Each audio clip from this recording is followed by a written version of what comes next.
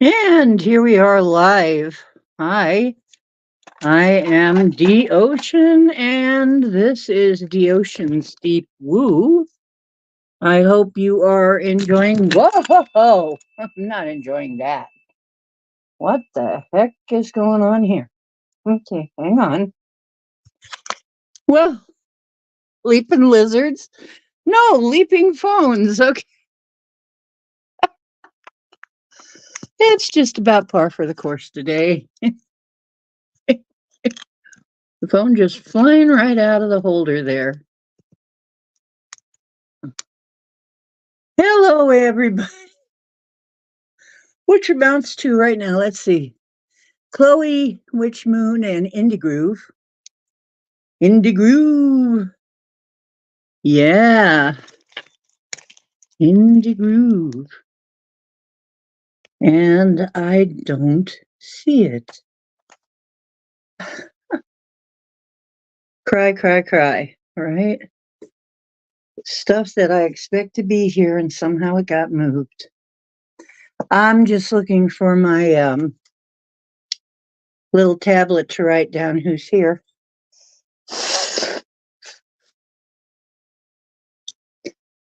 Oh, well, we've got uh,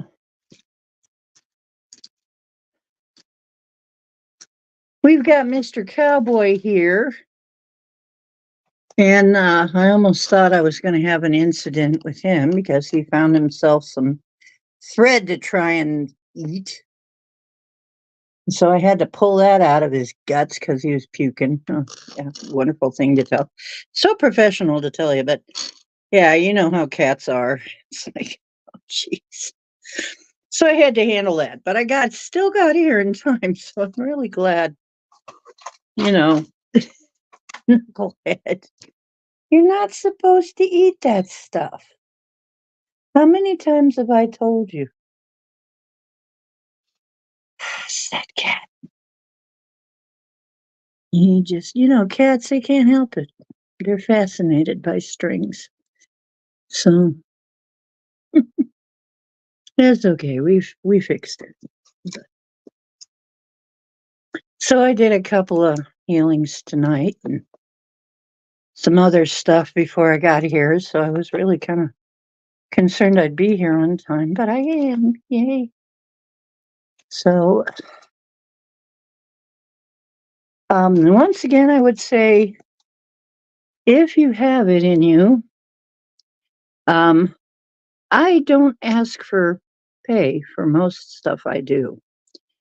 But if you have a mind to, paypal.me/Ocean Diana, like my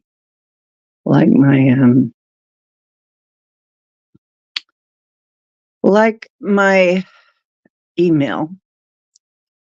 And it would be really nice. I haven't gotten donations in a while. I guess it's my own fault for hanging around with a bunch of poor folks like y'all. But that's okay. I love you anyway.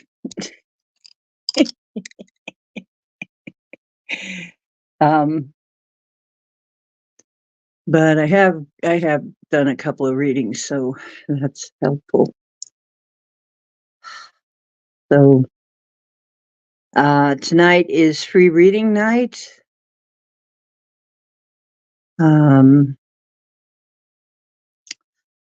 Oh yeah, and I have a Stripe account. It's on my channel. The information for my Stripe account if you don't like PayPal.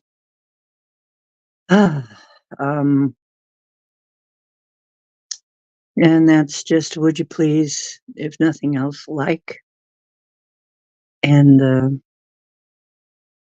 so on, to kind of help us along here. Maybe later on add a comment, if you like. And so tonight we're going to do free readings. We're going to do absolutely free, FREE, readings. And it just so happens that I have found my books that go along with my cards. And so we can actually do a reading right out of the book, which may be a lot more thorough. I have them memorized pretty much, but it's I don't like this. I keep hearing a beep from somewhere, and that's usually a bad sign. Every now and then I hear a beep. That's bad. That could mean something's about to go off or battery's low or I don't like it. Well, anyway, who knows what's going to happen tonight. However, we've got free readings. We've got the um, medicine cards and the sacred path cards here tonight. And so we should be doing just peachy keen. I really need a new deck of the sacred path cards because I'm missing one card out of this deck. It permanently glued itself to the floor in the front room, which really pisses me off because I love this deck. But other than that, we've got the cards, and now you're upset because there's something in one of the cowboy's favorite places that he likes to sit and lay down. And okay, are you okay now? We moved it. Are you okay? You know, we must uh, appease the furry overlord. It's his house. He just lets me live here, and I pay rent. He just lets me pay rent. Andrea. Hello, Andrea. How you doing, love? It's a battery of something. Yeah, that's what I'm thinking. But I can't find out what. I can't find out what thing, what battery, where. I can't even quite locate where this beep is coming from exactly. Sounds. Oh, excuse me. Ugh, go away. Is that a freaking Bixby?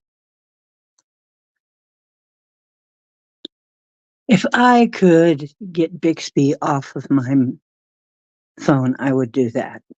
Okay. If I could do that. I can't get it on my phone. It's integrated somehow.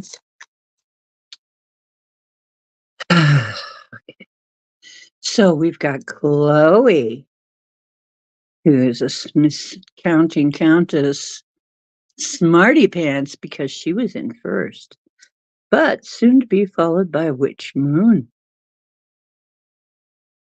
Let me get you written down here. Let me get you written.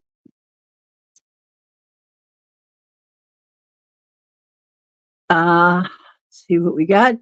We got Indie Groove. My man, Indie Groove.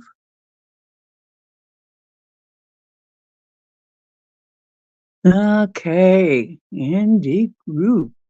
And we got my spiritual sister, Andrea 54 Hector.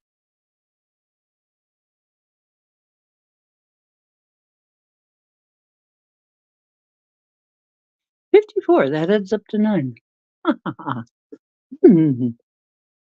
Okay, we have the lovely Michelle Canham Free.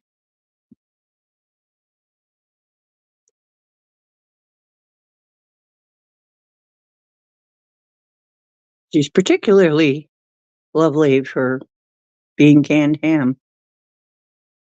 You're nothing at all like canned ham, Michelle. I'll have you know. Michelle canned ham free. I guess it's the holiday. You know what?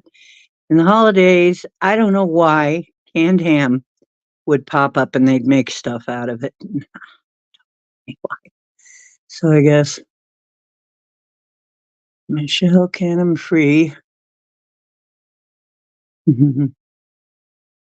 Yeah, something goes out, something is wrong. somewhere. Yeah. um. Okay, Michelle Canham Free. So we got 5 people in here right now so far, and that's enough to really start. And with your permission, and well, without your permission, it's my gun show. And my show. After all, it's my show. I'm I'm going to run, let people come in, and I'm going to run the credits or whatever intro. Give them a chance to see that I'm on. I'm so professional. Now, actually, Mr. Cowboy, he's the professional.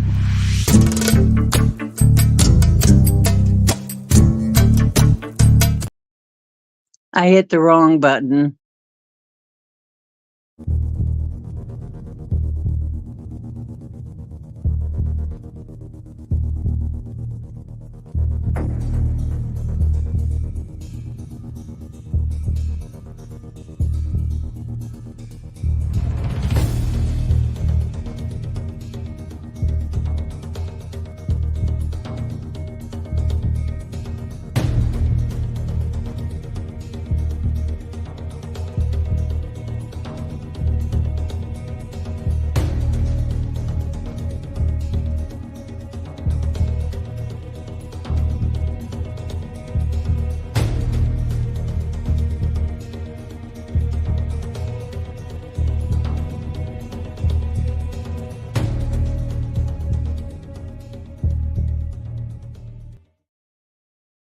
Grooving. Oh, cool. Boom, ba-ba-doom, ba-da-doom, ba-da-doom. Yeah, I love that song. I love drums.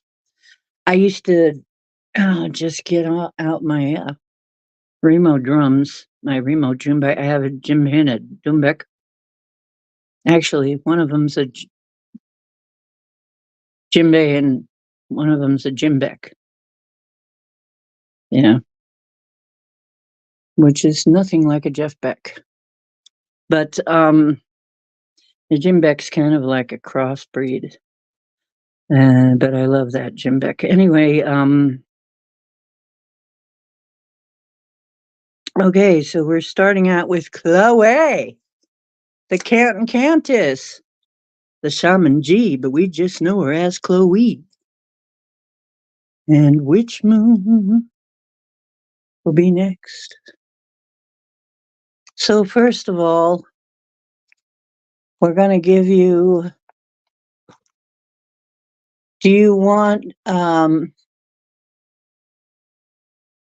we're doing these right now. Hey, Mark the Arc Spark. There he is.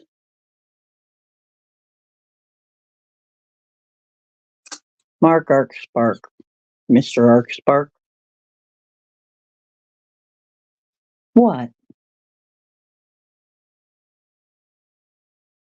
I have to let the free overlord smell the cards for some reason. He's interested.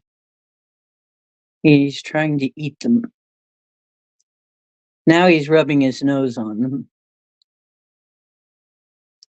Don't ask. I don't understand. I don't know.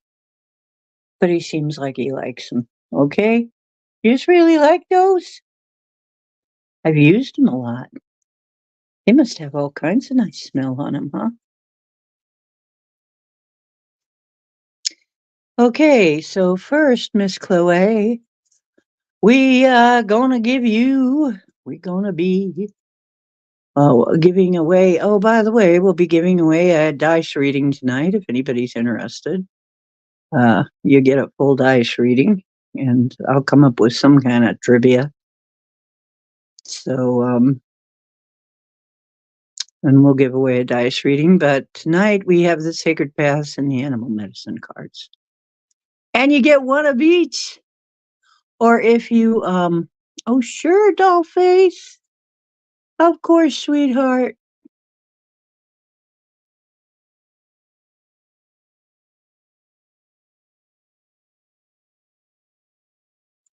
Of course. Okay. So we're going to have two, and tonight is kind of special. We're giving thanks. And oh, project came in. Hey, sweetie.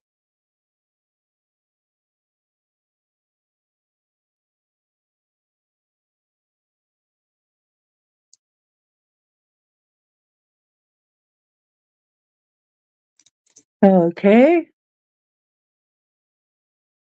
Oh, well, thank you. Yes, it is. I am very happy. And I have been practicing my um gratitude. Um I've been doing my gratitude thing, which always puts you in a high vibration. It always puts you, you can remember to do the thankfulness thing, which really I think we should do all the time. I don't think it should just be around Thanksgiving, but I just had the remnants of the most wonderful um Thanksgiving meal that I've cooked. I mean I've cooked some good things, but really I've had the remnants of a very good, very, very good Thanksgiving meal that I cooked. The leftovers, the wonderful leftovers, and they're really good leftovers. I mean, the leftovers are almost better than the first time around. So I had a turkey sandwich. I love turkey sandwiches, love them. Anyway, and then the fixings. I am so thankful that I know how to cook. I know how to cook like nobody's business. I'm so thankful that grandma was a cook, the head cook in a five-star restaurant. And so I got the cooking gene passed down, plus a lot of information from how to use cast iron cookware from her. So, um, very thankful. Cast iron's wonderful. You cannot kill that stuff, no matter what you do. Anyway, the only thing you could do is let it rust away, and even then you can restore it. Amazing stuff. So I'm very thankful for my little kitty, even if he eats thread. What the heck? Trying to make yourself sick, silly cakes? Now he's washing himself up. Well, you need to do something to make yourself more presentable now. You almost got yourself all sick. Mm. Mm. A spammy. Spammy? What's a spammy? Oh, a spam Sammy. Oh, okay. If you like spam. I I I wasn't feeling good enough to over Thanksgiving to make a turkey. Saturday I was feeling better and I made all the courses. I think I said that yesterday, but I made all the courses and it was awesome. And the candied yams are actually to me kind of like a dessert. So, and I made awesome candied yams with walnuts and everything. Yummy, yummy, yummy. So, Chloe, Miss Chloe, what what have we got for you? What have the cards got to say to you tonight? Okay, I'm calling all of our highest and best guides who give us good advice, real good advice. So, what can we tell Miss Chloe tonight? What's important for her to know? Field of plenty. Ideas and needs manifested. It looks like you're going through a nice manifestation time, and actually, this is also a symbol of Thanksgiving. When I was a kid, they used to use this as a symbol of Thanksgiving. So, hmm, it could be. talking about a day. It could be talk about, well, I would say it's talking about giving thanks for what you got. You might even be saying, use gratitude uh, to manifest. Use your gratitude affirmations. You know, I am so thankful that I am abundant. I am so thankful that I am um, whole. I am so thankful that I am loved. I am so thankful, you know, and then leave it to the power of your vast divine unconscious to manifest for you. But let's look it up. If I get too many people in here, I won't be able to do this, but we'll see if there's anything additional in here.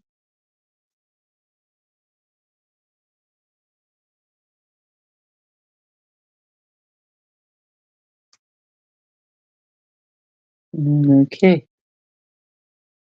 And I almost opened it up at exactly the right page. Page.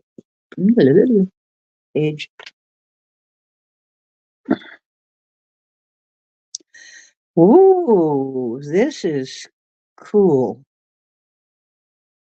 Oh, it's also, by the way, it's also a symbol of the causal plane, which is where things exist before they come into 3D type existence, physical existence. Field of Plenty is an Iroquois teaching that has to do with the understanding of creation. When Great Mystery created our world, everything that would ever exist was created as ideas in the thought or spirit world. This non physical plane of awareness is eternal and can be drawn upon any time there is a need. The thought forms that provide all there is ever needed on the good red road of physical life exist in eternal readiness inside the field of plenty. To call these ideas into manifestation, one need only come to great mystery with a grateful heart, which will bring the needed ideas into physical reality, which is exactly what I just said in a much shorter way. In the Seneca tradition, field of plenty is seen as a spiral that has its smallest revolution out in space and its largest one near Earth. The shape could be likened to an upside down tornado. When our ancestors assisted the pilgrims in planting corn and raising crops so they would not starve, we taught them the understanding of the field of plenty by bringing the cornucopia baskets full of vegetables. The Iroquois women wove these baskets as a physical reminder the great mystery provides through the field of plenty. The pilgrims were taught that giving prayers of gratitude was not just a Christian concept. The red race understood thanksgiving on a daily basis. The field of plenty is always full of abundance. The gratitude we show as children of earth allows the ideas within the field of plenty to manifest on the good red road, so we may enjoy these fruits in a physical manner. When the cornucopia was brought to the pilgrims, the Iroquois people sought to assist the boat people in destroying their fear of scarcity. The native understanding is that there is always enough for everyone when abundance is shared and when gratitude is given back to the original source.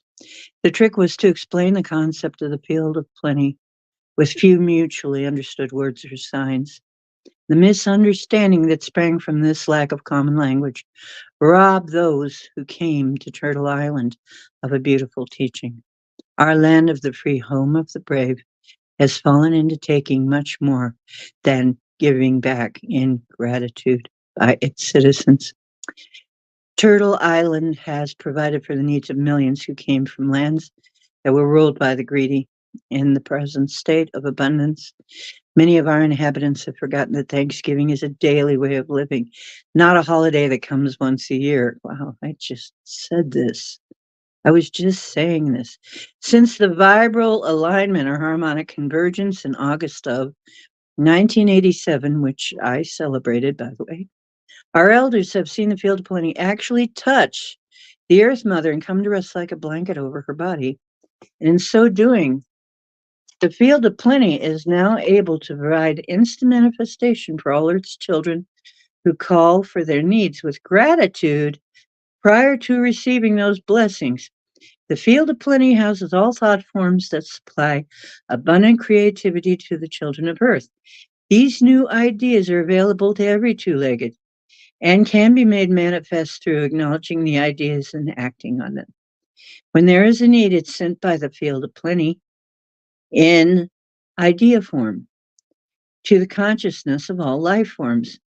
These ideas begin to manifest as they enter the physical realm and are acted upon by humans. Every need in our world can be met when we act upon any good idea that comes into our minds.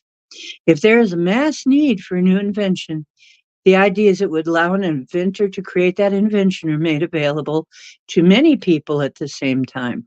The inventor who acts upon those ideas and completes the project is responding to new ideas and assisting the manifestation process.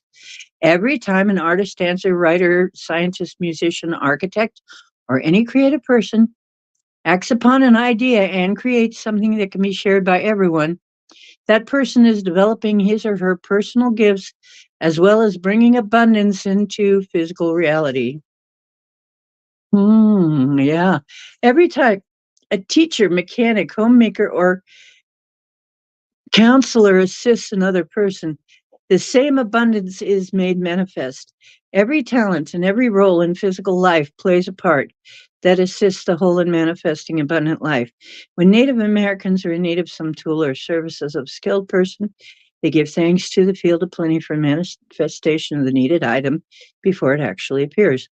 The field of plenty always has a way of putting the needed item into the hands of the person who needs it. The keys to manifesting what is needed are gratitude and trust balanced with action. There's no need for scarcity in the fifth world. Abundance for all children of earth is manifesting. Thought always precedes form. If the ideas of sharing and equality precede that reality in the hearts of the two-leggeds, the manifestation of physical needs being met will follow. This is great mystery's promise in creating the field of plenty. The application is this: the cornucopia is full of abundance of ideas, talents, clothing, experiences, food, companions, and feelings that will serve the needs of children of earth. If the field of plenty card has appeared, you're being assured that what you need at this time is manifesting. Your needs will be met. Now, before your needs are met, show great mystery the trust you have in your process, dropping any doubt and becoming childlike again. Do not limit the manner in which the physical manifestation occurs. Original source operates in mysterious ways, placing the perfect people, places, and things on our paths to be answers to our true needs. We are asked to recall the differences between true needs and material crutches, which are mere illusions of happiness. In all instances, the field of plenty reminds us of our divine right to have our prayers answered and our needs met. Isn't that amazing that it's Thanksgiving show? It's our Thanksgiving show here. Our Thanksgiving card readings is right after the weekend here. And the very first card to come up is a card associated with Thanksgiving. Isn't that amazing? Yes. Amazing. Awesome. Awesome possum. Okay. And those little gnats. I'll tell you, I'll be glad when the little gnats are over. We have some little gnats came in on produce, and unfortunately, they're not quite gone yet, and they're quite tiny and very, very creepy and kind of itchy, and will get in your drink if you're not careful. I have to sometimes. Sometimes I find them in my drink. Okay, but I'm thankful for all of my food and everything that I was given. I really had enough this year for I I had enough to make a very, very, very fine dinner. So I'm very, very thrilled about that. So good. It's gone now. I ate it all. Not the turkey. It's going to be around a while, but I ate all the side dishes. They were so good, but I didn't make them. I didn't make very much because I'm only one person. But I might make more. I might just continue Thanksgiving on the whole week, why not? I might make more Thanksgiving side dishes. Mm. Yeah, these fruit flies all over the place. They decimated my plants that I was growing for food down on the bottom. They didn't get the ones up top on the hutch.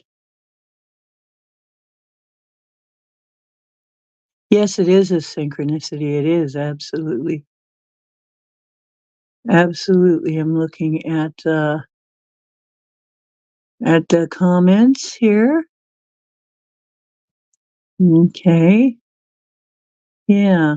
The fruit flies kind of they're a little dangerous because they can get in your nose and stuff and kind of choke you. They can get down your throat and choke you.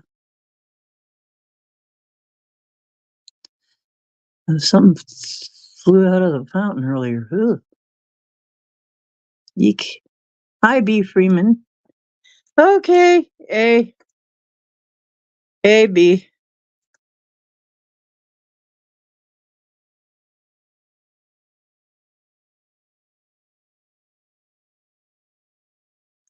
It's interesting we've got two people with free in their name, isn't it? B. Freeman and Michelle Canham Free. Michelle is giving out free canned ham. I'm kidding. I've got to, now that that's in my mind, I got to tease Michelle about it. We used canned ham all the time when I was a kid, honestly. We used it for all kinds of things, especially in green beans. It's actually really good in green beans. It turns out that kind of gelatinous stuff is actually good for you. The stuff that, people kind of go, "Ooh, what is that?" That gelatin is actually collagen. And that collagen is actually good for your joints. It actually replaces what you need in your joints to have them move well. So that stuff actually wasn't that bad. The fact that it came in a can was a little, that was always weird to me, but, uh, but yeah, that gel is actually good for you. So if you eat meat, eat that. If you don't, then don't. But, um, Chloe, this is your animal card that goes with that. Like I said, we seem to have just us mostly. So I'm gonna do this for tonight. If somebody new comes, maybe we'll have to like cut it back a little bit. Okay, now this is for Chloe. What animal wants to talk to Chloe tonight? The wabbit! And it's a wascally wabbit. Because it came out upside down. So it's wascally. Okay. It's a wascally wabbit. Usually don't read them upside down, but we'll see if it's pertinent. I don't know. That's 30. Okay, so that'd be farther back. Oh, once again, I turned right to it practically. I turned within like a couple of pages of it. Amazing. Okay. Rabbit is about fear in this book, in this deck. A long time ago, and nobody really knows how long ago it was, the rabbit was a brave and fearless warrior. Rabbit was befriended by Eyewalker, a witch. The witch and Rabbit spent much time together, sharing and talking. The two were very close. One day, Eyewalker and Rabbit were walking along and they sat down on the trail to rest. Rabbit said, "I'm thirsty." Eyewalker picked up a leaf and blew on it, and then handed Rabbit a gourd of water. Rabbit drank the water but didn't say anything. Then Rabbit said, "I'm hungry." Eyewalker picked up a stone and blew on it and changed it into a turnip. She gave the turnip to the rabbit to eat. Rabbit tasted it and ate the turnip with relish, but still Rabbit said nothing. The two continued along the trail which led into the mountains. Near the top, Rabbit tripped and fell and rolled almost to the bottom. Rabbit was in very sad condition when Eyewalker got to him. She used a magic salve on Rabbit to heal his great pain and mend his broken bones. But Rabbit didn't say anything. Several days later, Eyewalker went searching for her friend. She searched high and low, but Rabbit was nowhere to be found. Finally, Eyewalker gave up. She met Rabbit quite by accident one day. Rabbit, why are you hiding and avoiding me? The witch asked. Because I'm afraid of you. I'm afraid of magic, answered Rabbit, cowering. Leave me alone. Oh my gosh, I have met people like this. You do everything for them and they're still afraid of magic.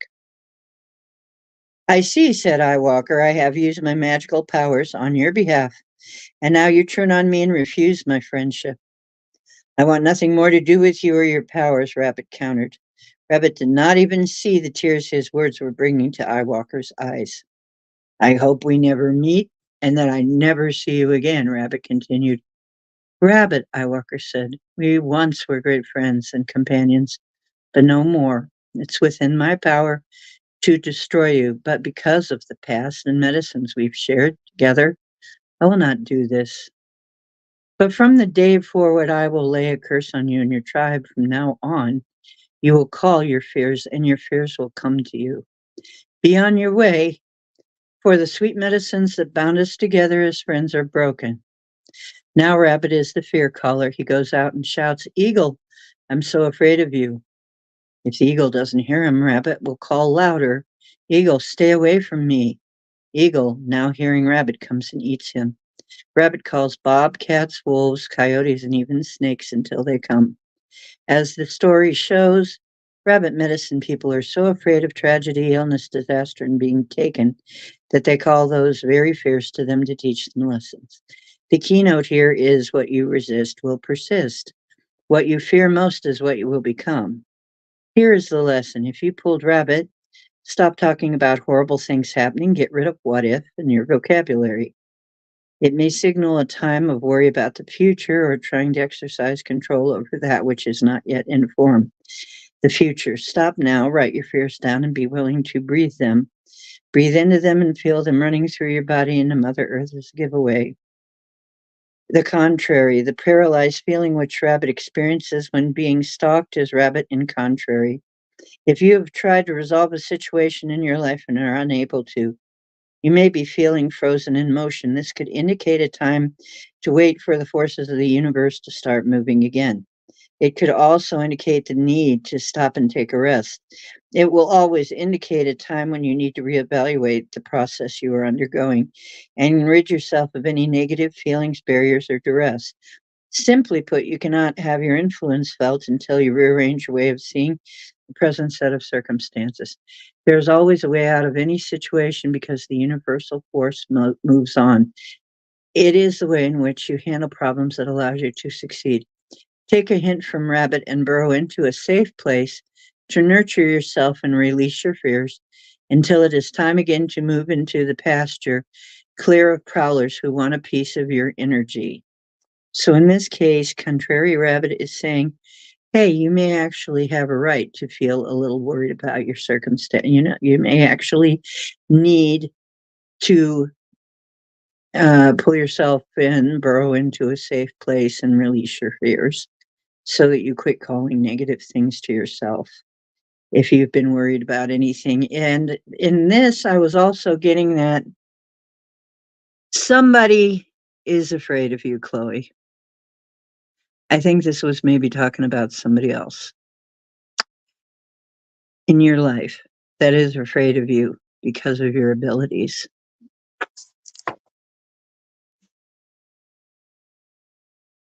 Which is sad because you could probably help them. And I've experienced this myself. It's very sad. As a matter of fact, Joanna was like that when I first met her. And since she's known me, she's gotten over most of that. She still is very sheepish about her way of asking for help when she needs help. Let's just put it that way. She kind of asks in a way that's not asking because she doesn't want to ask because she's not sure, you know. But she knows she's seen the effect and she's seen that it's to the good. And so she is gradually losing her fear that magic is an evil thing. Always.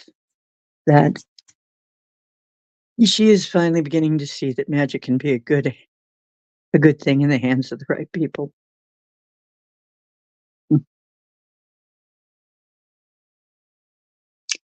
Yep.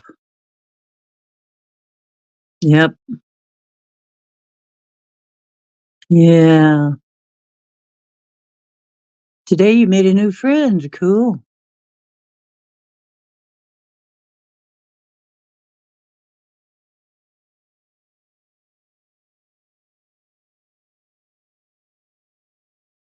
Hmm. So, yep, that's what I'm seeing here. Wow. I know how that feels. Oh, I had that. My mother. My mother tried, yeah. My mom too. Had to be a Christian. She must have, and I realize now why my dad and my mom had some of the fights they did. He was magical. She had magic too, but she wouldn't admit it. My dad had magic, and my mother started listening to the televangel. I tell you, oh God, how evil televangelists are. They're so evil. They cast so much fear into people. Fear of hell and damnation, fire and brimstone. She loved the fire and brimstone people. It's very sad. It's very sad. Although everything I ever did, all of the advice I ever gave her, actually resulted in good for her. When I told her to try homeopathy, it worked like a charm. She found a doctor she loved that also practiced homeopathy, and she actually mourned him like a son when he passed. He passed before her, but she loved that doctor, and he did uh, some very great work with her. But I she forgot that I was the one that told her to go to him in the first place. So, and of course, anything I did that was magical was sketchy in her mind. Yep, it's very sad.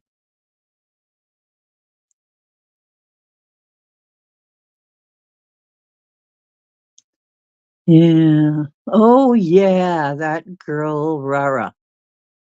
Okay, that girl. Hang on. We'll write you down. It might be a few minutes because we're doing something a little different tonight. Uh, we're reading from the book.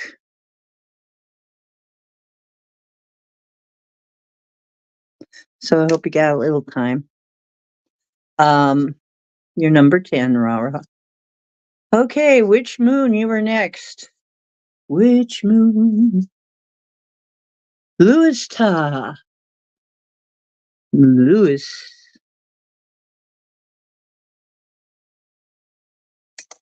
Tata.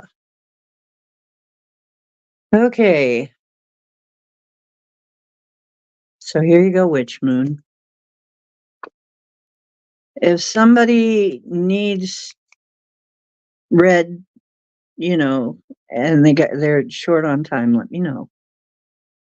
Just mods, let me know.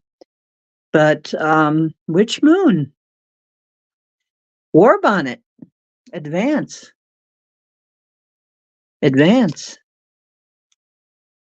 Cool. Okay.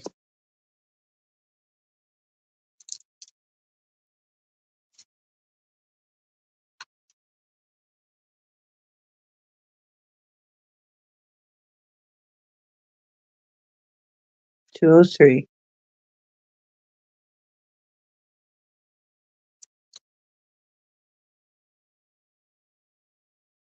Wow, you can tell this book's been through some stuff. Mm. The war bonnet was the symbol of a chief, a warrior whose counsel was sought because his wisdom was recognized by others. He'd come to terms with his personal medicine. He had earned the right to wear the war bonnet because he knew how to advance himself through acts of bravery. Right. And advance his clan through counting coup and advance his tribe or nation through providing for all its members. The war bonneted chiefs of Native America won the coup feathers in their bonnets through serving the needs of the people, unlike leaders of today. The feathers of the war bonnet are not acquired from killing eagles. Young braves set traps with live rabbits. The rock crevice below the nest where the rabbit was tied had one or two young braves silently waiting. When the eagle came for its dinner, the braves would have to be very quick in snatching a tail feather or wing feather, and if they were not so quick, the eagle would maul their hands with rather sharp talons or beaks. Yike! This way of getting an eagle feather was one of a young man's tests of courage on the pathway to becoming a warrior and was one form of advancing his position in the tribe. Full eagle wings, tails, or skulls were gifts from the eagle nation. When the eagles were ready to drop their robes or die, they would call to a warrior medicine person in a dream or vision and let the two-leggeds know where they would leave their bodies. In this way, a medicine person or chief would have extra feathers to bestow on those who had earned the right to wear them. The eagle wing is divided into several categories of feathers. The spiked tip of the wing is considered the destiny feather. Though reading the markings on the destiny feather, a medicine person would tell what the warrior's future would hold. The destiny feather would tell if the warrior's life would be full of joy or sorrow, whether his earth walk would be a long one, or if the seeker was soon to join the ancestors by dropping the robe. If the destiny feather had a broken quill, death was to be sudden and in youth. If the destiny feather had any markings, as with the spotted eagle feather, the faces or shapes that appeared told the story of that person's future life events or their allied totems. The small feathers on the cutting edge of the wing were called hopes and dreams feathers. These feathers mark the path of sacred destiny of the owner. Often a pattern or set of events would be seen in the way the feathers grew from the skin. A trained seer could divine the meaning for the wing's owner and accurately foretell events and challenges that would provide. The personal goals of the wing's owner were also shown in the markings of the feathers. If these goals were inclusive of the advancement of the tribe or nation, the selflessness of the seeker was sure to be blessed by the grandfathers and grandmothers in spirit. The selfish person's wing might show many challenges or trials that would, if approached in a humble manner, aid in changing the person's character for the better. The four feathers in back of the spike tip are healing feathers given to the medicine people of the tribe. These healing feathers were used to clean the sacred space around the body of the sick person.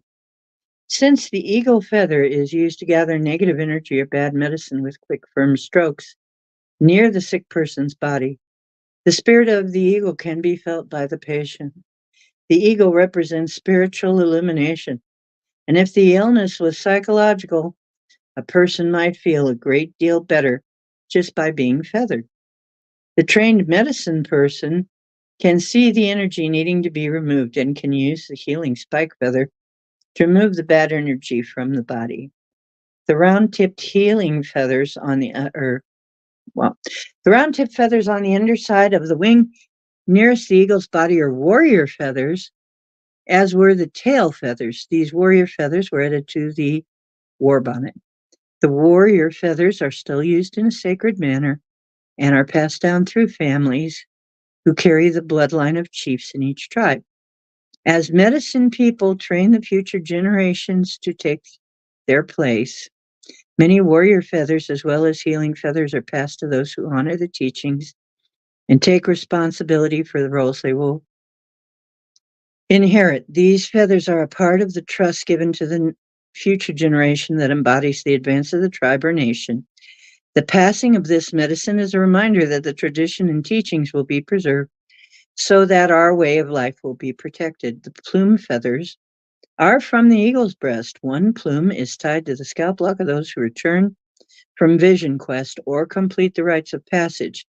These special plumes are also used as ornamentation and protection on the cradle boards of babies. They may represent eagle medicine that may be carried in a medicine bundle. Since the plumes are much smaller than a full feather, for the sake of convenience, they could be placed in the bundle that could be taken to the sun dancer on vision quest.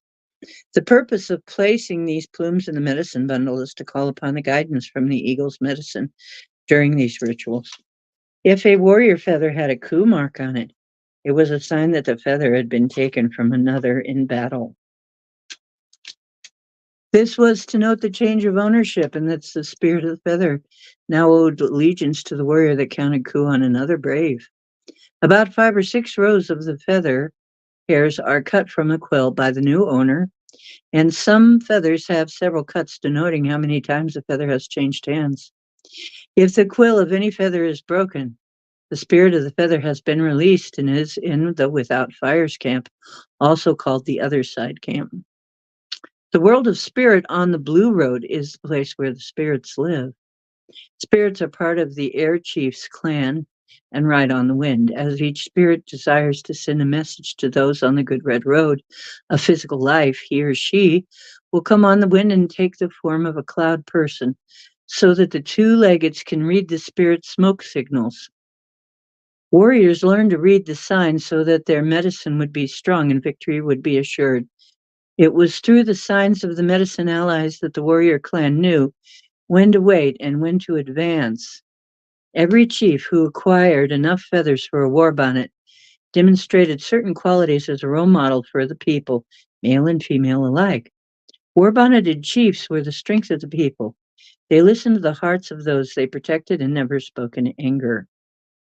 Each eagle feather represented a question learned in patience, bravery, tribal etiquette, hunting, medicine, leadership, ceremony, counting coup, and the father protector role. The lessons gained by these chiefs included spiritual illumination tempered by courage and quick action necessary for proper leadership. The war-bonneted chief showed leadership in times of battle, but also exemplified the spiritual lessons that each feather in his war bonnet represented. The message was loud and clear. Each war-bonneted chief was the holder of powerful gifts and abilities. Each chief used the gifts Great Mystery had given him for the advancement of his people, and by so doing was worthy of his position of leadership.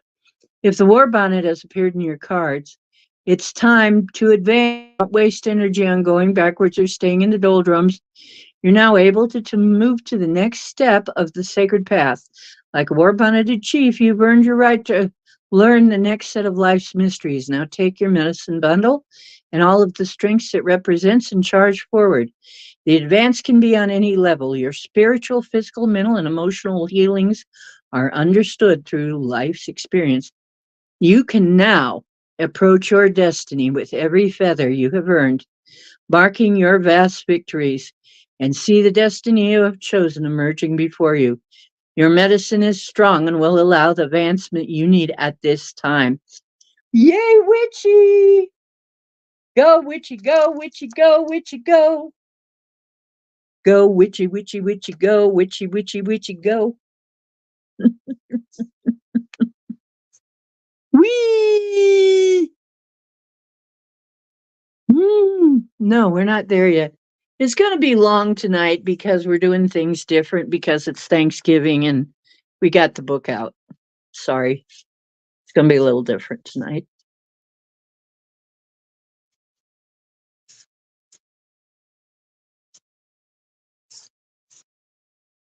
I know, that's pretty amazing. No, I'm only on the second one. I'm sorry. Because I'm reading the book, that's why. And you're getting 2 cards. You're getting a big reading tonight. Hope Jason shows up. He's been wanting. Uh, Bear. That's a good one.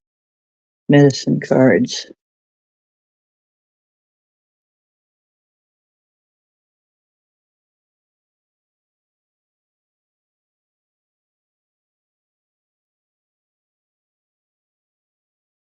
Introspection. Strength of bear medicine is the power of introspection. It lies in the west of the great medicine wheel of life. Bear seeks honey or the sweetness of truth within the hollow of an old tree. In winter, when the ice queen reigns and the face of death is upon the earth, bear enters the womb cave to hibernate, to digest the year's experience. It's said that our goals reside in the West also. To accomplish the goals and dreams that we carry, the art of introspection is necessary. To become like bear and enter the safety of the womb cave, we must attune ourselves to the energies of the Eternal Mother and receive the nourishment from the placenta of the Great Void.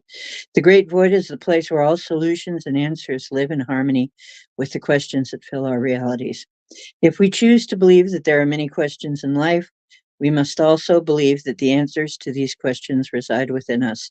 Each and every being has the capacity to quiet the mind, enter the silence, and know. Many tribes have called the space of inner knowing the dream lodge, where the death of illusion of physical reality overlays the expansiveness of eternity. It is in the dream lodge that our ancestors sit in council and advise us regarding alternative pathways that lead to our goals. This is the power of bear, the female receptive energy that for centuries has allowed visionaries, mystics, and shamans to prophesy is contained in this very special bear energy. In India, the cave symbolizes the cave of Brahma. Brahma's cave is considered to be the pineal gland that sits in the center of the four lobes of the brain. If one were to imagine an overview of the head, the top of it would be a circle. Then the south would be the forehead. The north would be the back of the skull. The west would be the right brain. The east, the left brain. Bear is in the west, the intuitive side, the right brain. To hibernate, bear travels to the cave, which is the center of the four lobes where the pineal gland resides. In the cave, the bear seeks answers while he or she is dreaming and hibernating. Bear is then reborn in the spring like the opening of the spring flowers.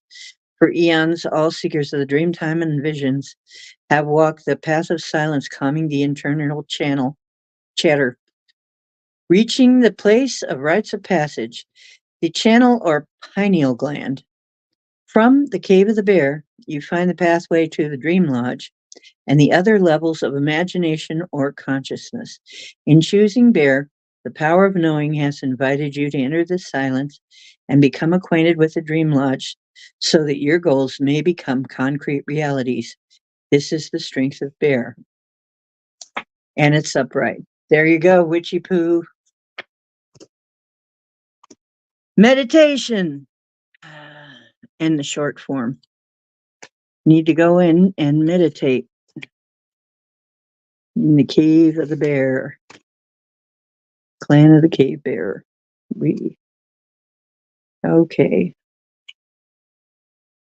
Look at him. He's asleep. He likes hearing my voice, actually. Seems like it comforts him.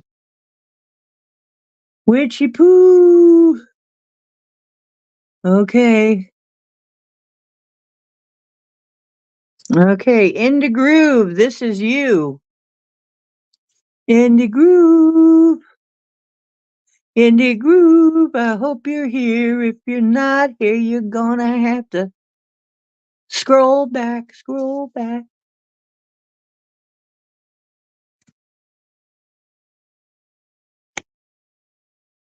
This is for In the Groove.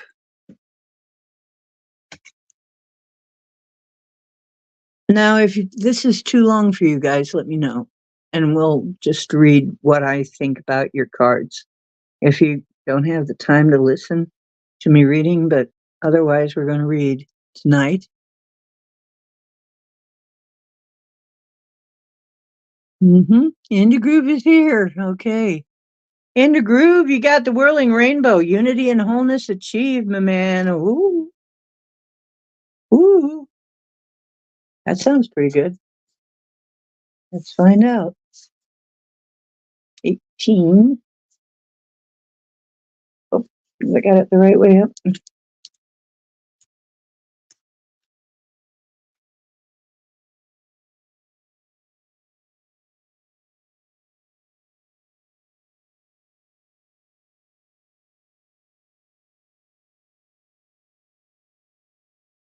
Ooh.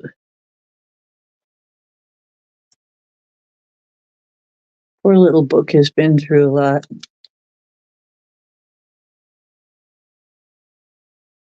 Come on, honey, you're going to be okay. Poor book. You've really been through some stuff, haven't you?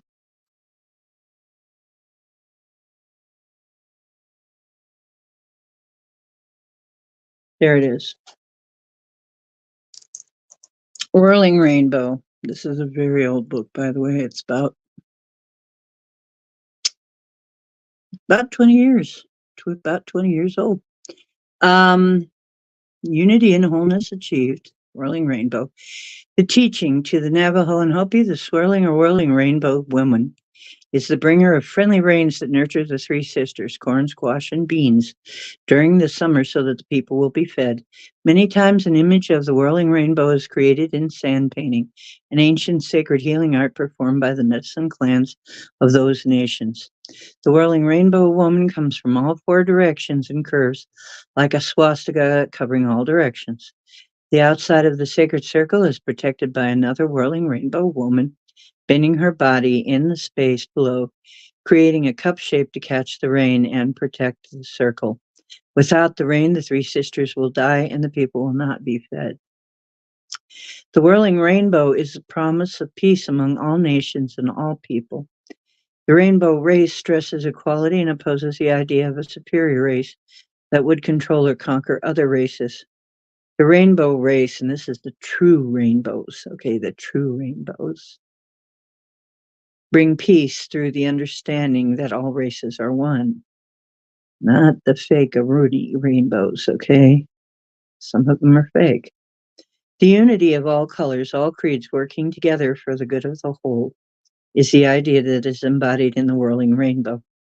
When all pathways to wholeness are respected by all cultures, the prophecy of the whirling rainbow will be completed.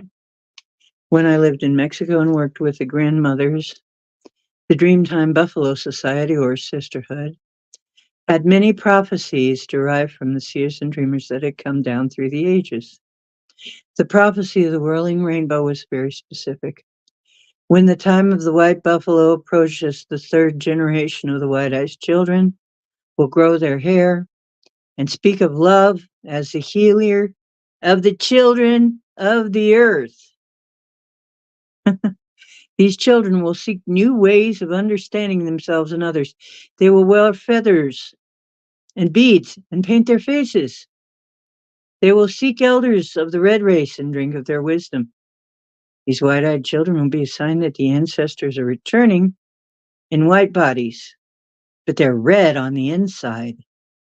They will learn to walk the earth mother in balance again and reform the ideas of the white chiefs. These children will be tested as they were when they were red ancestors by unnatural substances to see if they can remain on the sacred path. The generation of flower children have moved through this part of the prophecy, and some have remained on the sacred path. Others were lost for a while and are now returning to the natural way of being. Some were disillusioned and have forgotten the high ideals that gave them life when their hearts were young. But still others are waking up and quickening into the remembering. Grandmother Cece would look at me with her obsidian eyes piercing my soul when she spoke of the whirling rainbow prophecy, and I could feel my heart skip a beat and then fill with promise and love. She would tell me about the return of the buffalo to Turtle Island and how the herds would once again be numerous. After the time when the buffalo returned, the generation following the flower children would see the dawning of the fifth world of peace. Grandmother Cece called the beginning of this fifth world the wobbly pony that on being born would try to use its legs. She said that the wobble would be felt by the earth mother and changes would occur in the soil and waters inside the children of earth. This is happening right now.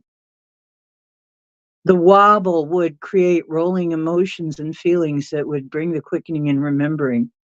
Colorful dreams would be brought into the sleep time and dream time dreams of these newborn warriors of the rainbow, and they would begin to learn how to walk in balance. The changes in our Earth Mother would create fear in her children, which would later lead to the understanding and unity of one planet and one people. Grandmother Berta would giggle when we came to this part of the prophecy because my eyes would be round as saucers and I could not sit still. Grandmother Berta would urge Grandmother Cece to stop for the day and leave me hanging on the edge of the cliff just to tease me. Cece would finally begin again and slap my knee to make me pay attention to the rhythm of the prophecy because my mind would be spinning with probabilities and my own projections. I wanted to ask so many questions about how, when, where, what, and why. I I wanted to know details, details, details. I was 22 and very impatient, but I kept my silence so she would continue. The whirling rainbow will appear in the form of a sundog to those who are ready to see. The sundog is a full rainbow circle around the sun that has bright white lights in all four directions. The sundog is a rare natural phenomena that was named by the Native Americans. The name is now used by scientists all over the world. Many sundogs will be seen around the time of their white buffalo, which will be the sky sign language, that the secret and sacred teachings are to be shared with all races. Enough of the children of earth will be awakened to carry the responsibility of the teachings, and the healing process will begin in full swing. And yes, I have seen them. I have seen the sundogs. Grandmother Berta would smile with a faraway look in her eyes, knowing that she would be on the blue road of spirit when the time of the white buffalo came. Grandma Cece would also be in the other side camp, but both promised they would be assisting me in bringing out the things they had taught me when the time was right.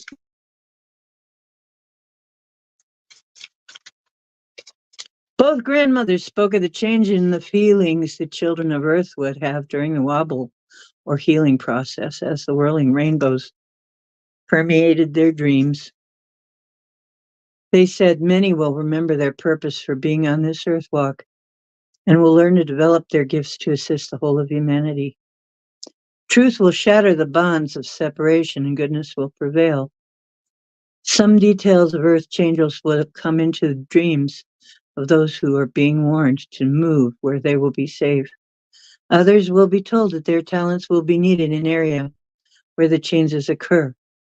Everyone will have to trust their personal vision and follow their hearts in order to assist the whole. Each person will be able to use their gifts with joy and share equally in the bounty created by all those working together. The other teachings of the prophecy of the whirling rainbow will be released at a later time when more have awakened to the potential they carry. In our Seneca tradition, Grandmother Twyla taught us many uses for the whirling rainbow of peace. When we are having difficulty in any situation, we visualize the rainbow of peace encircling the situation, the people involved, and the disharmony. Then we twinkle our eyes with joy, sending our inner peace to the situation. And using this technique and following it with ceremony, we place our intention inside the whirling rainbow of peace. I don't know why, but this is kind of choking me up right now. This is kind of making me want to cry. Our intention follows the Iroquois Peace Confederacy tradition that uses the 12 cycles of truth to bring peace. The 12 cycles of truth are learning the truth, honoring the truth, accepting the truth, observing the truth, hearing the truth, presenting the truth, loving the truth, serving the truth, living the truth, working the truth, walking the truth, and being grateful for the truth. When we invite total truth into our sacred space, we shatter the bonds of separation and illusion that create discord. The whirling rainbow of peace destroys the lies that have made the children of earth mistrust one another and replaces the illusion of separation with the truth of unity. When the whirling rainbow woman of the Navajo and Hopi bring the cleansing and regenerative rains to the earth mother, her children are also cleansed and healed. When the rainbow of peace of the Seneca encircles each person's sacred space, all will walk in truth, respecting the sacred space of others, and the harmony of living on earth will be restored. These knowing systems are teachers of the warriors of the rainbow. who are our sisters and brothers uniting the fifth world and working for peace. The application is if the whirling rainbow has appeared, you're being asked to remove any type of discord from your life in order to grow. Don't feed the negativity. Look at any lessons being presented at this time. Learn from them, then focus your attention on creating new beauty and abundance in your life. Do not allow yourself to be caught in the quicksand of petty tyrants. A true worthy opponent will present lessons to make you grow beyond any high drama and into a sense of unity with yourself. Other petty tyrants are not worthy of your attention or your energy. You need not take on the issues of others when the discord is due to their lack of unity within themselves. Encircle any discord with a whirling rainbow of peace, and consider the unity you have with great mystery when you keep your eye on the goal and your feet on the sacred path of beauty. Remember that any challenges to unity are equal to your ability to overcome them. Well, indeed. That is, I think that's it. And you still have yep. And that's your Sacred Path card, your Whirling Rainbow card. Mark Dark Spark, do we have you on here yet? Yeah, we do. Yeah, it's slow tonight because I'm reading from the book.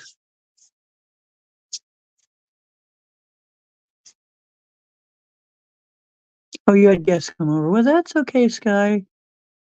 It's going to be because Sky, we're reading from the book tonight. It's different because it's Thanksgiving. And you're number 8, so you've got a while yet. Don't worry. Just entertain your guests and we'll scream. Ah!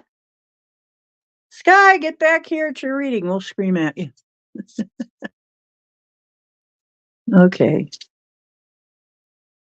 So, Indie Groove, this is for you, your animal, medicine animal, wants to talk to you tonight. Is the coyote. And he's reversed. Whoa. There are some warnings with that. Look out for coyotes reversed. Okay? This is not to be afraid, but to be prepared. To be prepared.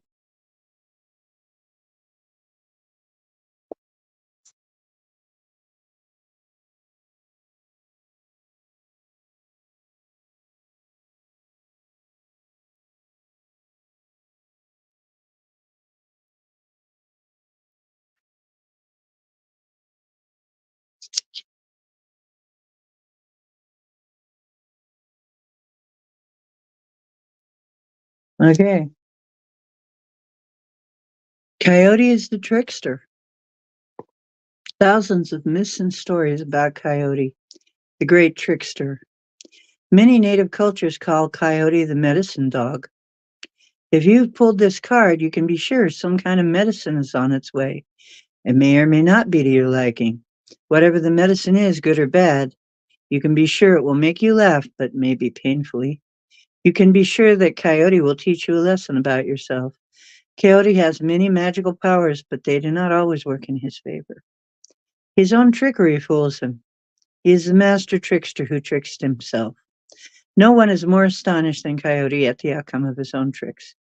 He falls into his own trap, yet he manages to survive. He may be banged and bruised by experience, but he goes on his way to even greater error, forgetting to learn from the mistakes, and he may have lost the battle, but he is never beaten. Coyote is sacred. In the folly of his acts, we see our own foolishness. As Coyote moves from one disaster to the next, he refines the art of self-sabotage to sheer perfection. No one can blindly do themselves or others in with more grace and ease than the holy trickster. The Coyote takes himself so seriously at times that he cannot see the obvious. For example, the steamroller is about to run over him. That is why when it hits him, he still cannot believe it. Was that really a steamroller? I better go look, he says, and then he gets run over again. Contained within trickster medicine is the humor of the ages.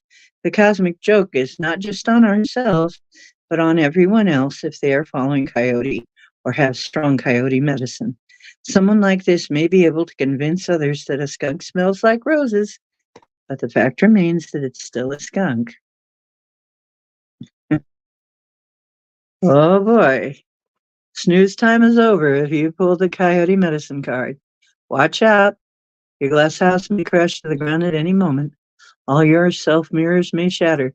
The divine trickster is dogging you, and you may trip. Coyote Scratch is under his arm. He does a crazy dance. He catches his tail on fire playing with matches. He jumps in the fish pond to save himself and nearly drowns. Coyote seduces a concrete statue.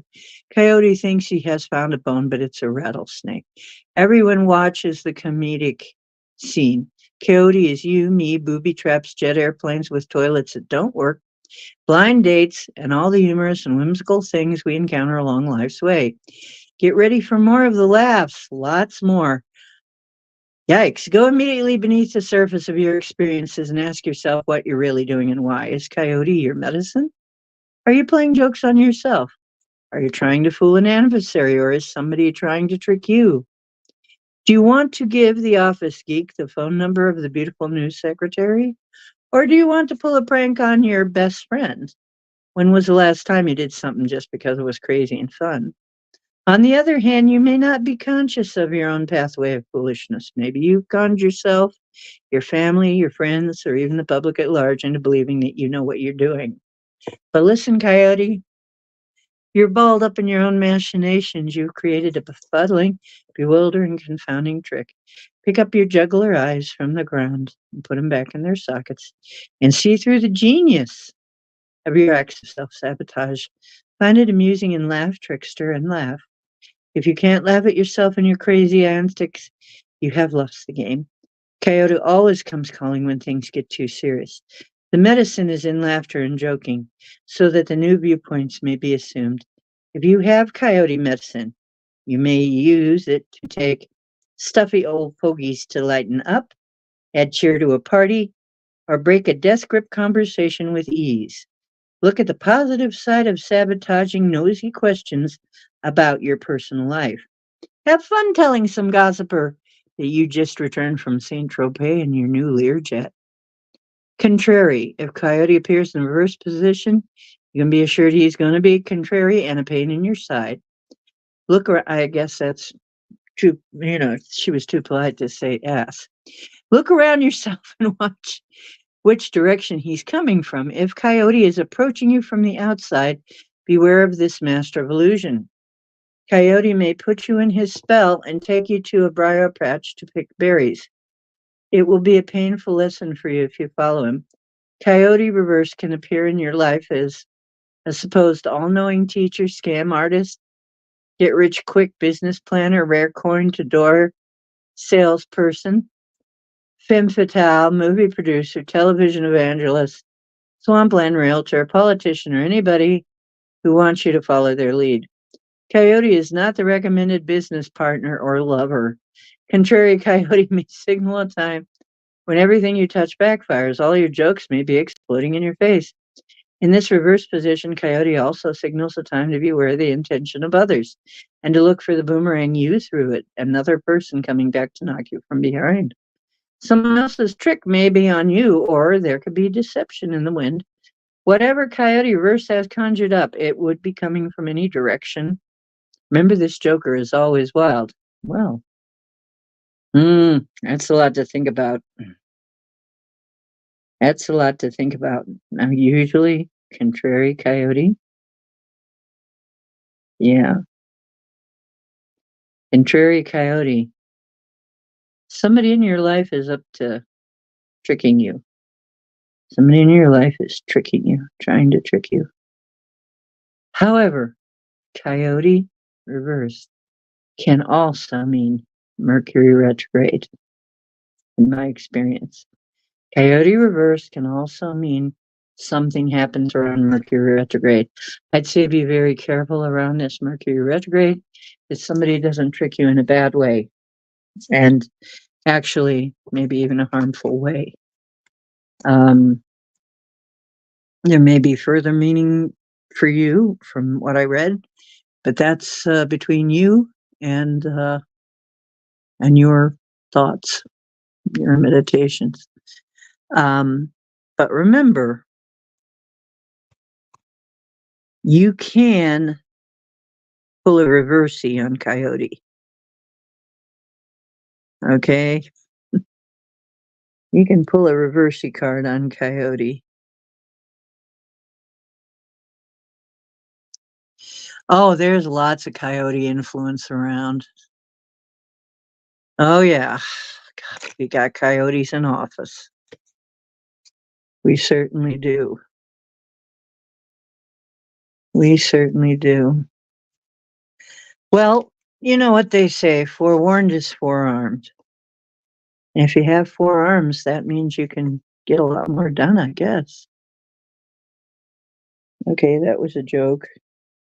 Coyote totally made me do that. Well, this card flew out. Viewpoints and options, the talking stick. I may read that later, but that's interesting. Your opinion. Talking stick is about opinions, about letting everybody have their opinions. Yeah, it's not to fear, it's to be prepared, not scared. Okay? Always remember, be prepared, not scared, people. This is warning you. If something's coming down the pike and you're going to have to respond. That's all that is. Indie Groove, but that whirling rainbow thing sounds pretty darn good. You have to tell us what happens there. Andrea, 54. Is Andrea here? If not, she's going to have to dial it back, just wind back. Andrea, 54. Okay, Andrea. Ooh, doo, doo, doo, doo. Andrea's card is the North Shield. Number 11, wisdom and gratitude. And there's this little gnat that I swear that all during that trickster thing, that little gnat was just landing all over me and itching like crazy. That's that trickster. Yeah, it's that trickster. You gotta watch him. 11.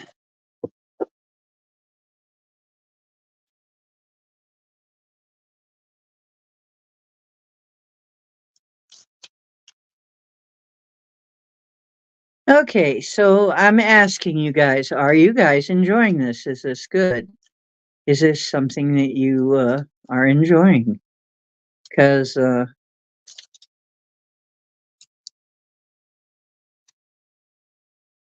okay. Yes. Are you enjoying this? Okay, Chloe says awesome. I don't know if that's answering what I just said, but yes. Okay. North Shield, wisdom and gratitude.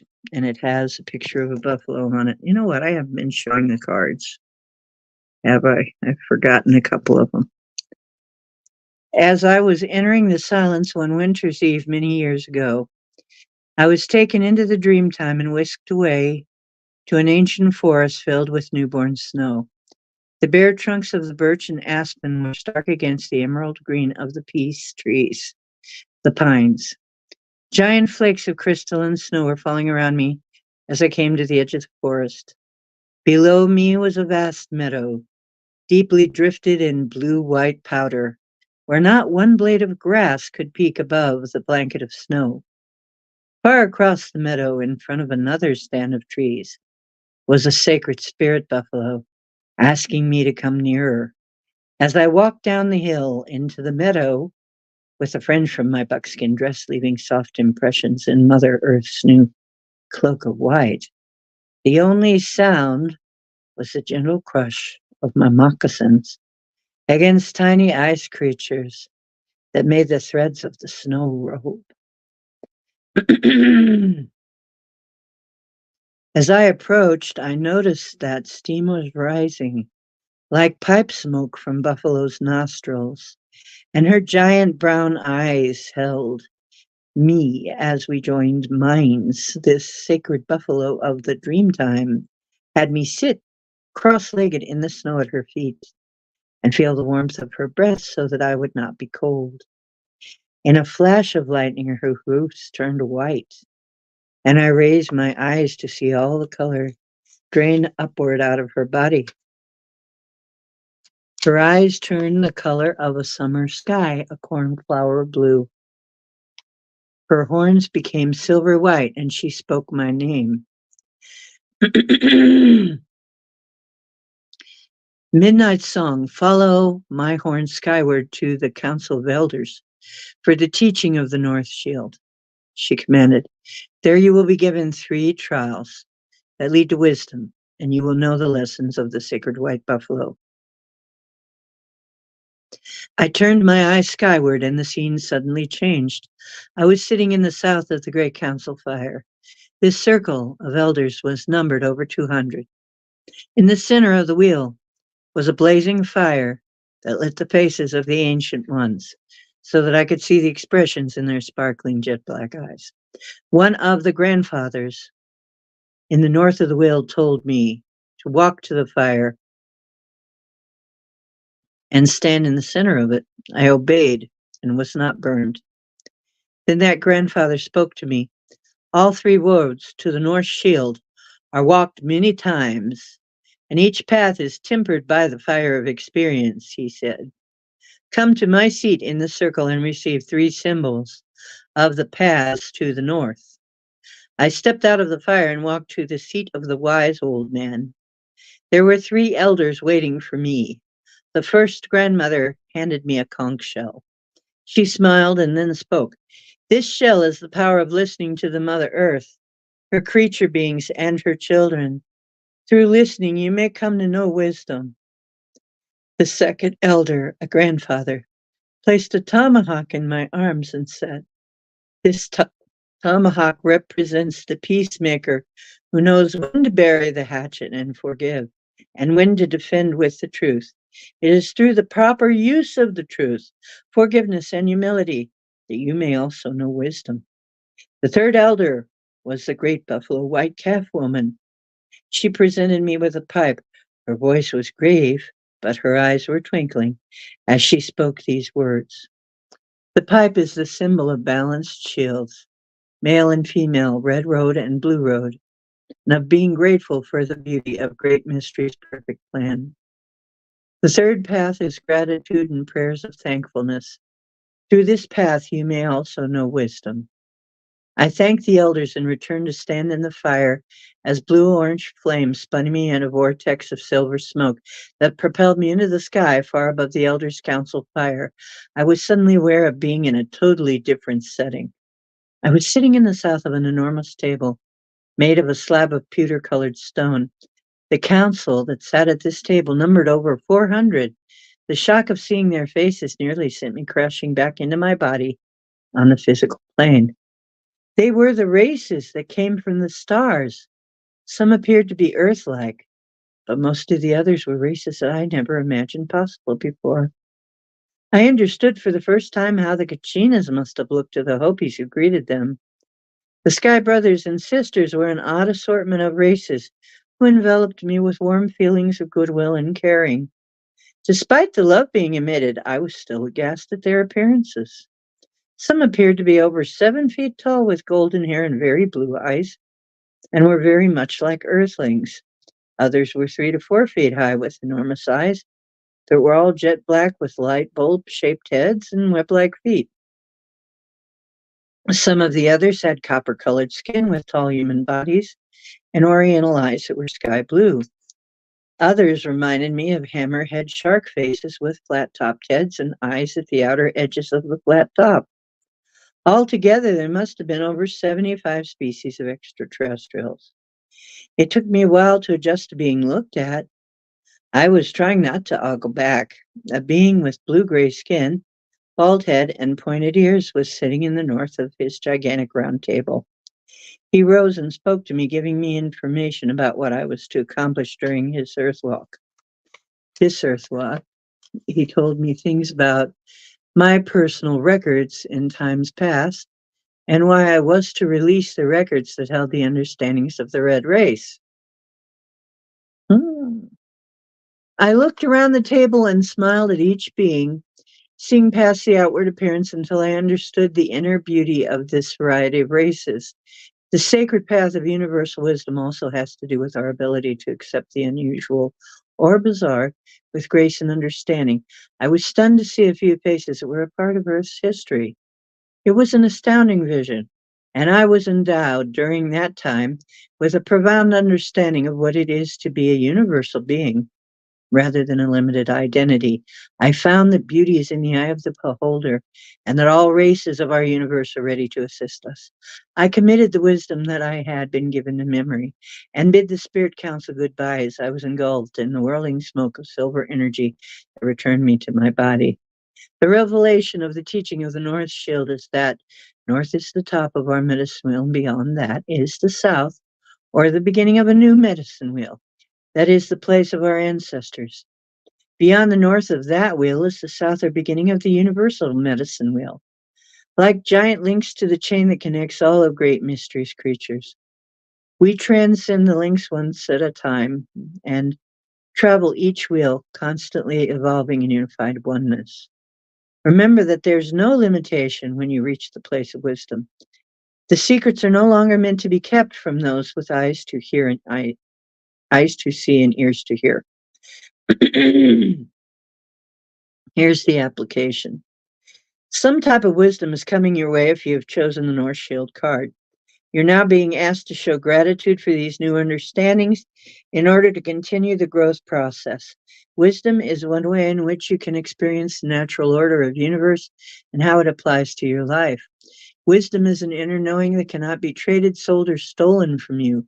Knowing is truth that has been experienced in your life. The North Shield tells you that you have learned a lesson and derive from it a sense of self that will serve you for the rest of your life. The successful completion of this lesson should be marked by prayers of thanksgiving or acknowledged in gratitude. In so doing, you will have completed the circle of the sacred hoop and honored the source of that truth. Remember that the gift of wisdom is in the heart of the recipient and remains alive as long as it is honored as a blessing. Wow, that's heavy. Wow. Mm. Andrea,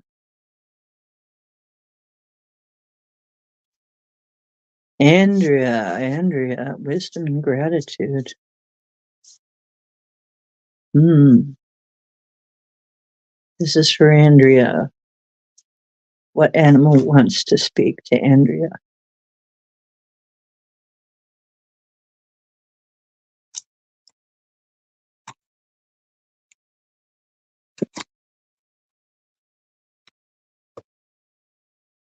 Hummingbird. Sorry, I keep forgetting to show the cards. Hummingbird, don't fly away, fly away. But it was upside down. We'll see how it fits.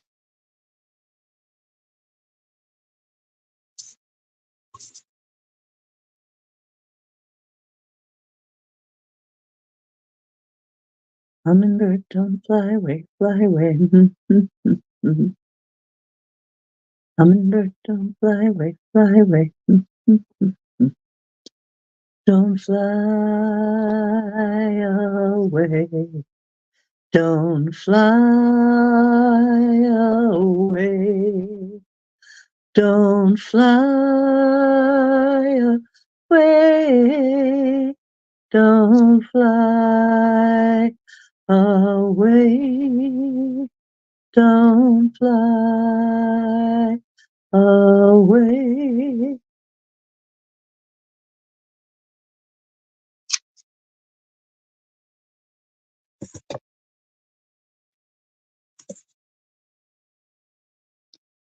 Ooh, no, I didn't. You're next, Michelle. You're the very next one. Somehow Andrea got written down before you, but you're the very next one, I promise. You're right here. That makes you number 5. Lucky 5, change, positive change. Way, that's interesting. Andrea's 4. It had to be that way, Michelle, because Andrea's number 4, she's number 54, and Hummingbird is 44. Master number 44. She's got 4s. Okay, you need to look up angel numbers and look up 444.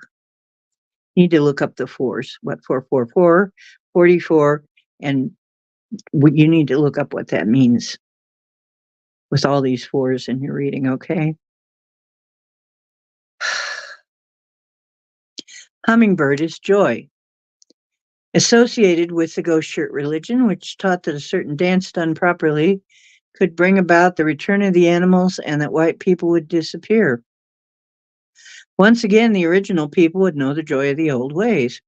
In Mayan teachings, the hummingbird is connected to the black sun and the fifth world. Hummingbird can give us medicine to solve the riddle of contradiction of duality. Ah. Song of the hummingbird awakens the medicine flowers. Hummer brings a vibration of pure joy. Flowers love hummingbird because nectar sucking brings about the reproduction of their families. Plants flower and live because of hummingbird. Hummingbird can fly in any direction, up, down, backwards, and forwards. Hummingbird can also hover in one spot and appear to be motionless. Great Spirit created hummingbird to be slightly different from other feathered creatures. Because of their magical qualities, hummingbird feathers have been used for a millennium in the making of love charms, and it's said that hummingbird conjures love as no other medicine does, and that hummingbird feathers open the heart. Without an open and loving heart, you can never taste the nectar and pure bliss of life. To brother and sister hummingbird, life is a wonderland of delight, darting from one beautiful flower to another and tasting the essences and radiating the colors. If hummingbird is your personal medicine, you love life and its joys. Your presence brings joy to others. You join people together in relationships which bring out the best in them. You know instinctively where beauty abides, and near or far your journey to your ideal. You move comfortably within a beautiful environment and help others taste the succulent nectar of life. Hummingbird holds the flow of beauty, which is delicately inlaid with gold and silver flowers, pearls, and precious jewels. Hummingbird disdains ugliness or harshness and quickly flies away from discord or harmony. If hummingbird has flown into your cards, get ready to laugh musically and enjoy Creator's many gifts. Drop your judgmental attitude and relax. Hummingbird will no doubt give you a flash of the spirit darting here and there and everywhere. Get ready for a strange new burst of energy which may send your senses reeling. Hummingbird hears celestial music and is in harmony with it. Hummingbird may invite you to an art museum or a concert.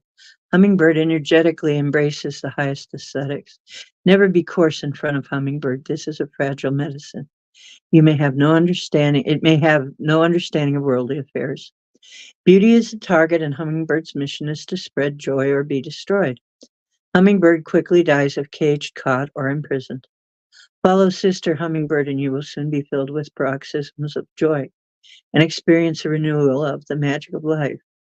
In the contrary, if contrary hummingbird is in your cards in any configuration, it speaks to you of matters of the heart. How or why has your heart center closed? Have you done something callous to others, causing them to shut off the love they once felt for you? The contrary hummingbird may presage sorrow and end ability to see the many blessings we two-leggeds have been given, and the primordial beauty that surrounds us. If contrary hummingbird sings its forlorn song, perhaps you should journey into your personal pain and know that your sorrow is your joy in another reflection.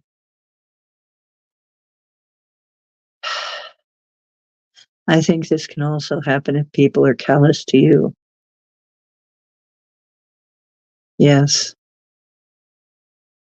In any event, contrary hummingbird is saying you need to seek the joy of life, but first you need to clear your personal pain.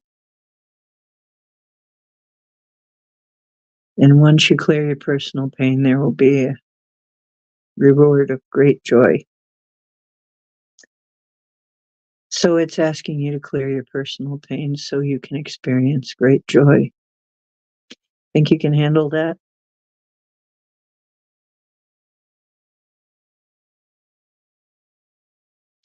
There you go.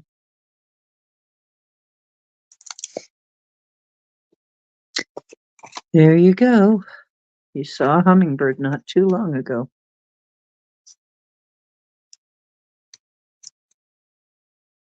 It's asking you to do some clearing out of your heart so that you can be given joy, some kind of gift.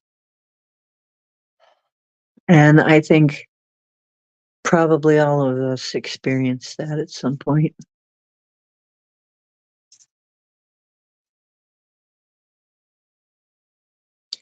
Now, Michelle Canham Free.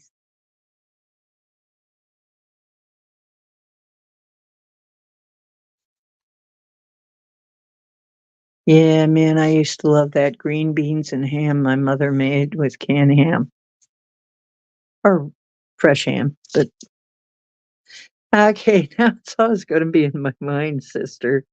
I'm sorry. Canned ham, free canned ham. I'm sorry. No, I'm not sorry. It's funny. I hope you take it as a joke and it's not hurt and doesn't hurt you. Yeah.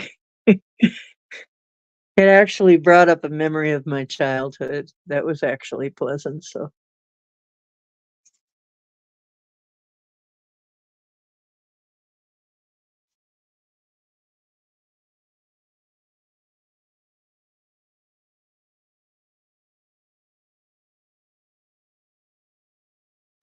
okay, Michelle, this is for you.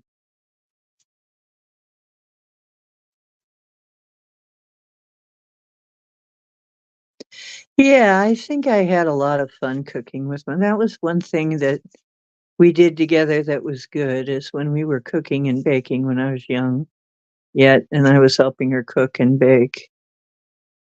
We had fun at those times. We were doing great then. Maybe that's also why I love to cook these days is because it was the more peaceful and positive times with my mom. And I think she liked to cook too. I think it made her happy too, and grandmother. It might run in the family that we just are happy when we're cooking things. It relaxes me. I know what I'm doing. I'm really good at it. It makes me feel powerful. You know, I'm creating awesome bomb ass nutrition for, you know, that's going to throw people into paroxysms of foodgasms. I've seen people have literal foodgasms because of my food. It's so good. It's like they're like, oh, that's good. How did you do that? What's in there? Magic. Michelle Canham Free, this is for you. That was for Andrea. Michelle Canham Free is next. You have, you are number 8 and we are on number 5. So it's not that long. Not that long. But you got a little time. So don't sweat it. Like I said, we'll yell.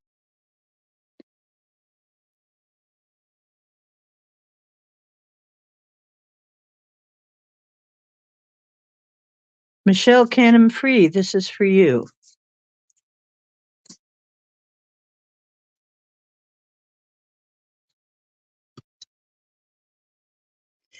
Thunder beings, usable energy.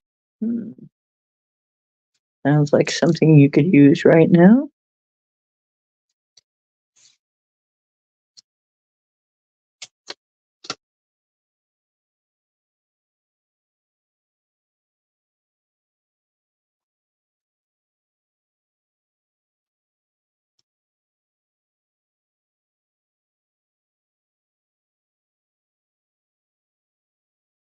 And since I know you're really into there it is. Thunder beings, guess what? The number's 36. 36 on there. 2 parts of the Tesla sequence. Okay. Thunder beings, usable energy. Thunder beings make up the love call of the Sky Nation. Fire sticks or lightning bolts are a rare gift from the Sky Father to the Earth Mother.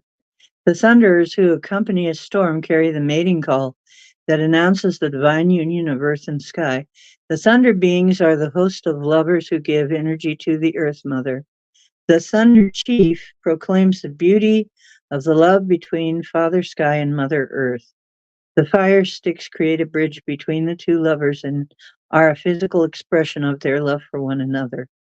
The cloud people gather where the dance of union is to be held and house the Thunder Chief and fire sticks within their bodies, awaiting the joyous time. Through this intricate mating dance, our Earth Mother is re-energized so that life may continue through the nurturing rains who feed her body. Since our Mother Earth is magnetic in nature, she has need of electric energy supplied by the thunder beings. The rain people recycle the moisture of the sky world and give back to the Earth Mother so that her body may feed all the things green and growing. As the cloak of Father Sky covers the Earth Mother in a mantle of blue each day, we, the two-legged, see the beauty of his love for her. When the cloud people,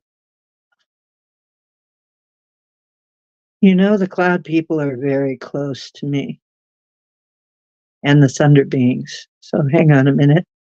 I'm getting a little choked up. We, the two-legged, see the beauty of his love for her when the cloud people form and the thoughts of their combined ideas take physical shape. In our Seneca tongue, Elohim is language of love. Its language of love is at work when Father Sky and Mother Earth.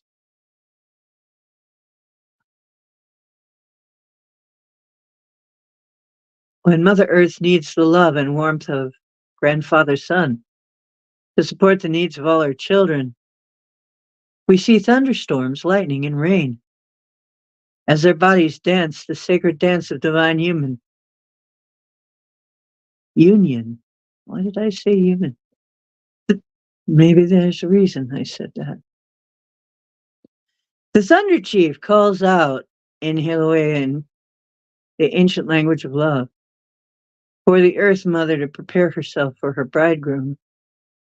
The fire medicine that comes between them is lightning, which is directed along the lines of energy that form a grid system all over her body. If the fire stick touches Mother Earth in one area, the electricity may travel great distances to energize those places that need male energy that Father Sky supplies. The individual needs all parts of her body are assisted by the thunder beings since they are Father Sky's medicine allies or helpers. This act of love between Mother Earth and Father Sky can be gentle and tender or torrid and passionate. This lovemaking is experienced as weather change and climatic shifts by the children of Earth. Floods and fires, hailstorms and tornadoes, hurricanes and typhoons are the freedom of nature. In every case, the end result is a fulfillment of our Earth Mother's needs and must be looked at from the viewpoint of the greatest good for all living creatures. Great mystery has a hand in all acts of uniworld. Unawor Right, unworld. Uniworld. And each act supports the need for growth and change.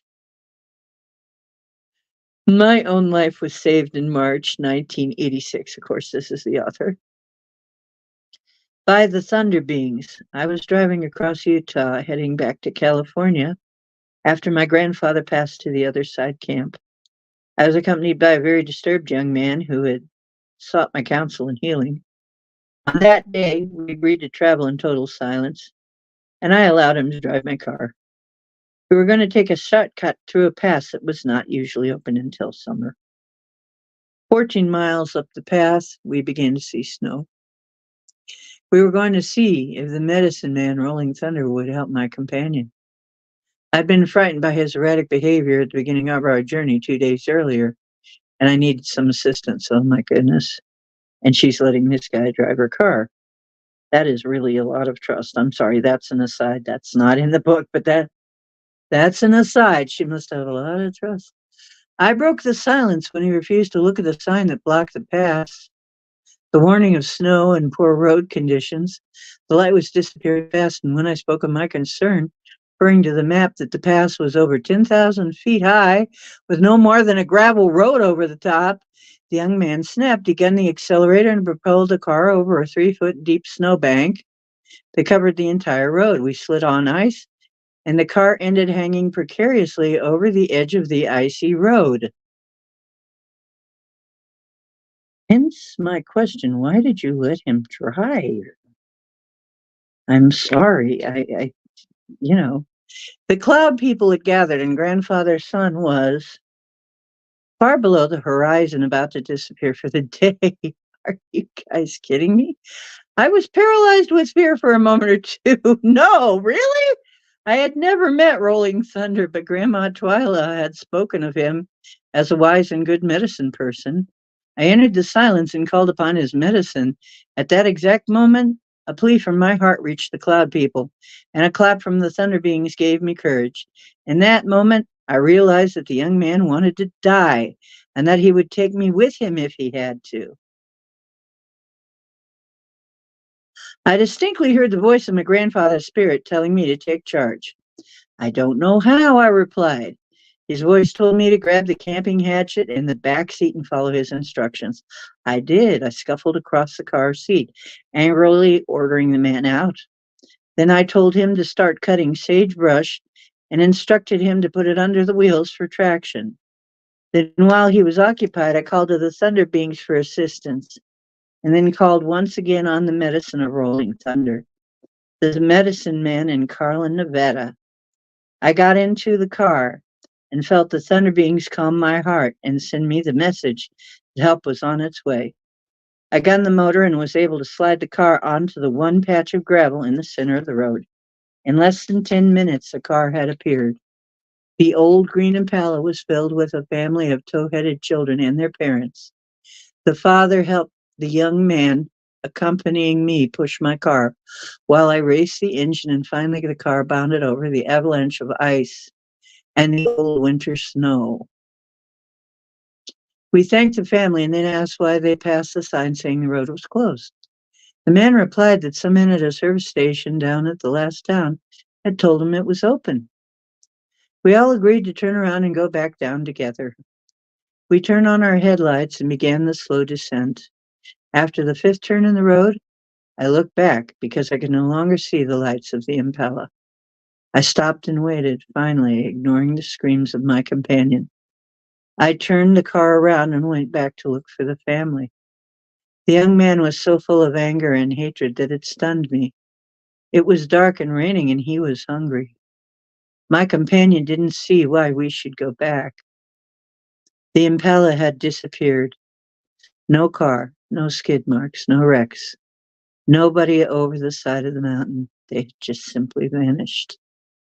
I know that this story is one mystery that I will never be able to explain. I do know that I am protected. I never met Rolling Thunder, but I honor his medicine. The Thunder beings are now my allies too. They have proven to me that they love and serve the faithful. The rolling thunder beings, the fire sticks, and the cloud and rain people taught me that I could be strong in the face of death. They cleansed my fear of being controlled by another person. They also assisted me in cleansing my guilt of not being able to help that young man when he committed suicide 1 month later. The thunder beings can bring us the courage to do those things and to master our sense of loss by seeing the expansive plan. The lovemaking of Mother Earth and Father Sky bring renewal to the whole of creation. Our personal renewal, which nature reflects, can be brought about by cleansing our fears, cultivating new growth, releasing old habits, or allowing ourselves to be loved and protected. The thunder beings bring us the raw energy we need to change and renew our lives. We humans are the catalyzers who have electromagnetic giving and receiving bodies. We are the bridge that connects earth and sky when we are in harmony. Like Mother Earth and Father Sky, we are male and female in nature. The command of usable energy comes when male and female are in balance within us. The application is this. The Thunder Beings card is telling you that you are a catalyzer and may now command the usable energy at hand. You are being funded with the energy needed to complete any task you have in mind.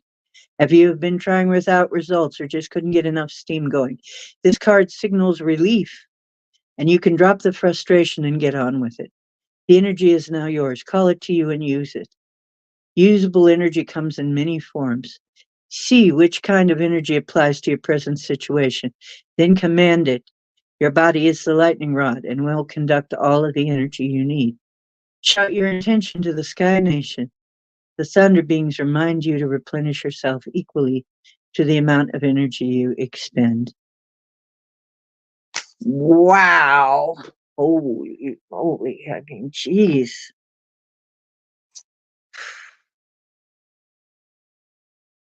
Wow.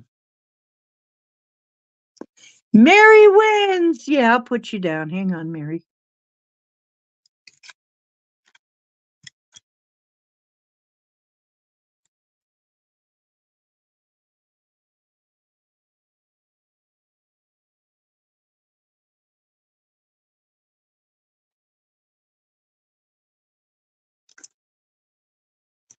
Okay, that was Michelle Camfrey. That's number 5. Mary, you're number 12.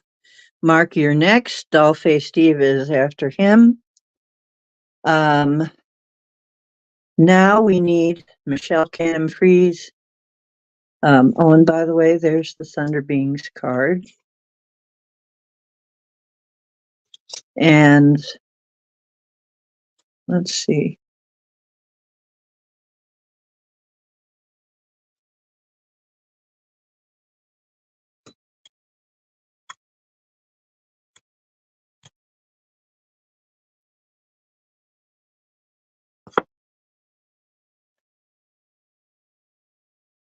The hawk. And it came up reversed. Hope you can see. Okay. Reversed hawk. And hawk is the second one. I think right after the eagle.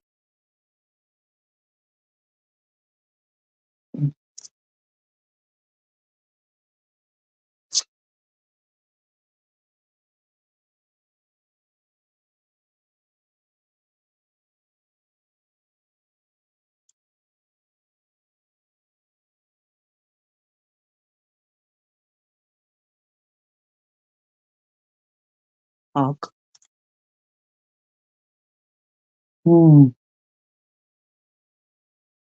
Hawk is akin to Mercury, the messenger of the gods.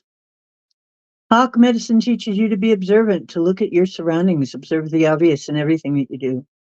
Life is sending you signals. Life is the initiation. If you pulled the Hawk card, then right now a clue about the magic of your life is being brought to you. This magic can imbue you with the power to overcome a currently stressful or difficult situation. The test is your ability to observe the nuances of power lurking nearby. Is power the talent you have and are not using? Are solutions always hard to find because you have lost the broader vision of Hawk? Or is the Great Spirit displaying a gift that you need only to receive? Have the colors of the morning inspired you to create? Has the gloominess of a present situation left you earthbound and unable to hear the voice within the raindrops splashing on your window? Pay attention. You're only as powerful as your capacity to perceive, receive, and use your abilities. What is called for here is an intuitive ability to discern the message carried within the cry of the hawk. The shrillness of Hawk's call pierces the state of unawareness and asks you to seek the truth. The ancients recognized this magnificent bird of prey as a messenger bringing tidings to their earthwalk, the good red road, from the world of the grandfathers and grandmothers who lived before them. If Hawk were to magically cry, it was a sign to beware or be aware. This could mark the coming of a warring tribe, the birth of a child, or the celebration of counting coup. Hawk's cry signaled the need for the beholder to heighten awareness and receive a message. Hawk medicine is a totem that is filled with responsibility because Hawk people see the overall view. Hawk is not like Mouse, who sees everything through a magnifying glass. Hawk medicine people are aware of omens, messages from spirit in the color of the calling card you gave them 3 months ago. No detail slips by them unnoticed. They also have this penchant for numbers. No, I'm kidding. I'm not reading that in there. No, it's just something I noticed. If Hawk has circled and landed in your card spread, you are to be aware of the signals in your life, so to notice and receive them. Hawk may be teaching you to grab an opportunity which is coming your way. And on the other hand, Hawk may be bringing you the message that you should circle over your life and examine it from a higher perspective. And from this vantage point, you may be able to discern the hazards which bar you from the freedom of flight. Remember, Hawk has a keen eye and a bold heart, for Hawk flies close to the light of grandfather's sun. And the contrary, if you have drawn Hawk reversed, it may be because you have shut down your powers of observation on some level. If something in your life has become too painful to feel, too unbelievable to bear, too dark to see, it's time to examine the point at which you chose to let yourself become emotionally involved and no longer be the observer.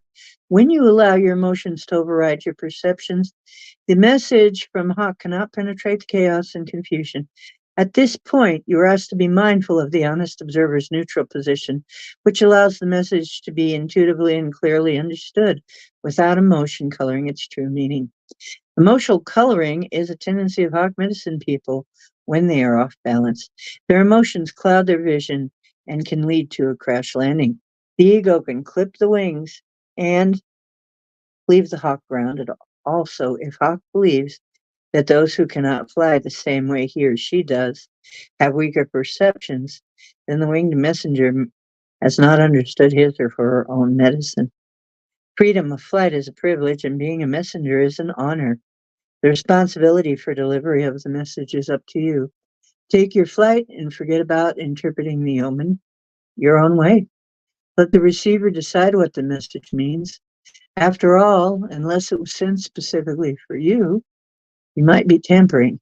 Hawk, in the contrary position, teaches you to open up to the powers of observation, not to tell others how to think or behave, to take care of your own emotional baggage before you begin receiving omens, visions, or messages for somebody else, and to remember that all gifts are equal in the eyes of the Great Spirit. Okay, so it's basically telling you not to let your emotions get in the way of your perception. That some kind of message is trying to reach you, and for some reason,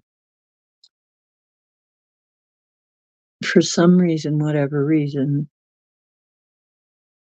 you're in an emotional state and it's not getting it through.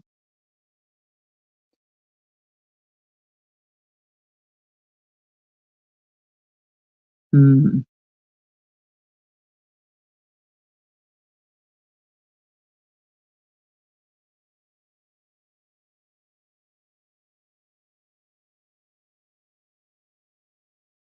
Interesting.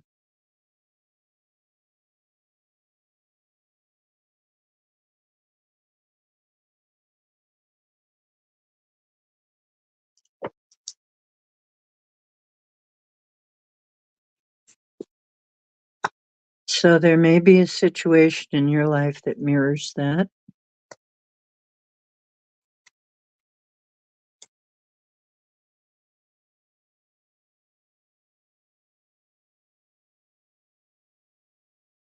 So be it, Mary. In other words, you're a badass. Yeah.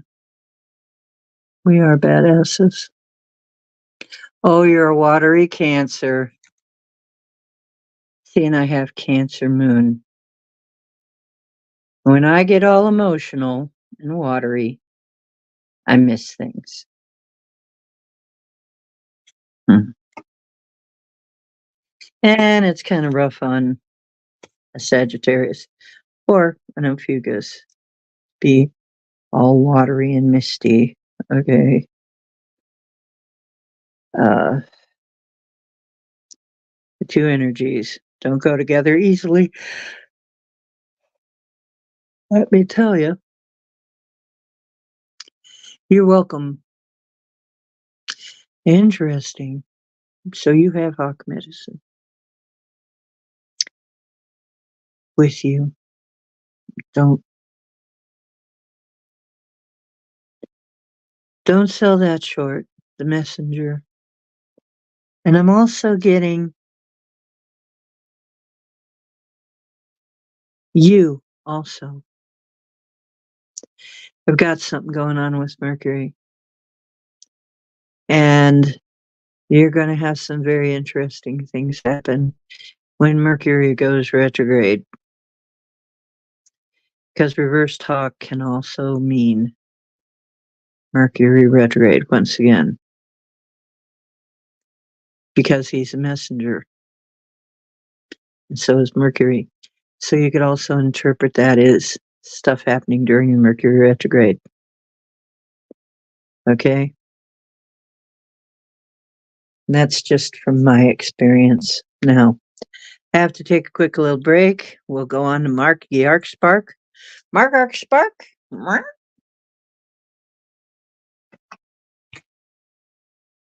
Never tell me the odds, Mr. Spark.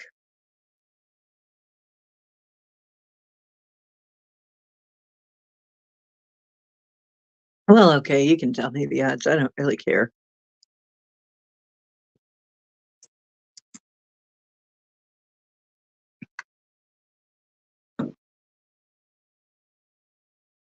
Yay! Jim, Jiminy, Jim, Jim. Chiree, Jim, chiroo.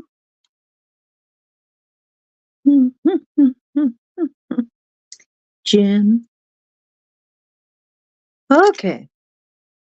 Now, Mark. Okay, let me just read them off. Mark, then Dollface, then Project. Okay, so Project, you don't have very long to go. 3 more people. Well, I guess it's a little while because this is taking a little while because I'm reading from the book. Are you guys enjoying this? I'm going to take this moment to check to make sure you're still enjoying this. Is this me reading the book enjoyable to you? Is this something you want me to keep doing? The odds are good. Well, good.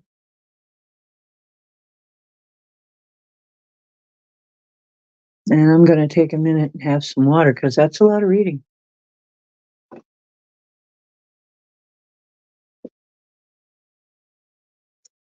When I do this stuff, I need a lot of water. I really do. In this little knucklehead here, I'm going to take a break and pet the little knucklehead. My little sweet kitty cat cowboy. His belly looks like it needs petting right now. Yeah, he's purring. He's saying, Mom, I'll take it. Look at the toe curling. I think it's so cute when his little toes curl up like that. He says, that feels really good. Feels really good, Mom.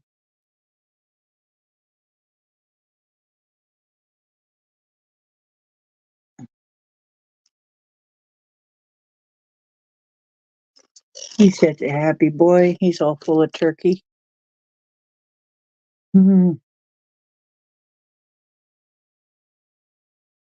Okay.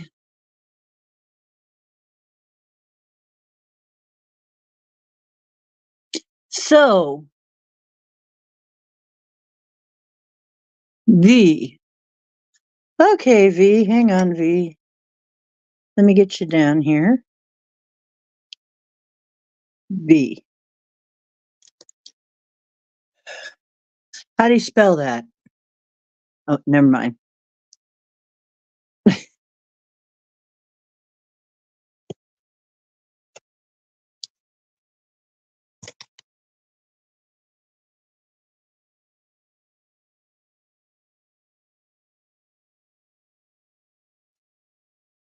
And the next one is Mark Arc Spark, and then after that, Dollface, and then Project. Skyfalls. Here we go. Here we go. Here we go. Here we go. Ba-dum, ba-dum, bum, bum, beep, beep, beep, beep.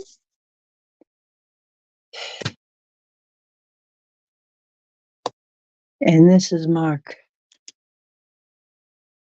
This is for Mark. Rites of Passage. The number is 21. Rites of Passage. Interesting. Interesting. That's traveling in some way, shape, or form.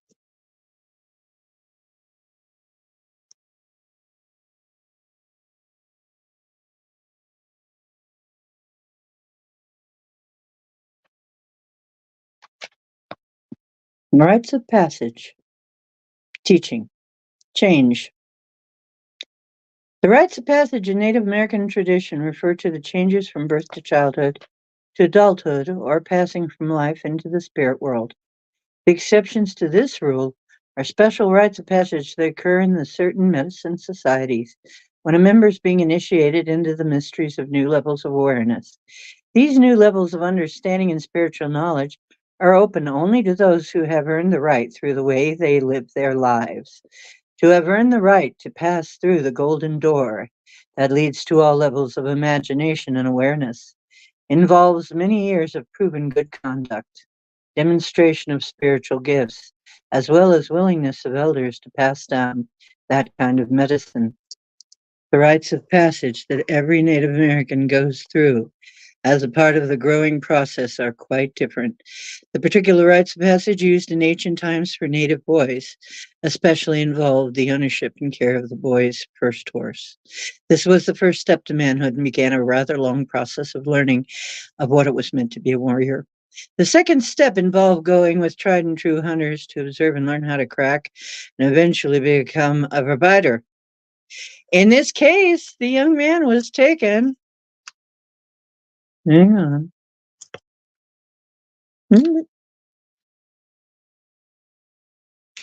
The young man was taken as a moccasin carrier. Moccasins were in need of changing rather often if it was snowy or wet, and the young man was responsible for making each party member's dry moccasins available for quick changes. As the young man learned more and more of the proper conduct for a warrior, he was given more responsibility until finally he was chosen to be responsible for the hunting party or raiding party of his own. If one horse or man was lost when he was in charge, it was a disgrace to his judgment and the honor of his family's name. Becoming the successful leader of a hunting or raiding party marked the end of adolescence and the beginning of manhood. Young women, on the other hand, had several rites of passage ceremonies as they came into womanhood. The first was among the women of the Moon Lodge, marked the first menstrual flow or moon time. In the Choctaw tradition, the girl's mother or eldest female relative would go to the creek and cut a piece of moss from the bank, return to the Moon Lodge. The moss was placed so that a couple drops of moontime blood would touch it. Then it was replanted along the creek bed. This ceremony was to establish a link to the Earth Mother and to rejoice in the fertility of the young girl coming of age. This young woman was then acknowledged by her sisters as a mother of the creative force and a mother nurturer of the dreams of the tribe. She was honored as an equal in the Women's Council, and this coming of age was celebrated by a feast given by her family. This feast was a public ceremony that involves the parents of the woman and child. In this ceremony, the tribe gathered for the feast given by the girl's parents, and everyone came in their finest ceremonial buckskins with painted faces. This would be the first time that the young maiden had painted her face with a red moon, which marked her first moon time, and therefore womanhood. In the rites of passage ceremony that preceded the feast, the maternal grandparents would ceremonially tie the parents together at the waist with a braided buckskin rope. The rope, about 18 feet, was then extended to the young woman and tied around her waist. The young woman would then dance around her parents, stopping at the 4 directions to call out her gratefulness to each direction for her parents' guidance and love during her childhood. The parents acted as the hub on a wheel and turned towards each direction with their daughter as she danced around them. The circle was made 4 times, and with each round, the daughter called to each direction with a prayer of gratitude for some past kindness her parents had shown her. At the end of the young woman's dance, the parents would publicly acknowledge her right to make her own decisions. Her parents would then speak their daughter's virtues and talents and of their continued love for her. The assurance was made at this time that the parents would be available for further guidance, but would not interfere with her life, as she was now responsible for all of her future decisions. The daughter then cut the buckskin rope in a ceremonial manner, marking the final cutting of the umbilical cord, and joyous cries would go up from all the observers. Then the feasting would begin and could last for up to 2 days, depending on the ability of the family to provide for the observers. In Sioux tradition, another rite of passage for a young woman marks her reaching a marriageable age. This ritual is called Hanka by the Dakotas. Involves the announcement of open season on the young girl for any man who wishes to court the young woman in question. In the Hanka ceremony, the girl is carried from her lodge to a ceremonial lodge by members of the warrior clan who are her father's age and set down in the presence of an honored elder male who will discuss with her the responsibilities of being an honored woman of the tribe. She will receive a new dress, which is the symbol of her new role in the tribe, and will be expected to follow tribal laws, spoken and unspoken, regarding the conduct of women. In all traditions, each woman, as the mother of the creative force, is called upon to nurture children, the feeble, the ill of health, the elders, the warrior at her side, as well as to nurture the dreams of the people. Native women are held in high regard because they follow the path of beauty. The sacred path is one of loyalty, compassion for others, hospitality, sharing, sense of family, use and development of personal talents, discretion, inner strength, and marital fidelity, and selflessness balanced with a good appreciation of self. Another rite of passage is the last rite, made for tribal members when they pass into the Blue Road of Spirit. Some call it dropping the rope. Others call it going to the other side camp. And other tribes call it going to the Sky Lodge. The Plains tribes used to place their loved ones on the death scaffold, which some called the Sky Lodge. The Pueblos bury their dead so they may return to the underworld and nurture the Earth Mother with their bodies. The prehistoric red ochre people covered their bodies of the dead with red ochre and placed them in the Mother Earth's womb in a field position to be reborn in another time. Some seafaring tribes in the Northwest would bury their dead under a cairn-like mound of shells to assist the dead in listening via the shells for the time to awaken and be born again in the physical. Other tribes had burial mounds that contained all of the deceased sacred medicine objects, which would carry the spirit with his or her talents into the other side camp to assist those still in the physical. In every Native American tradition, death is seen as a new cycle of learning. The final rite of passage ensured a safe and speedy transition into the spirit world. The popular movies have called the transition the happy hunting ground. This is a slang term used by the White Eyes to denote the joy that the Native Americans feel upon returning to the ancestors after having successfully completed their earth walk. Every type of rite of passage marks a major change in the way Native Americans view their life path. Each rite of passage brings new privilege to experience the beauty of each phase of life. From the newborn in the cradle board to the oldest elder, each life cycle adds to the wisdom and experience of the tribe as a whole. Beginning with the birth rite, which welcomes the new infant into the tribal family, and ending with the death rite, which sees the graduation of that spirit into a new life. Each rite of passage is celebrated as part of the sacred hoop or medicine wheel of life cycles. The application. A rite of passage marks a time of some momentous change in life. If you have drawn this card, you're being asked to make note of the growth and change that is occurring because it will shape your future. The changes may be small or gradual, but you are changing.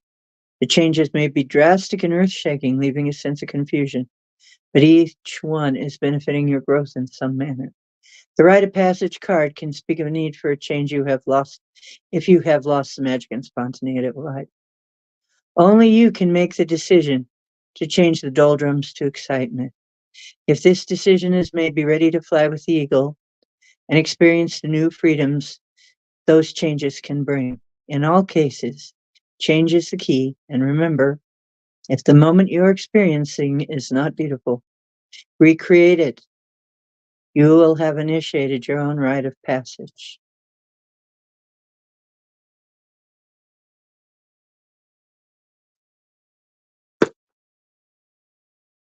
Rite of passage.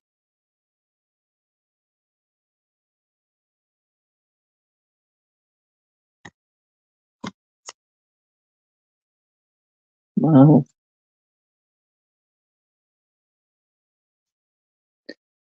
Well, it talks about men being moccasin bearers until they're heads of the war uh, of a hunting uh, group. It talks about that, but yeah, it goes more into the women's thing because, of course, the author is a woman. But the main thing is get ready for changes because changes are coming. Now, in my experience, the rite of passage card is changes. This can mean you're taking a road trip. It can mean that. It can also mean somebody in your life is passing on. It can also mean you're hitting a milestone in your life. Like, turning 65 or something, whatever. I mean, some people that's a milestone. Some people it's getting a degree. It's a big change in your life. It's a stepping up to the next level. So, in my experience, that's what it means in the short form. Okay, if that helps. Well, I was thinking you probably were kidding about the woman thing. Whoa. Okay, so Hawk, and we read Hawk. And Hawk, we just read that. I'm not going to go back and read it again. But it's Hawk, it's the messenger. It's all that I read. Okay, and you heard that. That's for you too, the messenger. Messenger bird. And Mercury. And when we get doubles like this, I'm not going to read the whole thing again, but I am going to say just what I've learned from my experience. Look at your mail. If you get the messenger bird, you need to look at your messages. You need to pay attention to the messages. You're getting something important. Okay.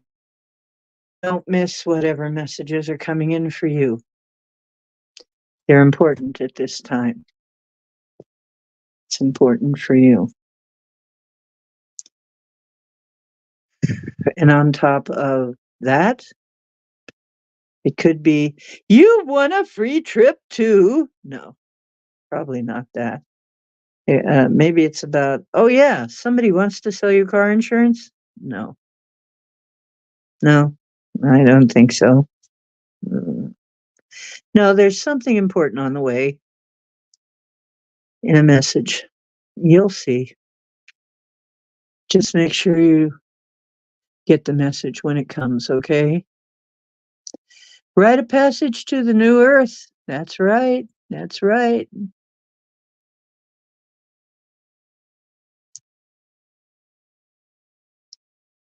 Right. Breaker 19 copy. You get more messages from birds than anywhere else. Yeah. Do they ever give you the bird? When life gives you the bird, you better listen. Okay, no more road trips. Okay, yay! And that brings us to Dollface Diva, then Project Skyfalls right after that. And if Dollface is not here, she's going to have to wind back, okay? Dollface, are you here? If not, you're just going to have to watch reruns because I got to keep going because this is a lot. This is a lot of reading going on.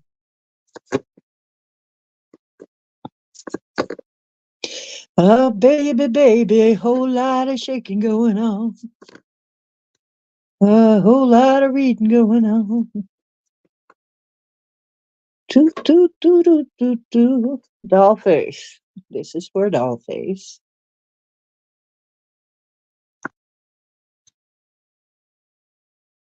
You know what? I'm going to wait. No, you know what? I'm going to wait and see if she comes back.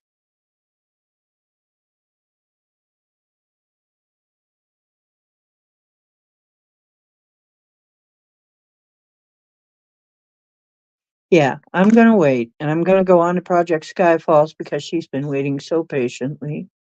Skyfalls! Skyfalls! Baby, whole lot of reading going on.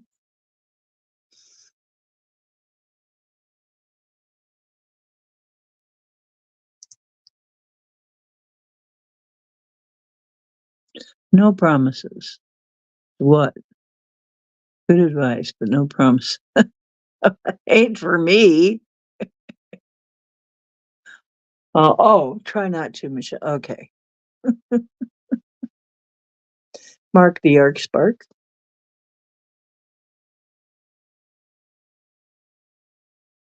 Okay.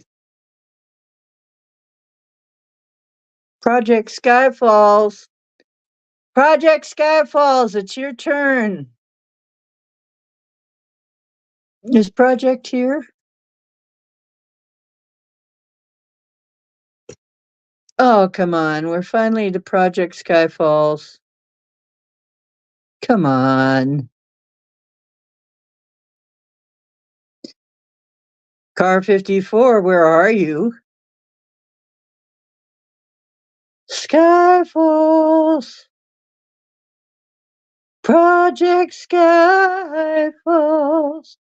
Yo, yo, yo. Yo, yo, yo. Come on. Skyfall.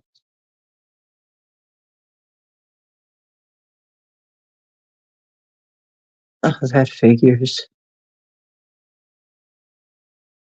There you go. Okay. Yes, we skipped Dollface because she's not here. We'll do her last because you've been waiting. Yay! We got a winner! Skyfalls is here. Bing, bing, bing, bing, bing, bing, bing, bing, bing, bing, bing, bing, bing, bing, bing, bing. This is for Skyfalls.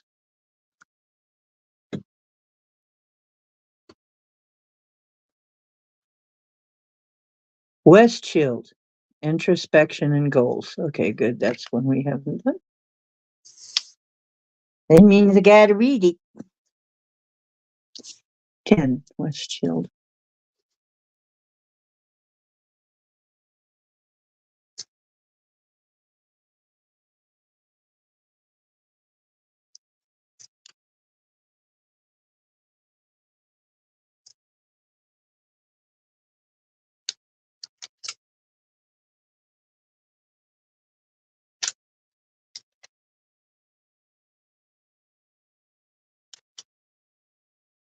Come on. Where'd you go?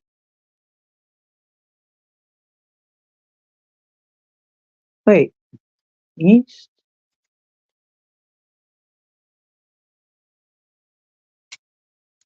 South?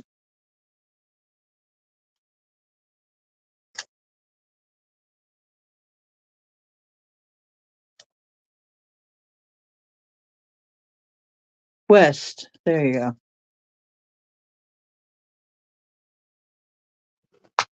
Ah, okay. 10 is West Shield, introspection and goals. Okay, I see you. Okay. The West is the traditional home of bear on the medicine wheel. The color of this direction is black, which represents the void, where the answers live within the dark cave of bear. The ability to go within and to introspect is the female energy, which is receptive. Hang on just 1 minute, will you?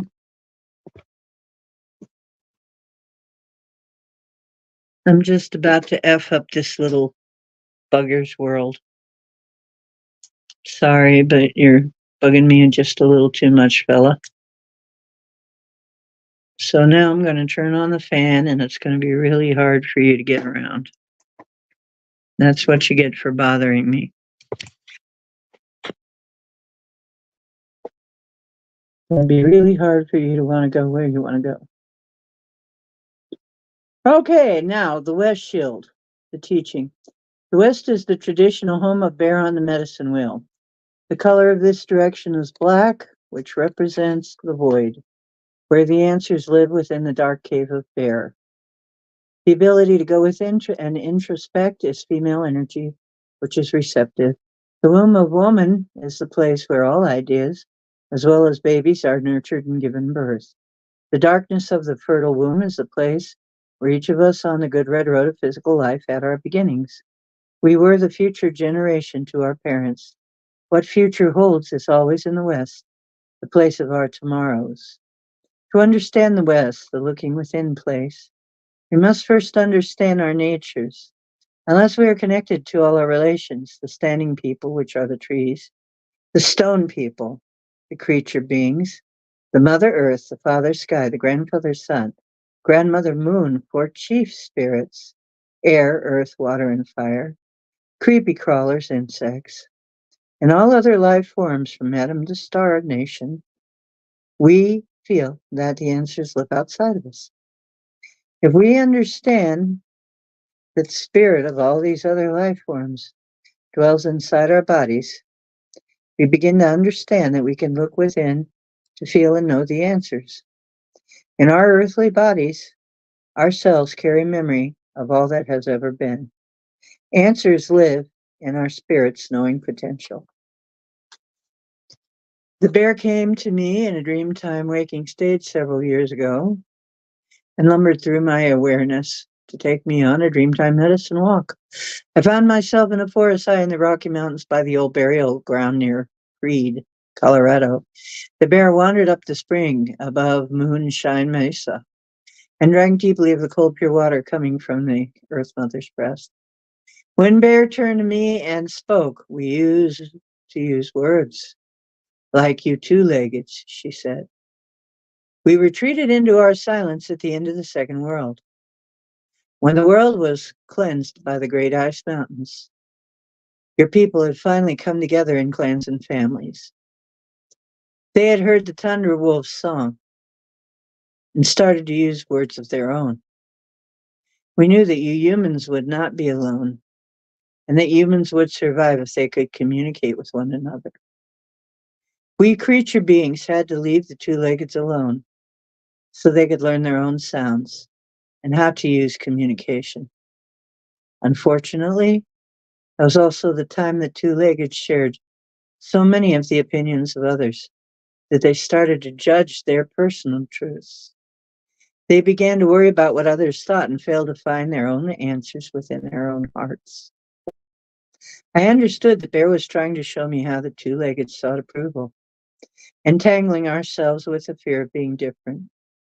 If new ideas presented a threat, it would be hard for individuals to follow their personal truths. Bear continued, it was during those days of the ensuing cold that mankind learned to eat meat. In the first world, two-leggeds had been vegetarian. Fruits and berries, roots, wild vegetables were plentiful until the cleansing of the first world. When the great ice mountains moved across the Mother Earth's face, the plants which had sustained all creatures vanished. The two-leggeds were starving until they learned to eat meat. The creature beings who understood the need for balance and sharing offered their bodies as food to the two-leggeds. My creature ancestors gave the warmth of their body's fur and the instinct of survival to the two-leggeds. Then, through consuming the meat of bear, the West Shield's lessons were learned. I have memory of the way our gift was received by a female two-legged, the bear said. She was called Elena. Elena ate of the meat of the bear and sank into a fulfilling deep sleep. She saw the memories of our bear clan and learned the three paths of the West Shield. I listened as the bear continued. In the dream, Elena watched Grizzly as she ate all that she could find in the way of berries, honey, and fish from the stream. This giantess filling up for hibernation at a time when she would have to live off her stored fat. When Elena saw the grizzly go into her cave to sleep through winter's white robe, in her dream, Elena followed the grizzly and slept at her side. In the spring, when Grizzly awoke, Elena followed her into the deep green forest. The grizzly seemed very intent on rediscovering the forest and noting the changes in her favorite hollow logs. The deep winter sleep had propelled Grizzly into a new state of awareness. Mama Grizzly had left Elena to her thoughts and had gone to forage through the forest, continuing her routine, Bear said. It was only when Elena was left to her own devices that a tiny, still voice spoke to her silent heart and showed her the value of Grizzly's lessons. Elena saw that in tasting fruits of all ideas, you could expand one's outlook on life, just as Grizzly had done by eating all manner of foods. Then Elena remembered the retreat into the cave. The grizzly had taught her to go into the silence of her own sacred space to digest her ideas. The ideas that did not sustain her would be eliminated, and the others would nurture her during the time of looking within. Elena realized she could best meet her goals when she acted on the ideas that were most nurturing to her. I looked at Bear's big brown eyes and smiled. I was beginning to understand the West Shield in a new way. So the three pathways to understanding how to look within and reach our goals are like the actions of the grizzly in Elena's dream. Right? I asked. Right, Bear replied. Now tell me how you see those paths. I thought for a moment and then spoke. The first path is to enter the stillness of our sacred place. Basically, it is being willing to receive the answers made available to us through the experience of daily life. That is, allowing our female receptive side to come forward to magnetize or receive in the silence. So it is entering the silence. Correct, said Bear. Wow, do I use that a lot? And so do most of you. The silence. And the second path? Well, I suppose the next step is digesting the answers that come and learning to feel which ones apply. So the second pathway is integrating the information, discerning what our personal truth is. I replied. Right again, said Bear. It is in the second step which nurtures the answers received. that the third path becomes evidence. Oh, I understand, I said. It is because the third path is structure based on personal truth.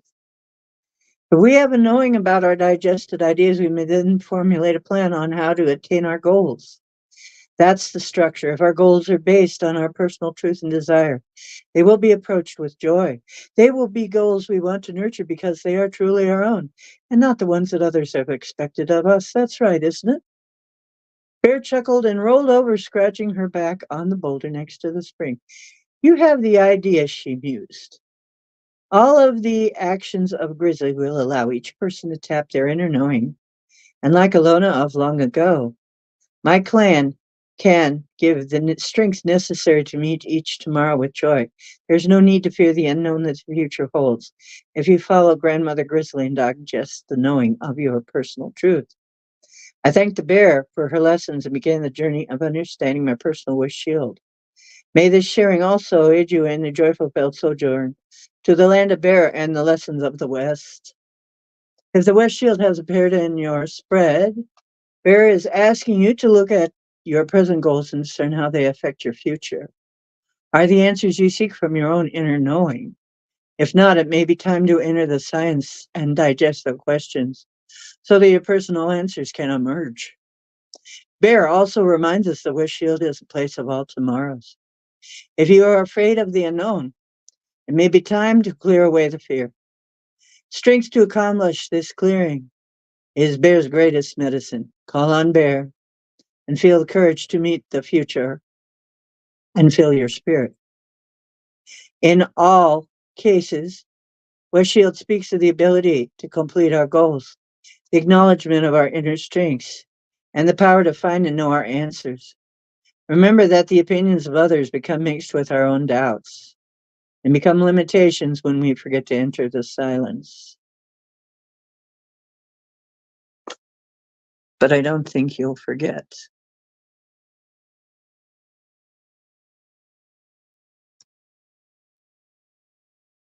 Now your animal.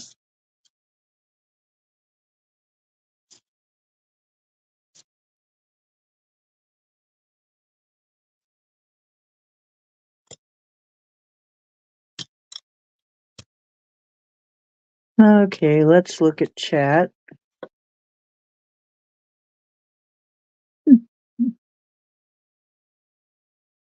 Kiss and Chloe. Whoa. Just a love machine. And I don't work for nobody but you. I'm just a love machine. Alice McLicklick. Ah, Alice McLicklick. Huh? Sounds like a porn name, actually. Ah, sorry, I couldn't let it go by. Ah, okay.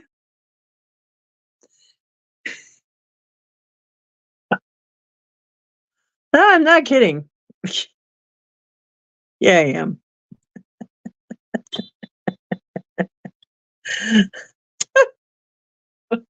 Sorry. I actually did see, I remember when we were too young and we sneaked into a drive-in theater because the driver was older to see Alice in Wonderland. Okay, the R-rated version. Yep.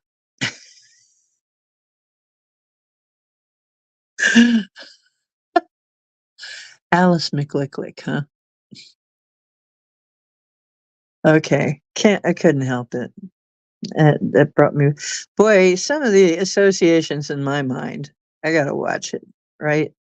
So you got two animals here. You've got the grizzly bear, the West Shield, introspection and goals, and you've got the mouse. Mouse. Mickey Mouse. Nope, it's not Mickey. Somebody slipped you a Mickey. Let's see. Project Skyfalls, the mouse. Interesting. Mouse in the house. There's a mouse in this here house. There's a mouse in this here house. Yes, there is. There's a mouse in this here house. Yes, there is. There's a mouse in here, this here house, and the cat's inclined to grouse if he doesn't catch the mouse in the house. Yes, he does. Okay, mouse. The keyword is scrutiny. Scrutiny. Mouse says, do you was Maynard a grizzly or a blackie? Maynard. Brown bear.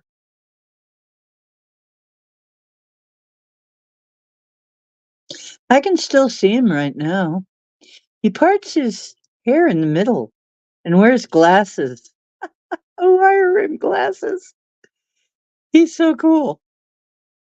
I kind of feel like really he's a shaman. That he's actually a bear shaman. Are you, Maynard? You can do that shape-shifting thing in the dream time, huh? Are you a bear that is a shaman? That is a bear shaman? That's what I thought. Maynard is a bear shaman. A shaman bear. Imagine that.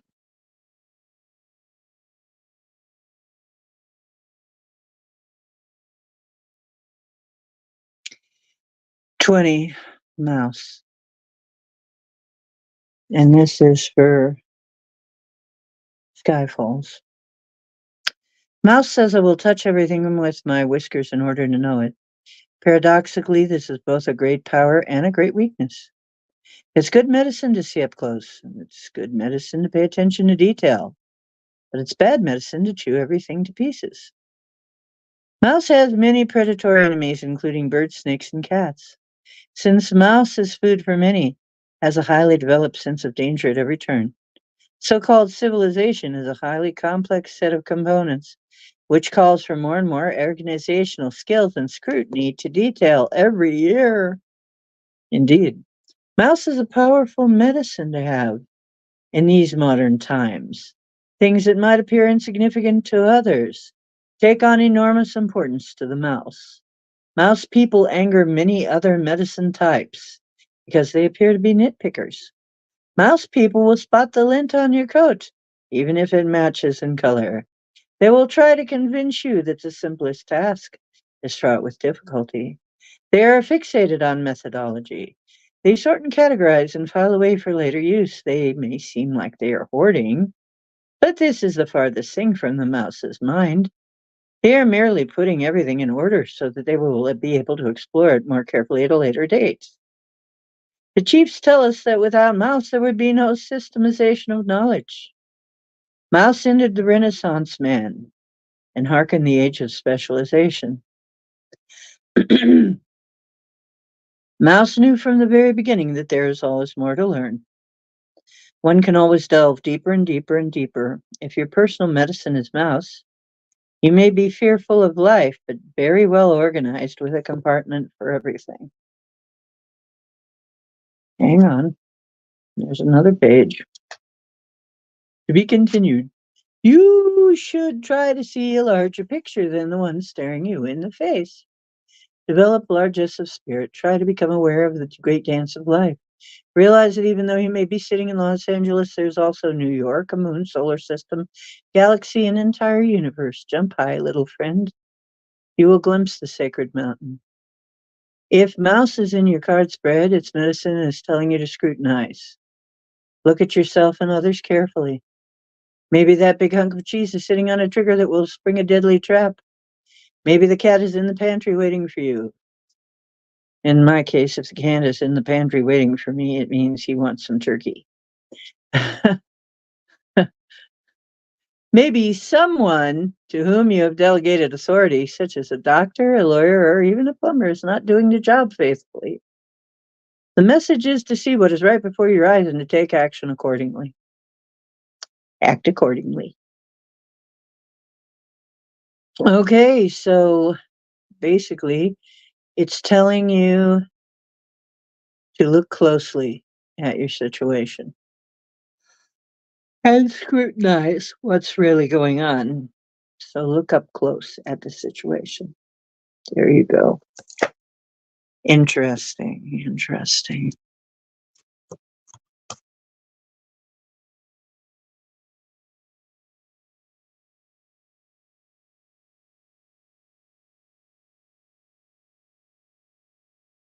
Yeah, he's very tall. But somehow children like him. Somehow children like him.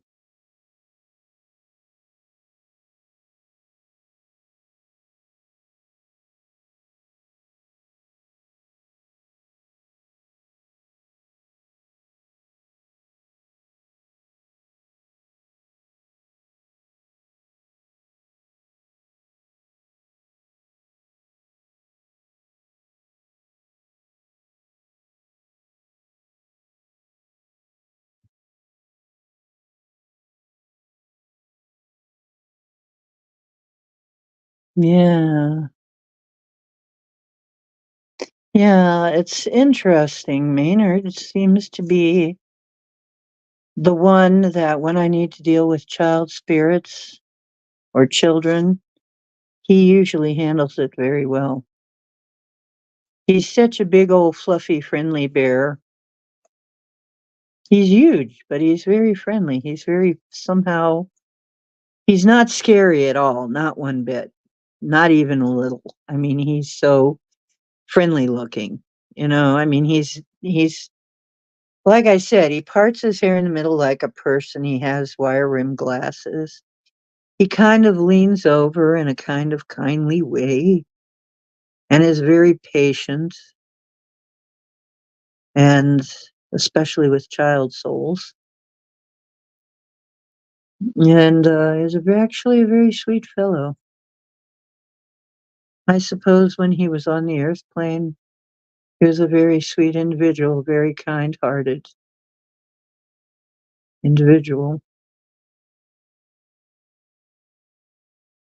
So basically, to kids, it's like a giant teddy bear that talks.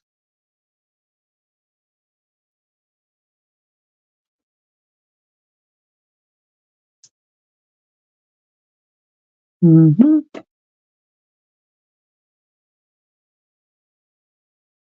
Mary, that was 8. You are 12. So not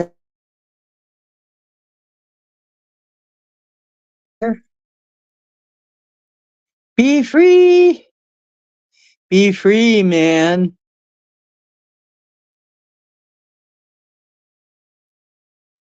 Or do he be free, man?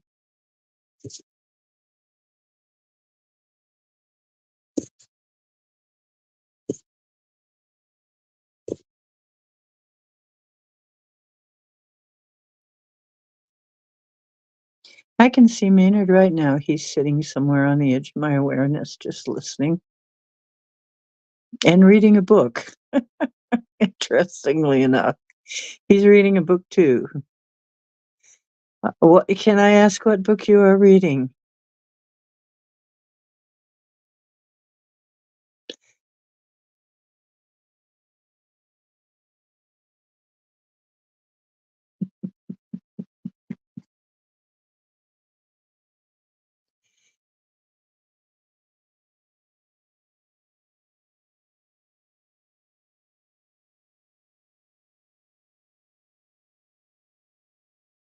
Okay, be that way.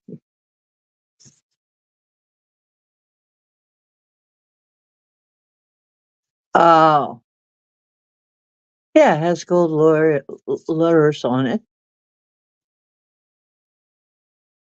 And all it says on it is storybook. Smartass. Yeah, all it says on it is storybook. It's a book of stories. That's all it says.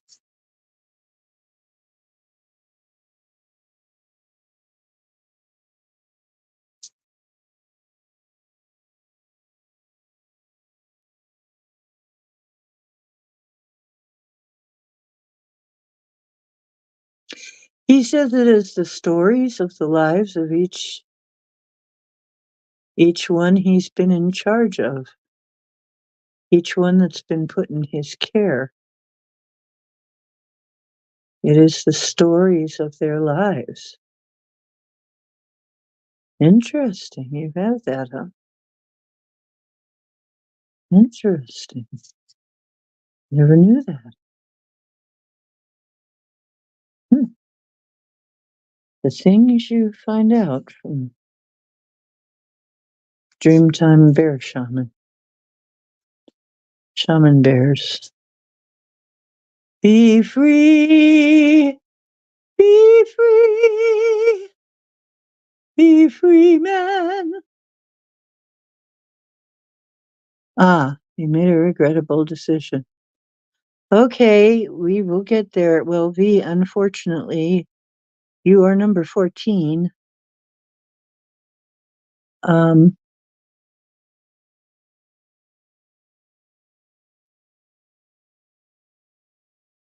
um, D. Freeman isn't here, though. And so we're going to wait on him. Is that girl Ra Ra here? If Ra Ra doesn't show up, she's also out. Lewis is here, Mary is here, and Gemini is here. Okay, V sounds like they need some help. Is Lewis, Mary, or Jim willing to let V go first?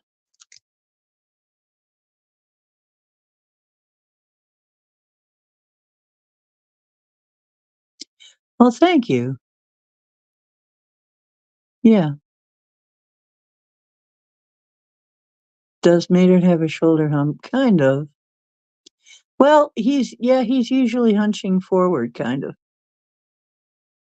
Hmm.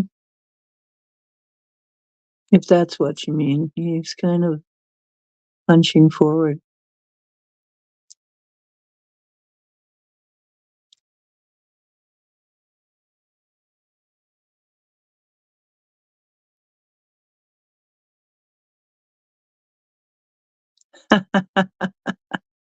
Not that you remember, not in this life, huh?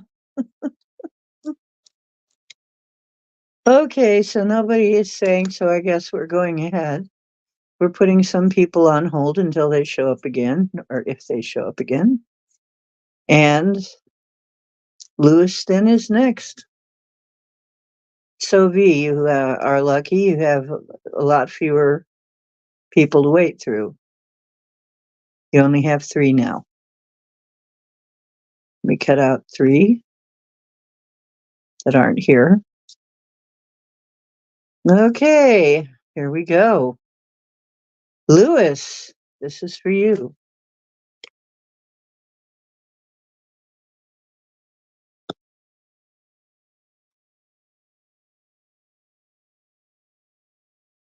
Ah,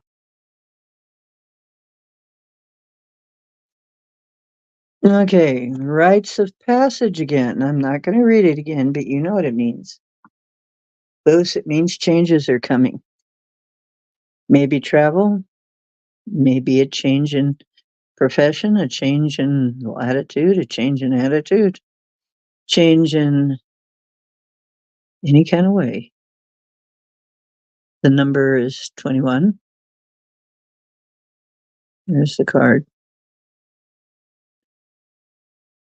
And it could be you're moving forward, you're moving ahead, or maybe you're moving on up. Or there may be somebody in your life that is moving on. Or maybe there is somebody in your life that is moving to the next reality. It is change. It is change coming in your life. Let's see what your animal cards say. Well, that's lucky for you too, V, because we're not reading that again. We read that once.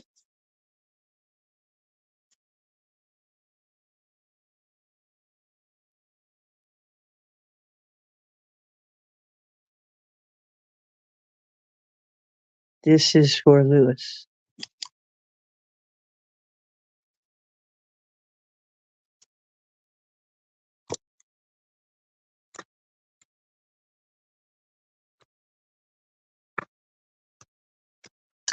Porcupine, which we have also read before, I think. No, we haven't. Okay, we haven't. Nope, not this time. Okay. 12. So we are reading Porcupine.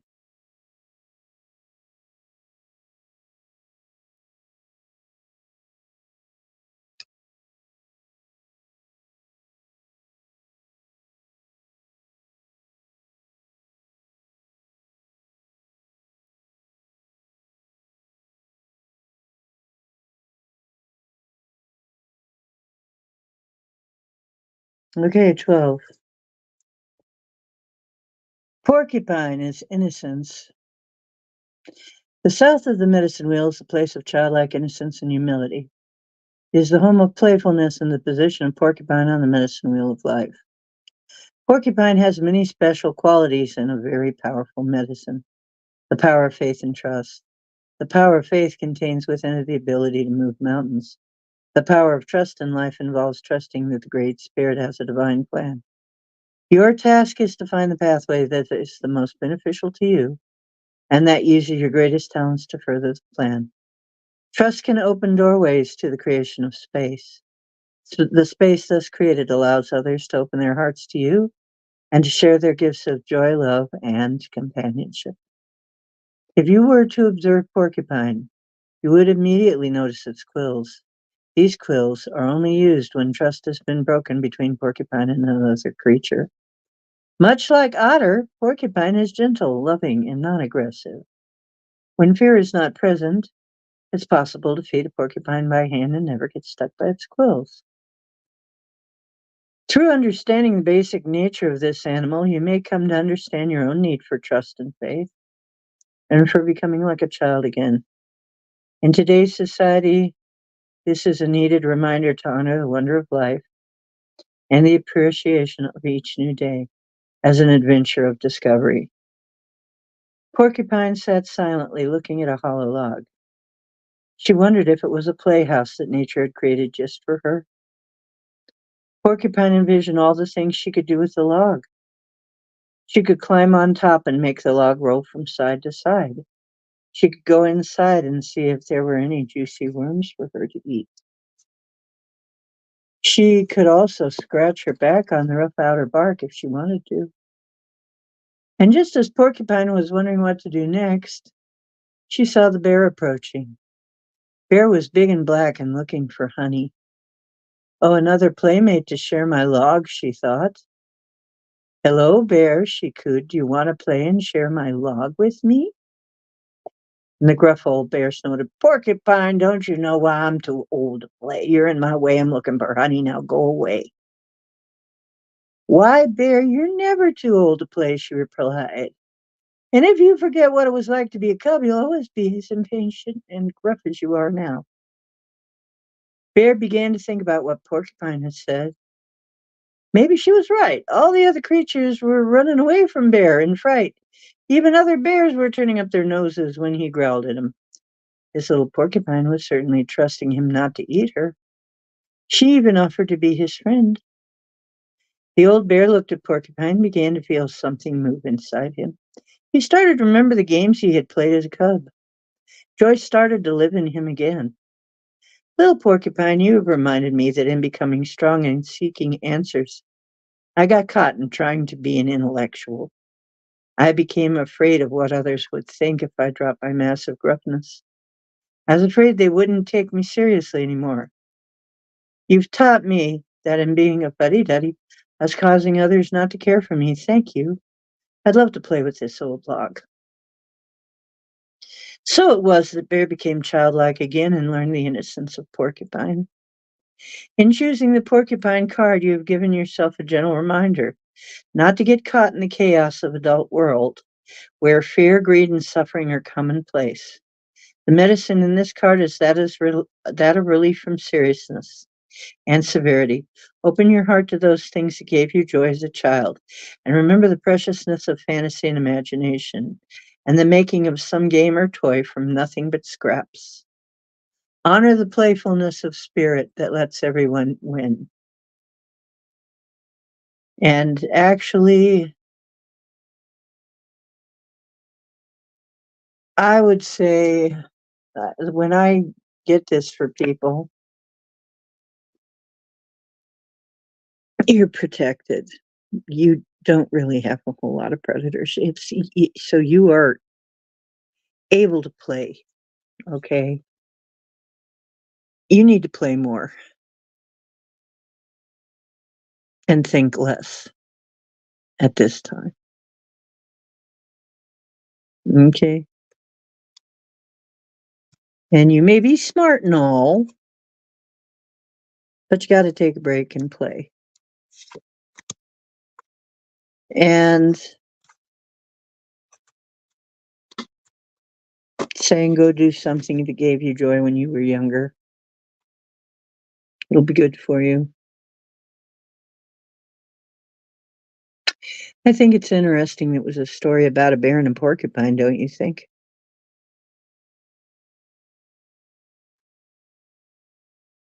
He got porcupine and he still got the bear. It's interesting. Mary wins. Where is Mary? Mary, Mary.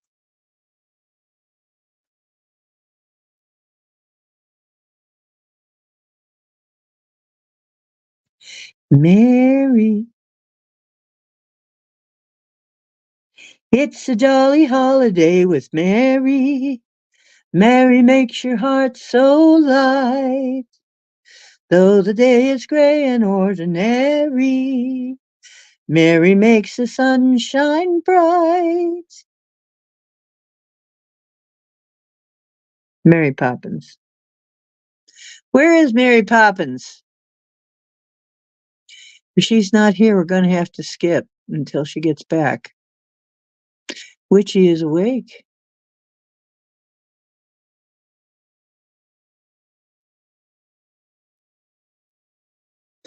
Okay. Well, darn. Mary is not here right now. Well, we'll do Mary when she gets back.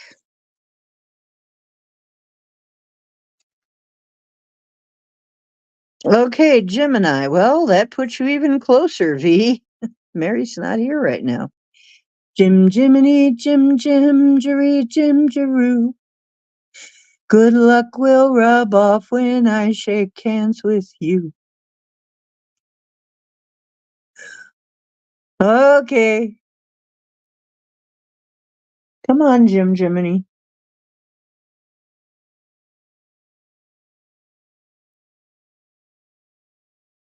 Are you there? She's asleep. I guarantee it. It's 11:39. She's asleep. Sweet dreams, my dear. Sweet dreams, my dear sister. Okay, guess what, V? You really lucked out. You really lucked out. Because guess what? It's your turn. Just like that. It's your turn. Okay, here you go. So, it's about a guy. So, Sacred Path cards.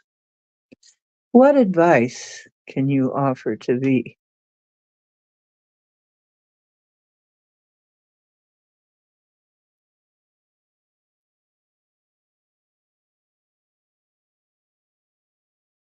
Well, guess what? You really got lucky tonight. Oh,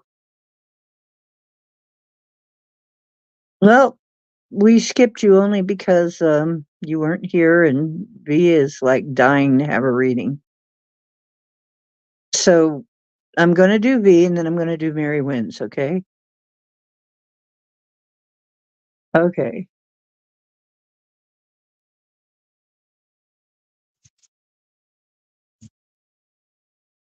Sounds like V needs some luck.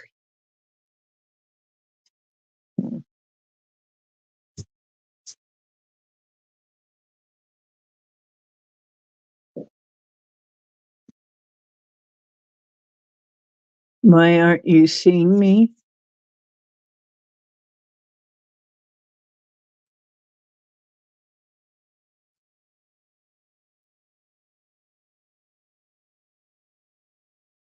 I'm seeing you now,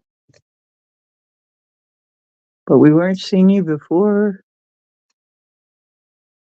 Huh, that's weird. That's happened over at Max's to me too. He doesn't see what I've written. Okay, this is for V. What can we tell V that's going to help? Now, V, it's up to you to apply what I'm reading to your situation, okay? Uh-oh. But this one's pretty obvious. It's the Heyoka. And I know before I even read it, when the Heyoka comes up, things are not as they seem. Hmm.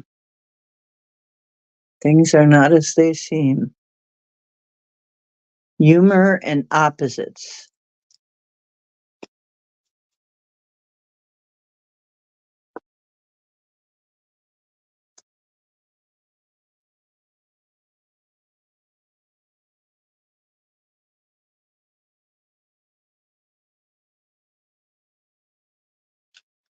Heyoka, humor and opposites.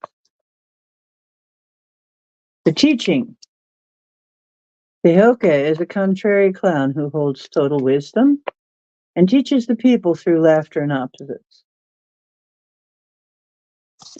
This sacred trickster, here we go with the trickster again, is one who makes you wonder what they are saying or doing is actually correct, thereby making you think and figure it out for yourself. When people are made to think on their own, the wobbly beliefs that have been a rubber crutch for them in the past are tested. If the rubber crutch gives way and they end up on the ground on their rump, a lesson was learned. If they stop and think, test out a teaching for themselves, and it stands in good stead, the wobbly belief becomes a knowing system for their lives. This divine trickster is called Heyoka by the Plains tribes and Koshari by the Hopi and Pueblo Indians. Many tribes have trickster teachers who dress in costume for ceremony and wear regular clothing in daily life. Their jokes do not stop just because it's not a feast day. All Heyokas operate through opposites. The Heyoka's purported wisdom imparted to a seeker could be the exact opposite of the answers the person would find for themselves. The laughter surrounding the results could be a lesson for the entire community. Heyoka is known for creating lessons at the expense of another's seriousness. Laughter is the ultimate lesson that breaks the bonds that destroy the balance in people. If the Heyoka is successful, all is taken in good fun, and the bonds of old habits no longer helpful or broken. The medicine ally of the Heyoka is the coyote. The Heyoka is a master at coyote medicine and can use the joking part of coyote's nature to trick others into enlightened states of understanding. Occasionally, the coyote medicine will backfire and zap the Heyoka in a blind spot. If this happens, the true Heyoka will take it in stride and laugh at the backfire, learning from the lesson along with others. Native people understand the value of being good sports. In earlier times, it was not considered losing face to have the Heyoka play a trick on someone. In fact, it was an honor to be singled out for a trick that contained a valuable spiritual lesson. Each tribal member was a valuable part of the whole, and many times the joke had consequences for more than one person. Everyone seeing the actual prank or talking of it later could relate to those events in personal situations and grow from the lesson. All are forced to reflect on how they would react if they were the person the joke was played on. The yoga is able to master the art of balancing sacredness with irreverence. The true art of knowing how and when to use Heyoka tactics comes through the ability to laugh at oneself while being compassionate and using the trickster elements of teaching in a way that is not cruel or self-imposing.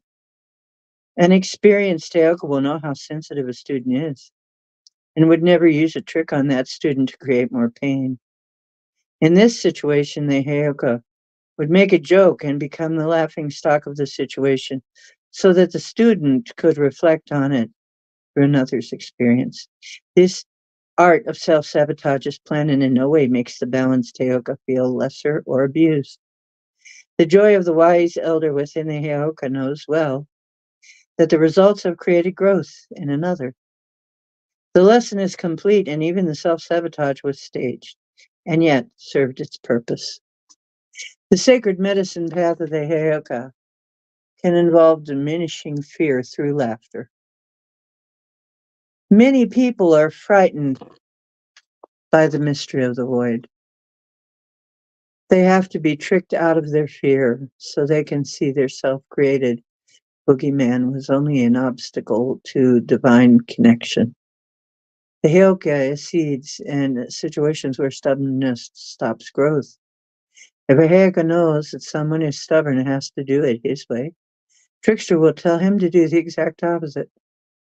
Many days later, we might find the Heyoka alone in the lodge, giggling at the wonderful medicine story moving through the camp.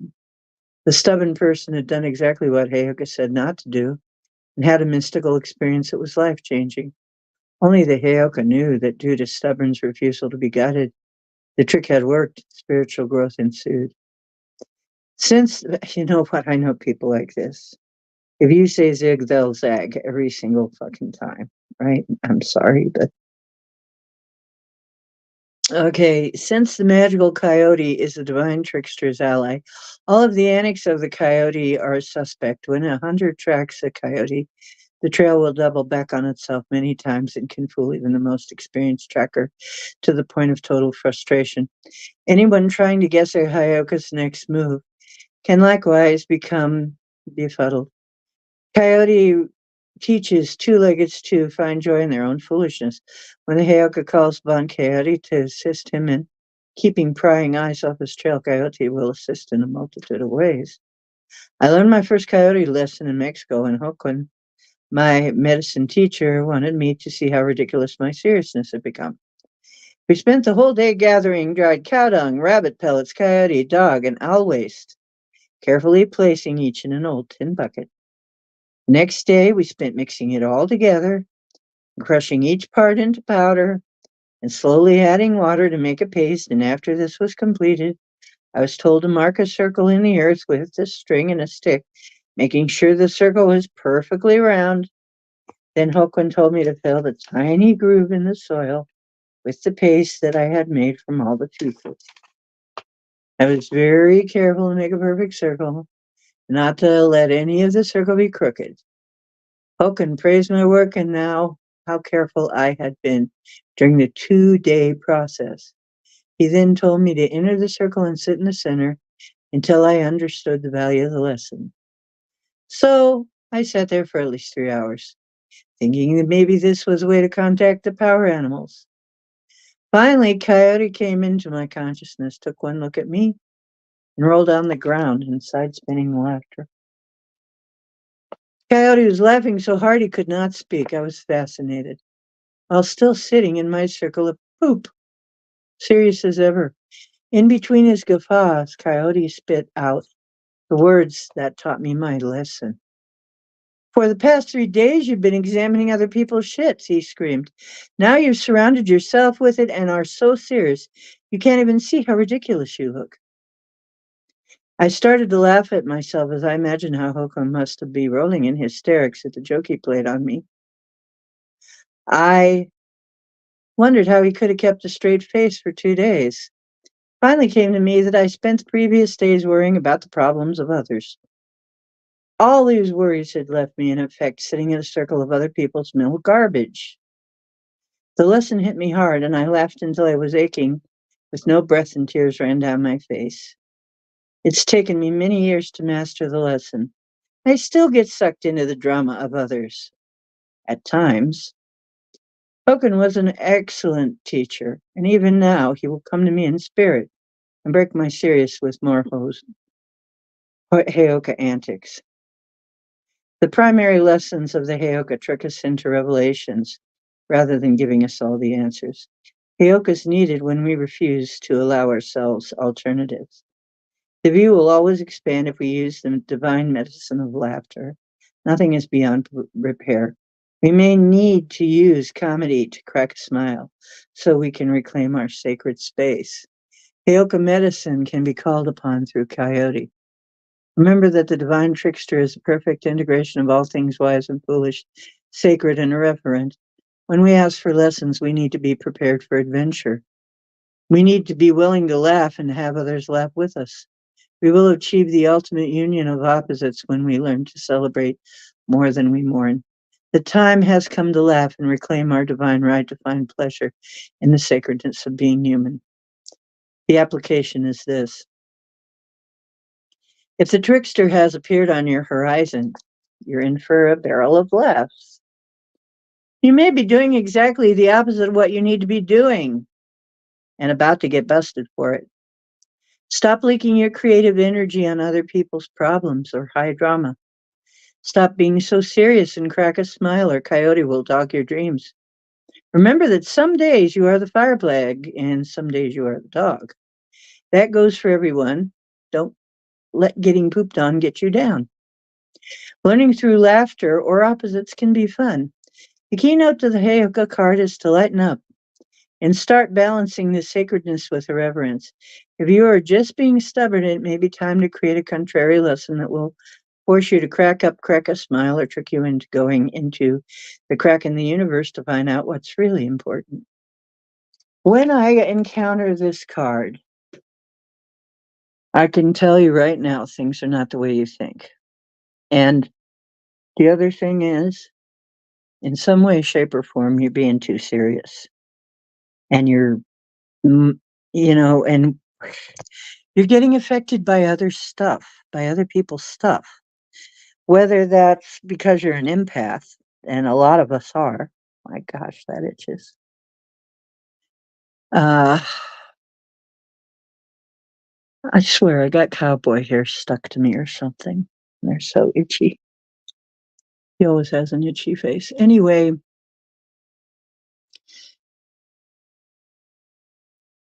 we all kind of get into that. I mean, if we're empathic, and a lot of us are, okay? The starseed magical types and so on. Most, most, if not all of us are empathic, pardon me. And sometimes we get caught up in other people's stuff. And we look at that instead of our own stuff and take care of our own stuff. It's telling you to forget about everybody else's stuff and take care of your stuff. Don't get wrapped up in drama, and especially not other people's drama. It's time to have some fun and not be so serious about it all, and maybe make a joke. So, V, I hope that helps you. Um, definitely. Um, let's see, we didn't take a card yet. We didn't take an animal card, did we? Did we?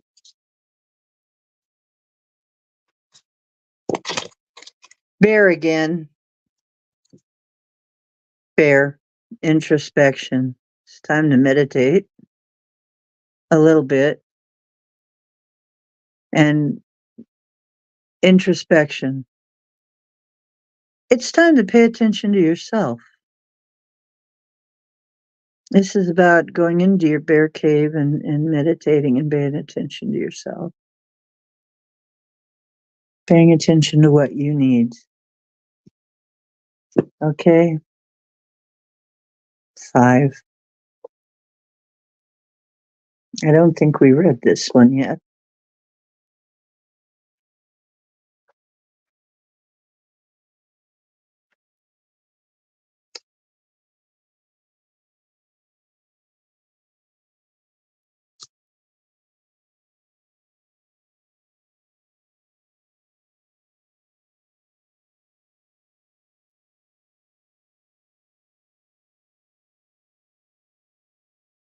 Bear, introspection. The strength of bear medicine is the power of introspection.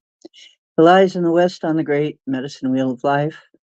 Bear seeks honey or the sweetness of truth within the hollow of an old tree. In the winter, when the ice cream rains and the face of death is upon the earth, bear enters the womb cave to hibernate and digest the year's experience. It is said that our goals reside in the west also. To accomplish the goals and dreams that we carry, the art of introspection is necessary. To become like bear and enter the safety of the womb cave, we must attune ourselves to the energies of the eternal mother and receive nourishment from the placenta of the great void. Hold on just a minute. I'm going to do this just very low key here because I don't want it to be loud enough that you can hear it. Okay.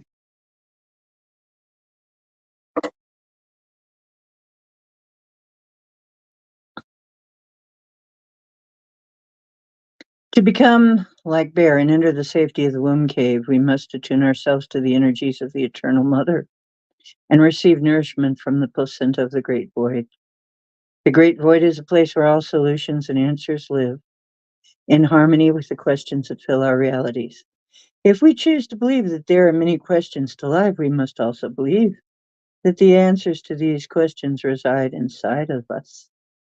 Each and every being has the capacity to quiet the mind, enter the silence, and know.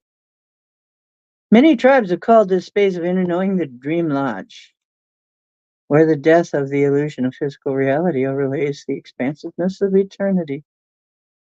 It is in the dream lodge that our ancestors sit in council and advise us regarding alternative pathways that lead to our goals.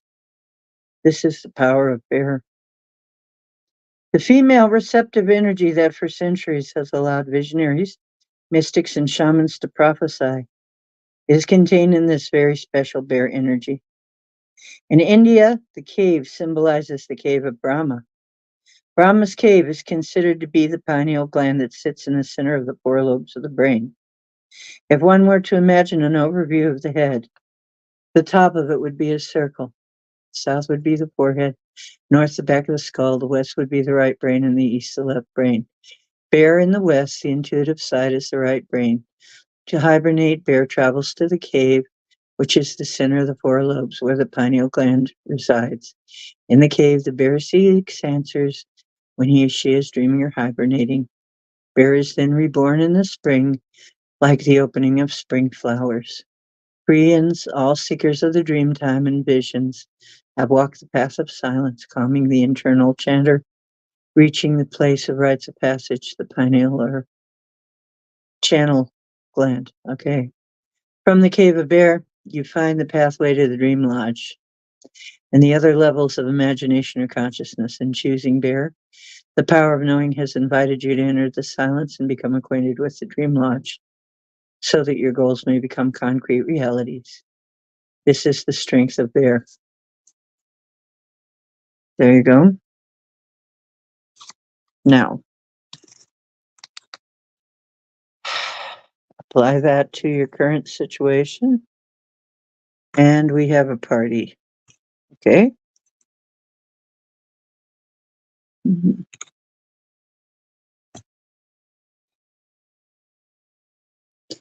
Now,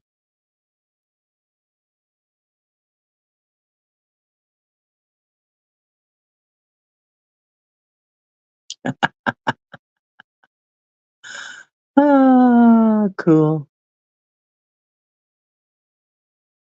Cool.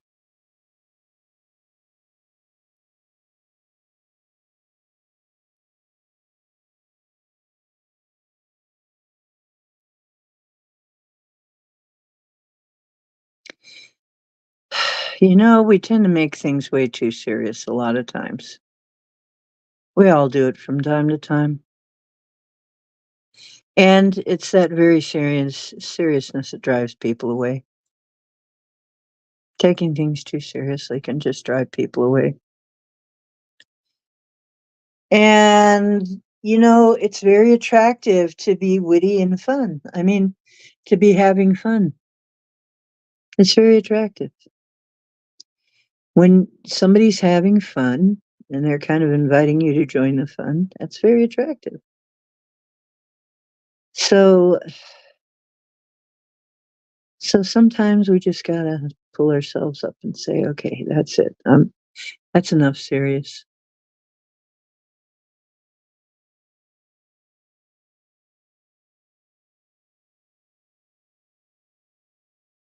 Mhm.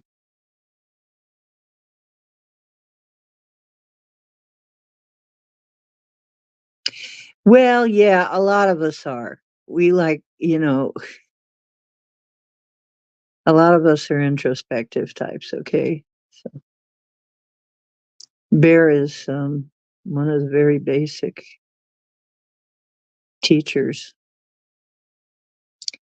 So, um, one of our first teachers, Wolf the bear, usually eagles and hawks for some people, coyote for others.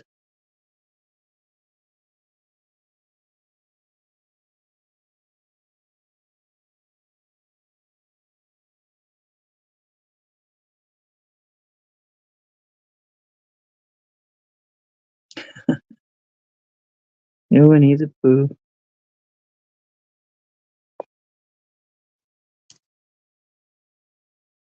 All right. So, if any of the people are here, Dollface, B. Freeman, that girl, Mary Wins, and Gemini, any of you here?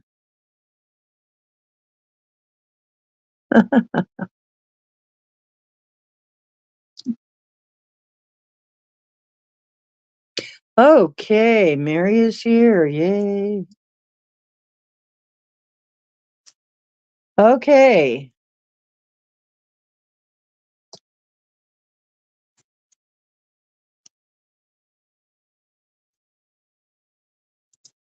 I'm getting tired, so you guys have to keep me on track a little bit here. I mean, I've been at this since 8:30, you know. Wow, that is really a long time to be reading from a book. I am glad, V. Please return and join us and have a good time with people who aren't going to hurt you. We're kind of drama free here. We try to keep our noses clean, so to speak, and out of trouble. And we try to help each other. I love our group here. This is for Mary.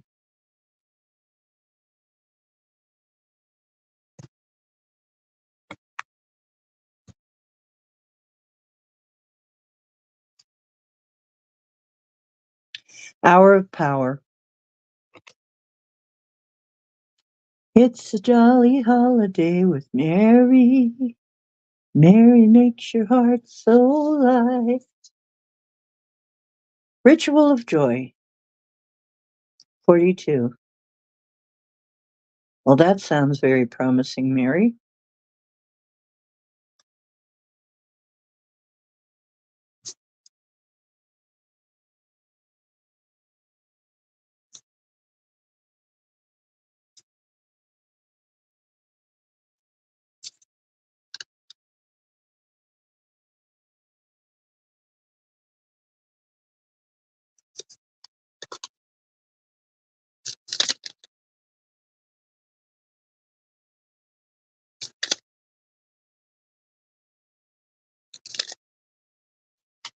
Here we go.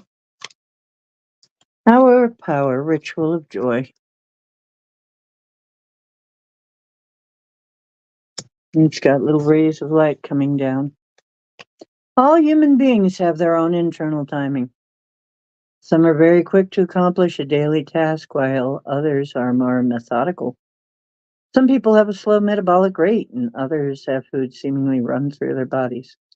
The thought processes of some are lightning quick, and others are graced with the patience of examination. These examples of personal timing are some of the things that make us unique and different from one another. So it is that each person also has an hour of power during a day's cycle. Every person feels more connection with a certain time of day or evening.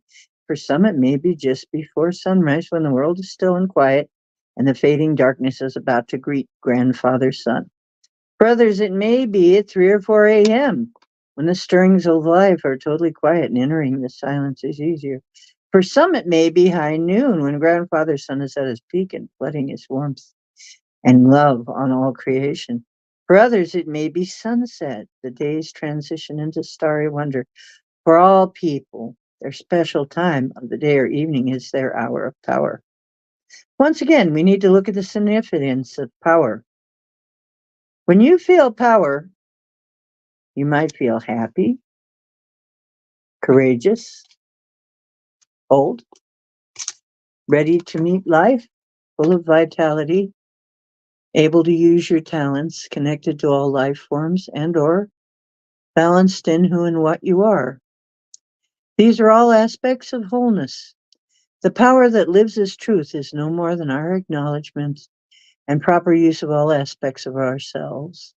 If you want to follow your hour of power, notice when you feel at your best and when you feel at your weakest. The times are usually exactly opposite by 12 hours. These are your internal cycles. For instance, for those that feel best at 3 a.m. and usually get a dip around 3 p.m., you have never been up at 3. What? If you have never been up at 3 a.m., you may not have noticed how you feel at that hour. We all have that internal timepiece that sends us a splash of energy and vigor when we connect to the earth at the peak hour of our personal cycle. When we are out of touch with our bodies or the Mother Earth from which we were made, we lose our sense of timing. Without that internal timing, we tend to lose our balance. I was taught the value of this internal cycle when I lived in Mexico. Hoken was a master teaching me how to touch that place, which made me feel as if I was connected and electrified. One day he made me sit in the shade of a jacaranda tree and be still for 12 hours. Joquin was aware that my hour of power had to be near the evening since I had had my vision quest opening at midnight. So I began sitting at 2 in the afternoon. I had to notice the pulse in my body and how it harmonized with the Mother Earth's heartbeat. And at the time, I was unaware that our planet had a pulse. After an hour or so, I could feel the pulses and surges of energy coming from the Earth and how they entered my body or bounced off.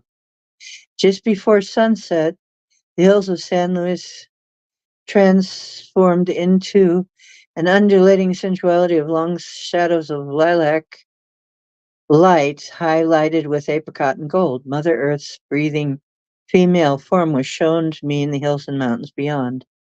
It was almost as if she was stretching and gently disengaging herself from the activities of the day. Then I felt the entry point of my hour of power as early evening donned a serene coat of pastel colors and the world stood still. It was as if the day was passing the baton to evening and the energy of the pulses of the earth totally changed. My energy started to pick up and I could feel the life force within me come into alignment with Mother Earth's pulses. The jacaranda flowers blew in the gentle breeze born of total silence, and in the stillness of the moment gave way to evening. The blue-violet blossoms matched the high heavens as my eyes traveled closer to the horizon which sported the last rays of grandfather's light. I could feel the dying light inside my middle as it gave birth to a new kind of earth pulse. The new pulse was not direct as the day pulse, but was strong, while more feminine and sensual. My body was magnetizing the colors of sunset and was fueled and electrified with the new energizing force. The empowerment of my internal timing and the energizing of my body was enough to let me know that this was my hour of power. I felt the buildup of energy as if my body was making ready for some great adventure. I had always known that I did my most creative work at night, and now I fully understood why. It is the most important to be silent and feel that hour of power in each day as it feeds and nourishes your body, heart, mind, and spirit. It is the zero rest balance point akin to the pause in between the in breath and out breath of the body, the place that is perfectly neutral just before the birth of a new phase of creation. Our spirits come from the wind, which is also our breath. The spirit pauses when our internal timing is shifting gears. The spirit fills the body with total joy and exuberance. The hour of power is a ritual of joy. It is a time of day when each individual is filled with the essence of aliveness and pure connection to all creation. All time is unique with each person. It's a solitary time that invokes a sustaining flow of aliveness that will feed the person with great mysteries, pure mana, or life force. The joy that fills you in this time period can be a medicine you can call on at any other time of day when there is need. To call on the medicine of the hour of power, you need only to close your eyes and breathe in the pulses of Mother's heartbeat and recreate your joy through remembrance. Remember how it felt during your hour of power. Firmly plant your feet on Mother Earth as you breathe in the joy and feel it coming up the soles of your feet from Mother Earth's molten heart center. This earth connection is pure substance and will allow you to ride out any storm. Due to the lack of earth connection in modern urban world, many have disconnected from their personal rhythms. The hour of power has no connection to your birth time. It is your internal rhythm. The changing of body structure caused by surgery, shock, etc., can change your internal timing as a result of an interrupted connection to the heartbeat of Mother Earth. If a person were to stay connected to the earth and allow the body to be healed through earth connection, there would not be any change in the internal timing. When there has been a growth period, change in consciousness or healing, the hour of power may change. We are constantly evolving, and our eternal timing will also regulate to the new growth. When the body's original hour of power can take on a new rhythm or different timing due to its new state of health. The application is hour of power speaks of rituals of joy, no matter what your present situation. You're being asked to do what gives your heart the greatest joy. Drop any activity that's taxing and focus on connecting to the earth and being fed with the energy you need to maintain happiness. This card signals a zero rest balance point that will keep you from becoming out of harmony if you realign body, mind, and spirit by doing something that gives you joy. This little happiness break is what will keep you from breaking apart if you are stressed out. Life force is available to you in this moment. Be reminded not to leak this precious mana on regret or indecision. The keynote here is celebrating life and finding the blessings that give you joy. Discover your hour of power and feed the talents that allow you to develop your greatest potential. You know, I haven't done this in a while. I should do this. And so should you. Yes.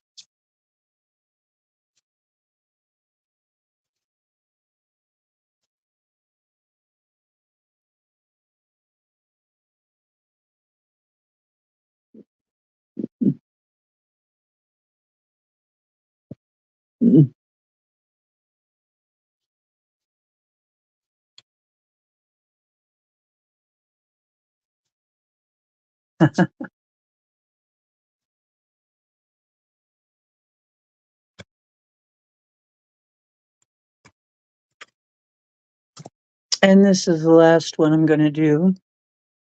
I'll call Gemini and give her reading tomorrow because I'm getting tired and I have to pee like nobody's business. And I'm being honest.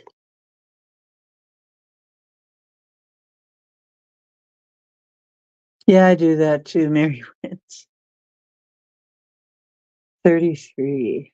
Oh, you'll like this. The weasel is number 33, the master number. Stealth. Weasel, stealth, 33. The weasel has an incredible amount of energy and ingenuity. Here it is. Yet, it's a difficult power totem to have. It's not without significance that ermine and weasel pelts are owned by royalty. Weasel ears can hear what is really being said, and this is a great ability. Weasel eyes can see beneath the surface of a situation, know how many ramifications of an event. This too is a rare gift. The chief sent Weasel to the enemy camp to smoke them for power. What are the medicines of the enemy? The chief asked Weasel upon its return. And Weasel never failed to give an accurate account of the enemy's numbers, strengths, and weaknesses. It was Weasel who cheerfully told the original people of the coming of the White Boat people. These brothers have strange new medicines, said Weasel. They will tell us that to live the way we do is wrong, and they will confuse us with their barking talk. They have stolen thunder from sky and placed it in their weapons. They have no respect for their animal brothers and sisters. They make their thunder speak to the animals and kill them. They will make the thunder speak to us also. Their numbers are too many to count, and they will steal everything but our spirits. The great dark shadow of the ravenous bird of death has fallen over the people. Weasel fur changes color with the season. Silent Weasel has many lessons to teach you. Weasel could confound Great Spirit, pick Great Spirit's pockets, and then leave Great Spirits contemplating the divine navel. If this is your personal medicine, your powers of observation are keen. You seem to be saying, leave me alone and I will do the same for you. You might even look a bit guilty at time doing to what you know from observing life. Well, you know what? I hate to tell you, but I think this book is a bit racist because not all of us are like that, but okay. You may be a loner hiding yourself away from others or perhaps even a recluse. You are a powerful ally to have in any business organization since you can see what the competition is doing. People may make a great mistake in sizing you up since they do not immediately see your powers. But the first time they try to outsmart you, they will soon learn that your intelligence is greater than their own. Look to weasel power to tell you the hidden reasons behind anything. Some people are put off by weasel medicine, talent, and abilities. But there are no bad medicines. We all have power. Or we would not be here to heal Mother Earth. Perhaps if you have weasel power, you could use your secret gifts for the good of all. Observe who or what needs attention or a solution, and offer your assistance in your own quiet or discreet way. So, weasel power is basically sizing things up, okay? And being very um, able to convince people. Persuasion. So, it's the gift of persuasion mixed with the gift of discernment. So, weasel is discerning and persuasive. And it's saying that's what you need right now.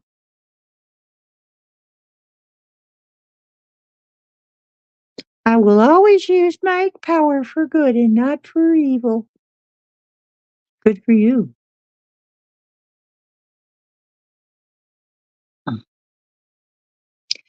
And yeah, like I said, I will do Gemini's reading tomorrow when I talk to her.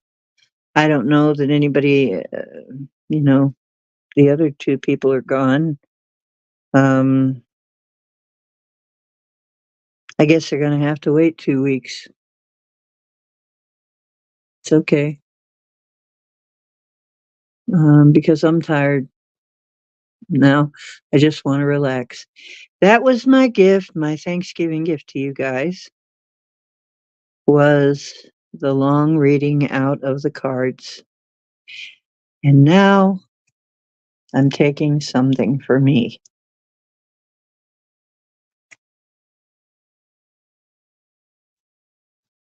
But before I do that, I'm going to take a quick break. Well, no, I think I can hold off. Let me see what I'll hold off a little bit more and see what I get because I really would like to know what I'm getting tonight.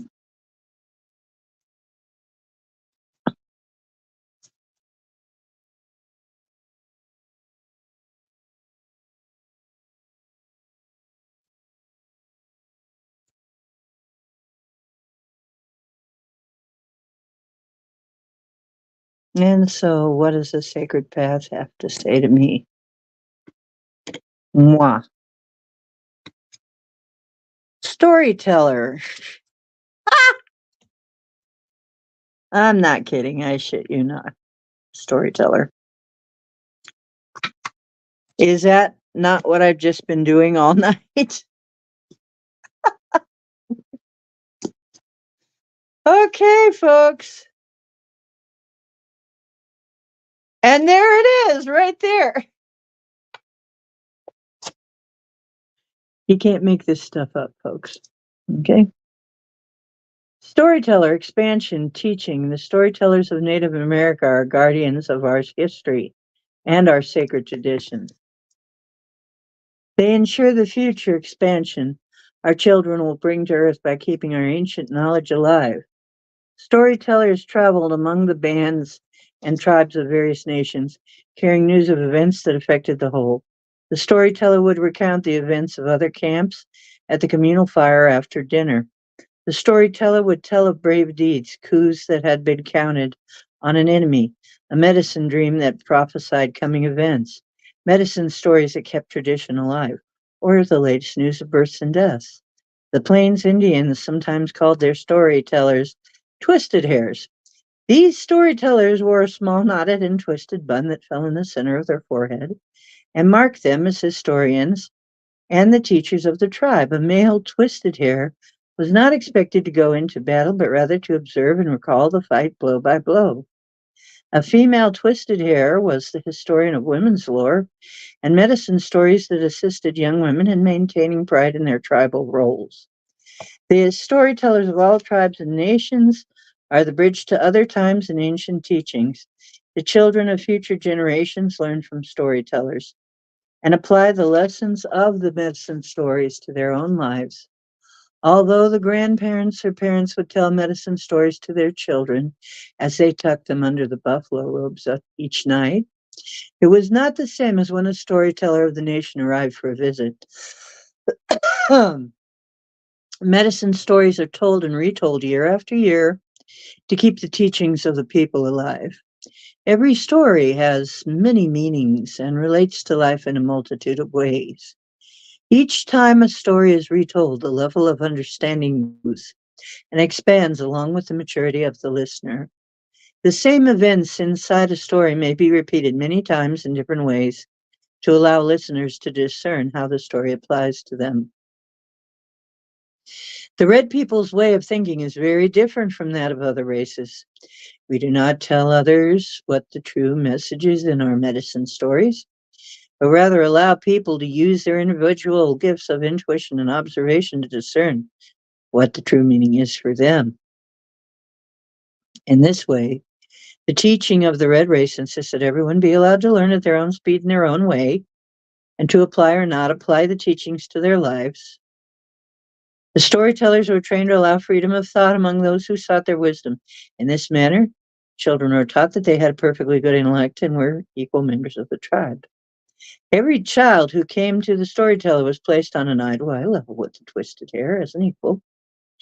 If the children were acting silly or being disruptive, they were simply ignored as if they did not exist. This lack of acknowledgement and attention put a stop to the bad behavior. The storyteller would act as if that child was unheard and invisible for days. This was a much stronger form of discipline than spanking a child, because the child lost face with the other children as well. Memory is a special part of our Native American tradition. Since our histories are passed down orally, the remembering is an art. Every herb, plant, or flower used in healing must be remembered for future generations.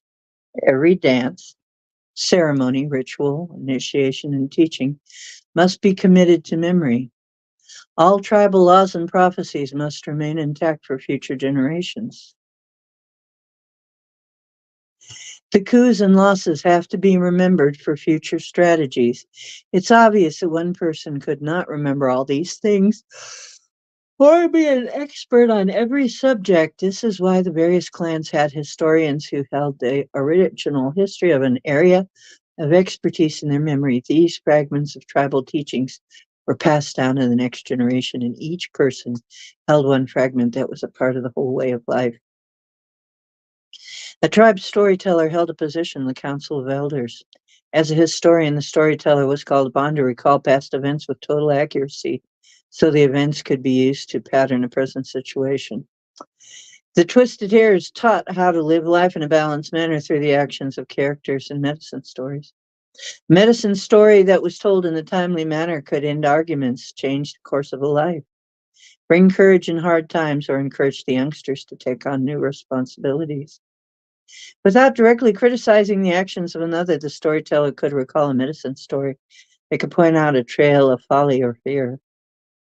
The listeners would then be able to hear and discern for themselves. All native wise ones teach through stories rather than pointing the finger at others. In our teachings, we are always reminded that when we point our finger at someone else, there are three fingers pointing back. On the other hand, the storyteller can gently remind us of our wrong thinking and allow us to correct the erroneous behavior without shaming us in front of others. This teaching art is one way of allowing each person to decide what the story means for them. Raised Hand was a twisted hare who came every summer to share his knowledge with the children of the Oglalas, who had gathered for the powwow before the sun dance. The horse had been used among the Sioux for 2 generations. And so Raised Hand came to the powwow on his paint called Red Arrow. The children ran to the edge of the camp when he saw Raised Hand.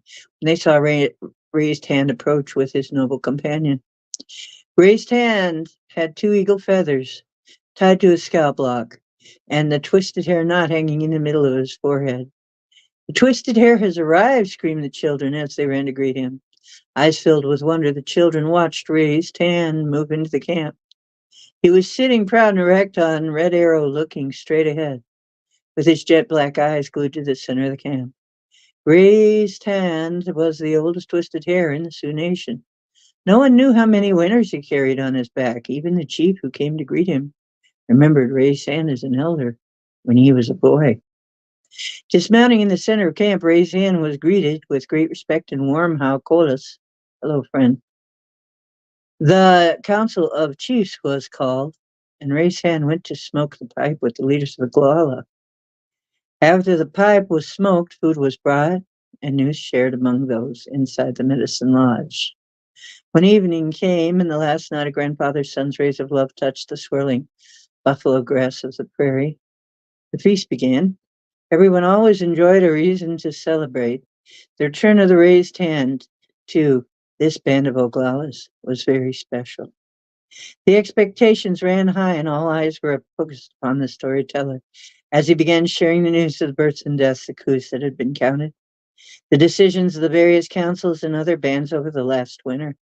When his oration was complete, Raised Hand told a medicine story.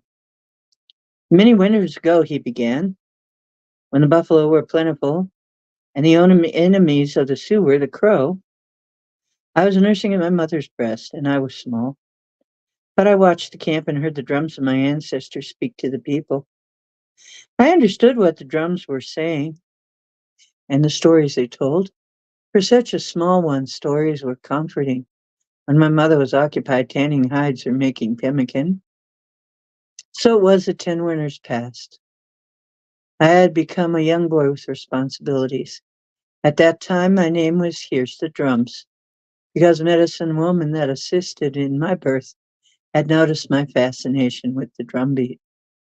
Crooked Leg, my father, had been stampeded by a buffalo when saving the life of a careless youth on his first hunt. I am now partially responsible for hunting small game for my family. After returning one day with a squirrel and a rabbit, I brought them to my mother and was greeted by the storyteller Yellowface. Yellowface was a twisted hare who had served our people since before my grandfather was a boy. Yellowface asked me what I had learned on my hunt and if I had heard the creature being speaking to me. I was startled because I was never told anyone that I followed my own heartbeat like the drum's music to the place where the animals told me who was ready to be my family's meal. Until grandfather's son died in the West, I sat and told Yellowface about the wondrous stories I heard from my friends, the creature beings. I told him how I raised my hand and commanded my heart to drum the hakola to the sisters and brothers of the prairie. The hello friend that my heart drummed brought the creatures to me, and they gladly shared their medicine stories. So it came to pass that I was chosen to train as a twisted hare with storyteller Yellowface. My name was changed to Raised Hand because I greeted all creatures with an open hand, raised in friendship. The application is the storyteller card speaks of expansion on all levels. You are now growing and encompassing many ideas. If you, oh,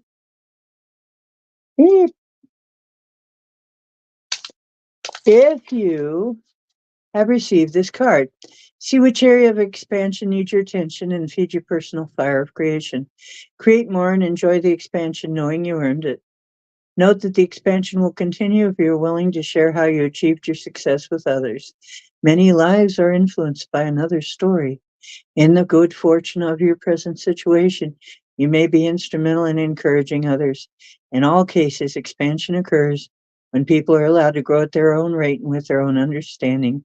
The wisdom of the storyteller is a part of the art of remembering. Note that you are now remembering your personal medicine and how to be your potential. Well, I guess that's what I am. That's what I do in this show all the time. Storytelling, telling stories, passing on knowledge, information, etc., etc. Wow,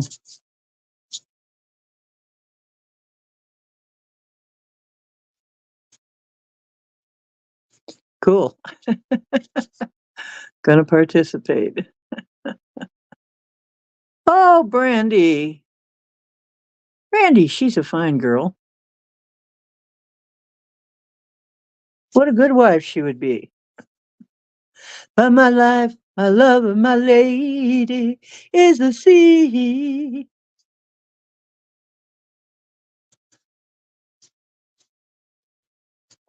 Brandy, hello. And this is for me. What animal wants to tell me, wants to speak to me tonight?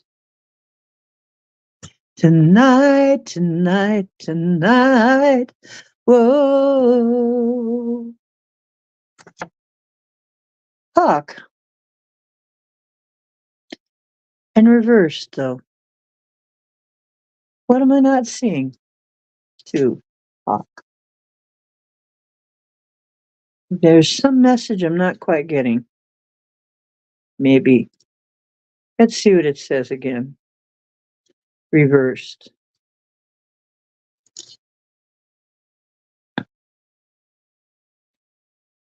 You may be, you may have shut down your powers of observation on some level. Something has become too painful to feel or too unbelievable to hear or too dark to see. Time to examine the point at which you chose to let yourself become emotionally involved and no longer be the observer. That one.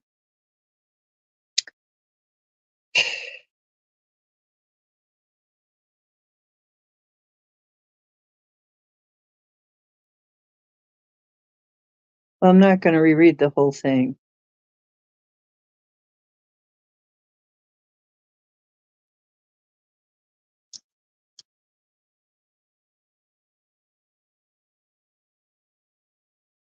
Open to the powers of observation. And don't tell others how to think or behave. Take care of your emotional baggage. Remember that all gifts are equal in the eyes of great spirits. Hmm.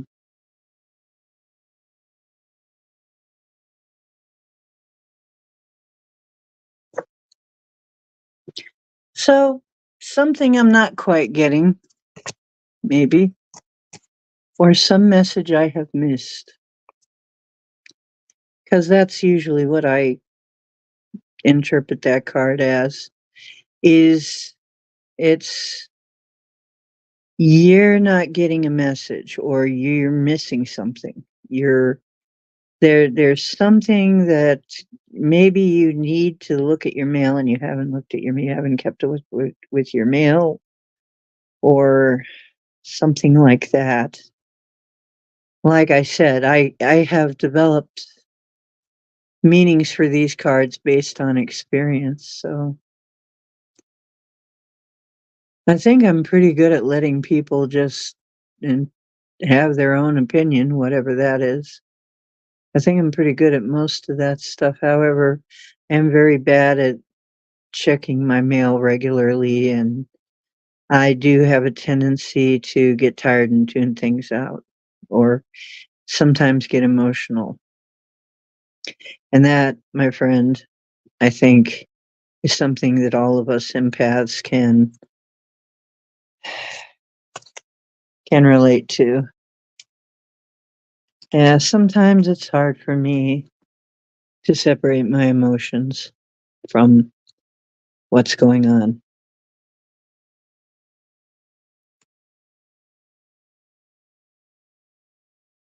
Hey, Brandy.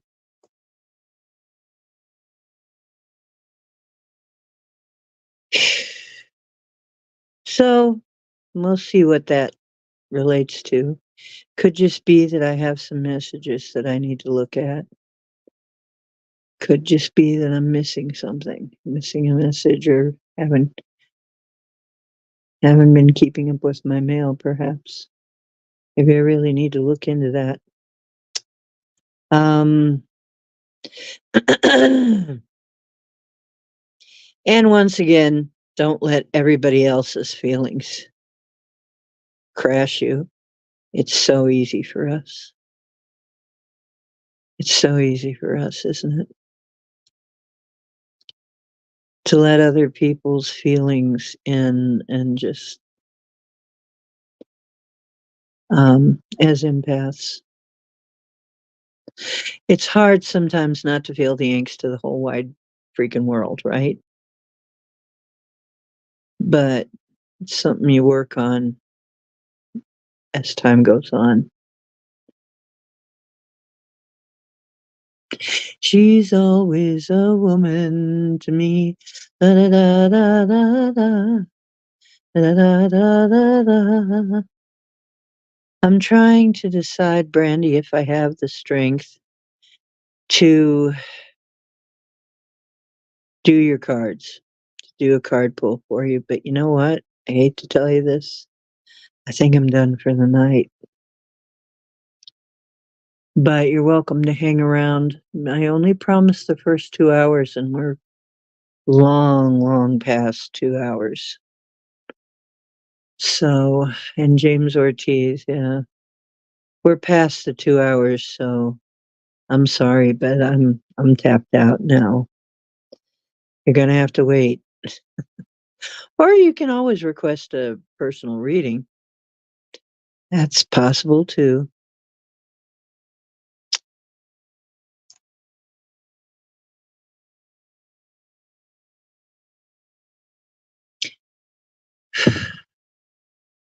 So now I gotta rest because that was okay. 10:30 would be 2 hours. 12:30 would be 4 hours. Okay, I was reading for 4 hours straight. And then I was reading for like another 50 minutes, maybe crooked. No, I wasn't reading crooked at any point. No. Anyway,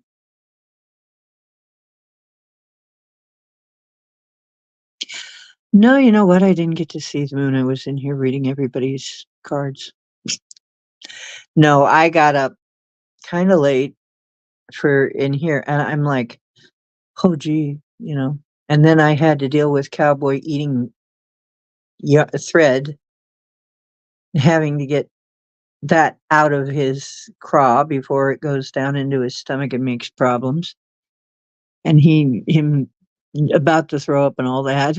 It's goofy stuff I had to deal with, but he's okay. So, what's up with the moon?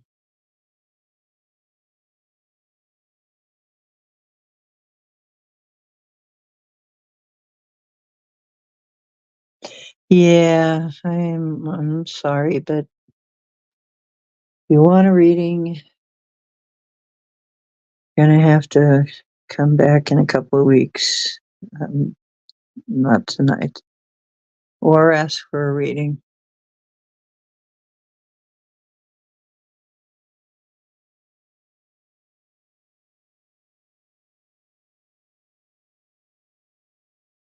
Your cat ate needle and thread surgery. Yike. Yeah, I'm really careful that my little knucklehead doesn't get a hold of stuff, but sometimes he manages to get a hold of things.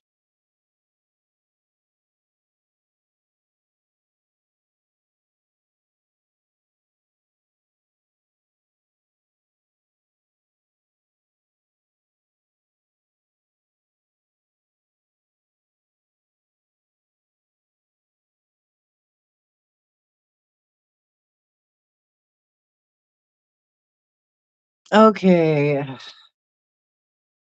you took pics. Well, what's going on? Maybe I should run out there and take some pictures. What's going on with the moon? Is there something going on? We want to hear. Inquiring minds want to know.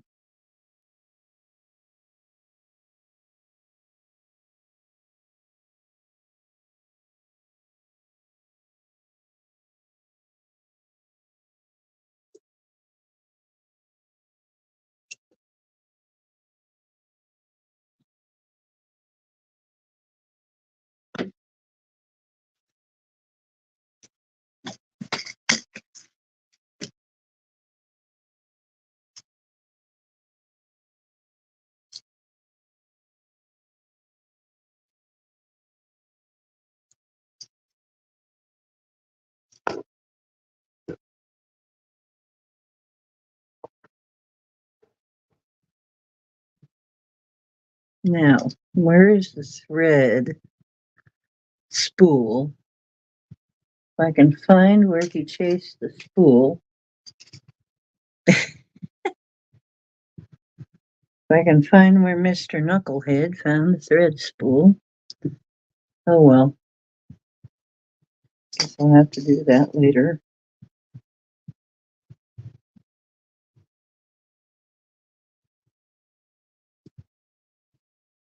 Okay, now I can play with the spool and all the threads off of it.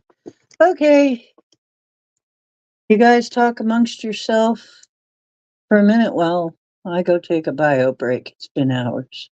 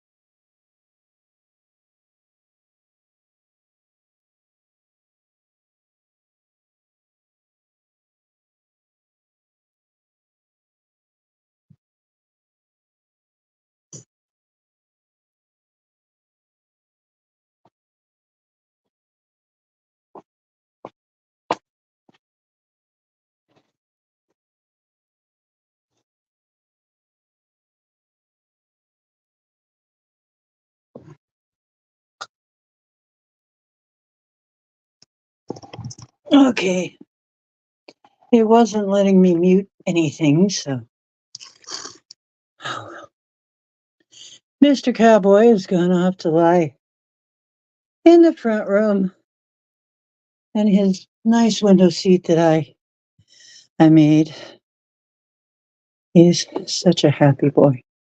Nice and cold there. Quiet.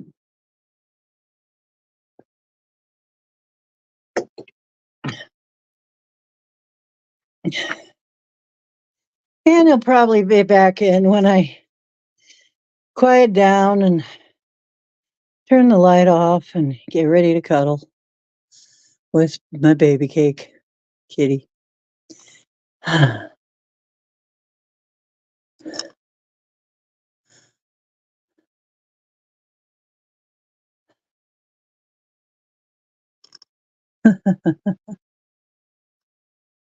Oh, you guys are just a whole big batch of loving people. I cannot tell you how glad I am that I started this channel, even though we've had some very rocky times. Let me tell you, I have learned a lot. I've learned a lot from this channel, from running this channel, a lot. And I've met a lot of very nice people.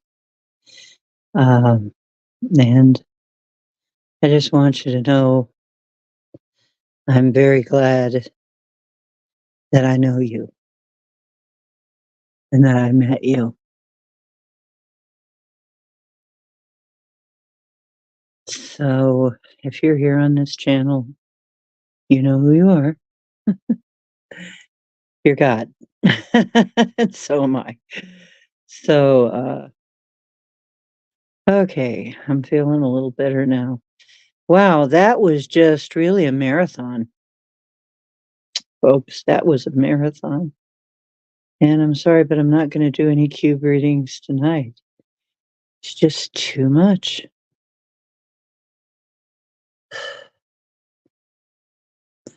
Yeah. Got your sisters and a few brothers too, Chloe.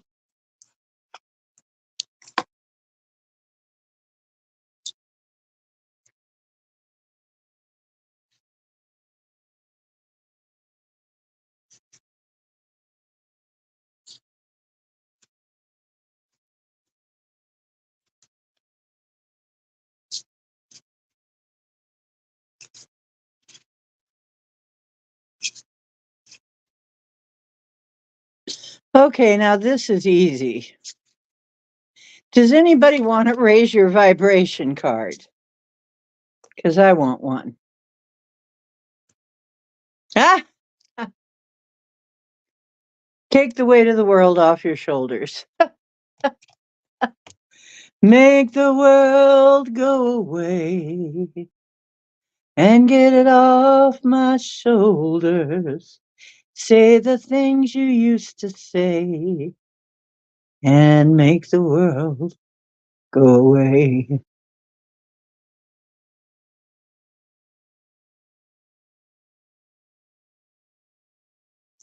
Yeah, 2.5 hours. Actually, I only promised 2 hours.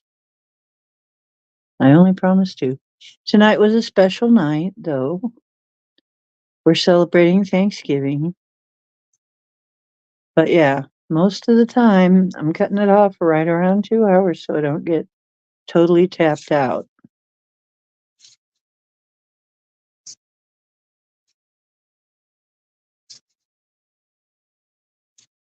Okay. Anybody want me to, because this is easy. Anybody want to raise your vibration card?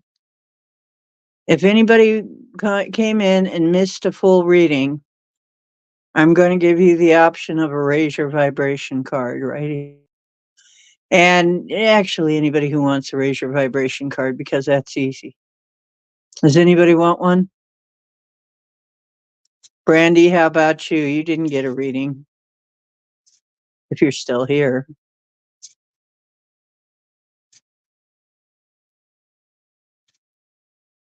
Jason, Yeah, you missed the most of it, but since you're here,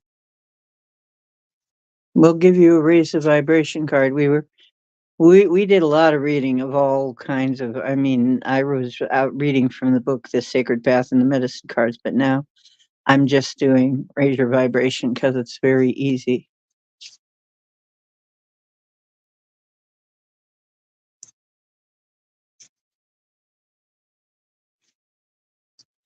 Okay, Jason, I'm going to give you a raise your vibration card. And Chloe and Mary, are you saying you want one?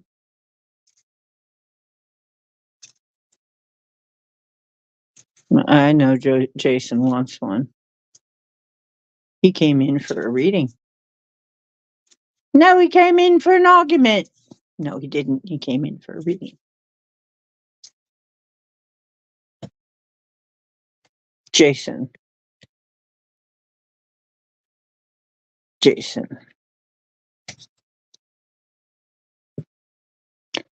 I am protected by Source.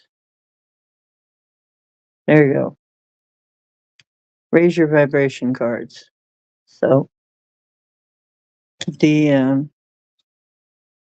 your affirmation is I am protected by Source.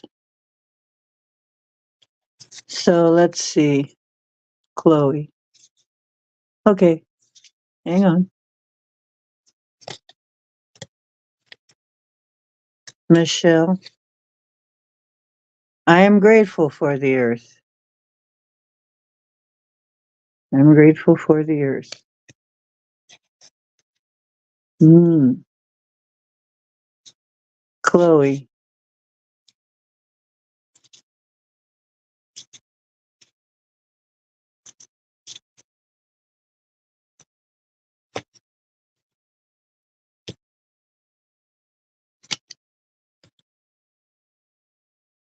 Believing is seeing. Here we go back to manifesting again.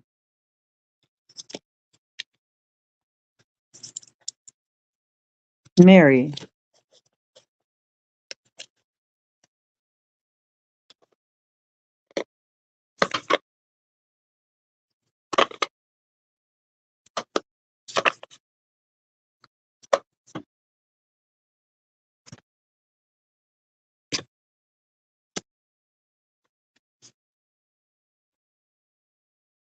Take the weight of the world off your shoulders too, Mary, while you're at it.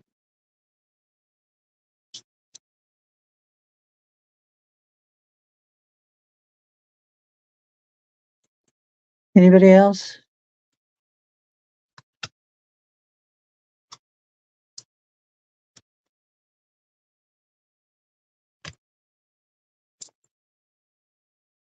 Isn't it true? We take on stuff. We do. Even when we're not trying.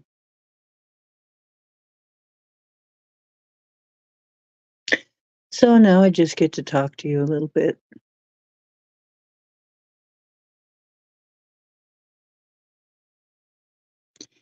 And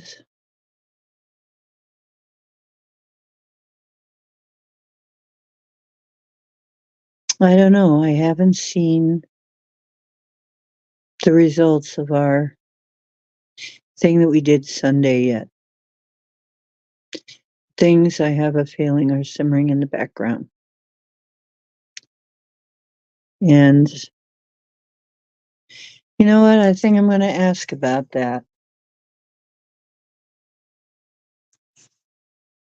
Hey, raise your vibration card. So you got anything to say about what we were doing Sunday?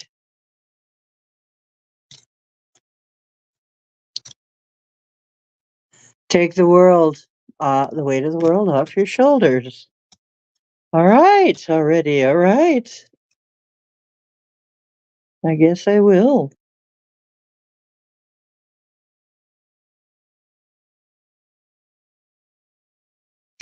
Let's see how much we accelerated things.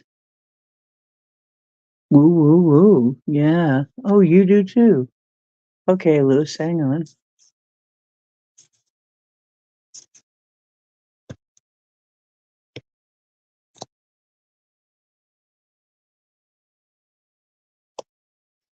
Shift your perspective. Hmm. Shift your perspective. A shifty card. You know what I heard Janine say recently in one of her readings? There's a couple of things she was saying, and she was saying, as far as she can tell in all of her readings, it's come to her this way.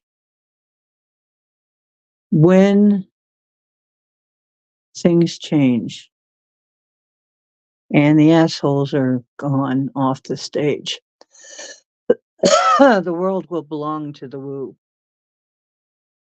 That's exactly what she said. She said the way she sees it, the world will belong to the woo. In other words, what? It'll be a magical world. People will need to come to us to find out what the hell is going on because they won't understand it. And at that point, the world will belong to the woo because we'll be the only ones that know what's going on, that really understand what's really happening. So there'll be plenty of time for that. Plenty of time.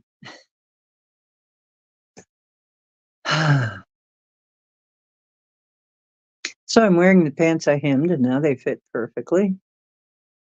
That I was hemming yesterday. They fit perfectly, and they're beautiful pants. I think when I get a chance, when I get some money, I will order another pair. Very comfy. Oh, live version of China Girl right now, huh? Huh?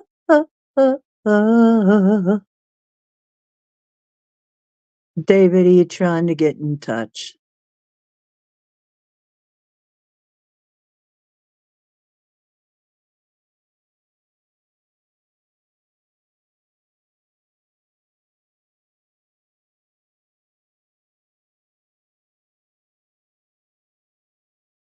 Yeah.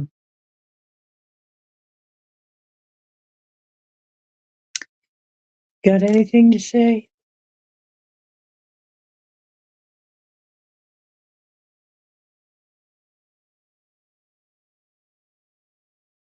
He's finding it fun. The world will belong to the woo.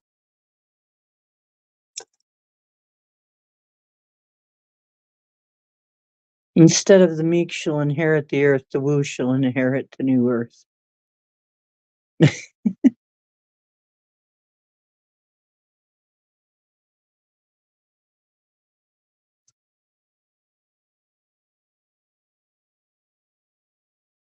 Nah, he's just giving me kind of a pat on the back. He said I did really good. That was a lot of narration. Mm. Want a card? No, you're fine. Okay. Of course he doesn't. Doesn't need one. Serious. Are you serious?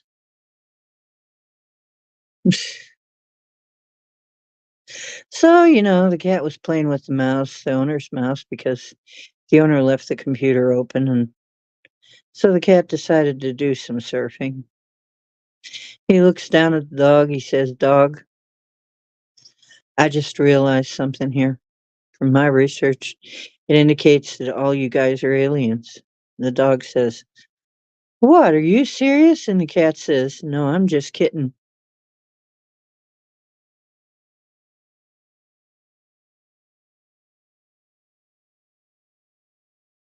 It's late.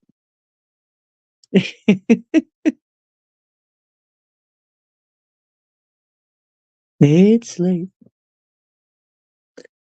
So it's 102 here. It's 102 on your dial. WOOO.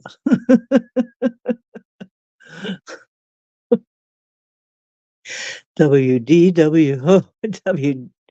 Let's see. DWOOO. DWO. What would the call letters be for this station? WDOO. No, that wouldn't work. DWOO. No, that doesn't sound good. WOO.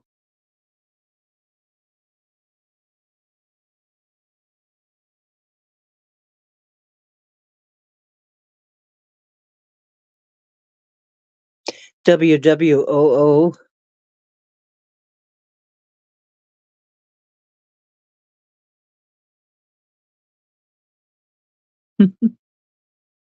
Okay. Woo world. Yeah, it's going to be a new world. The new world is a woo world. And I think by that it means there's going to be a lot of magic. Okay. And magic is going to be, it's all going to be quantum. So it's all going to be magic, basically, because quantum is the scientific way of saying magic. Okay, I've explained really. The quantum field is, well, heck, we've been talking about the quantum field forever. Ah, there we go on the bottom of the deck. Manifesting is my superpower. You got that? Manifesting is my superpower.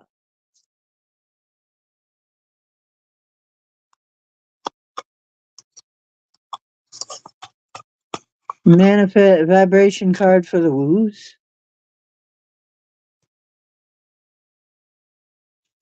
Vibration card for the woo world.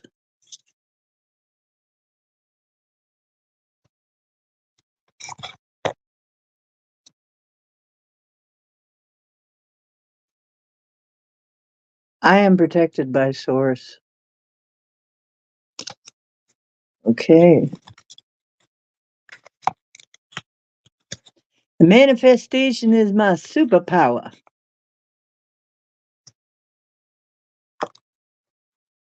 Okay. So raise your vibration deck. It's pretty cool. That's what it looks like. Okay, I'm tired, folks. I've just about had it.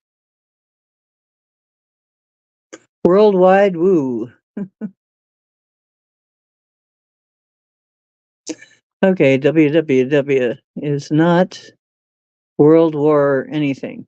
It is worldwide woo. Okay.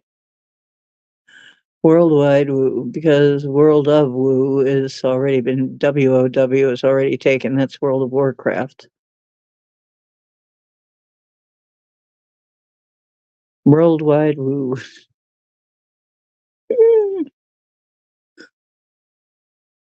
Yeah. Meow. Why we got the kitties? Where we got the kitties? You guys want the muse? Want the latest muse? All the latest muse?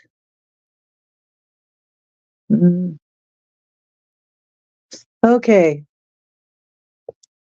Well, like I said, I need to get up at some point tomorrow, and I really need some I really need some downtime now. That was a lot. Whatever. That took a that actually took a lot out of me, folks. I'm, just reading. I didn't realize, man, like 4.5 hours of reading or something. You know what I'm thinking of doing is taking each of the cards, and it's going to take a long time to do it, but taking each of the cards and reading them and just putting them online. The readings for each of the cards, and just when people come across that video, that short, it'd probably be like a short video. When people come across it, that's their time to see it. Let them have readings that way. Watch out, boys, she'll woo you up. Oh, here she comes. She's a man wooer.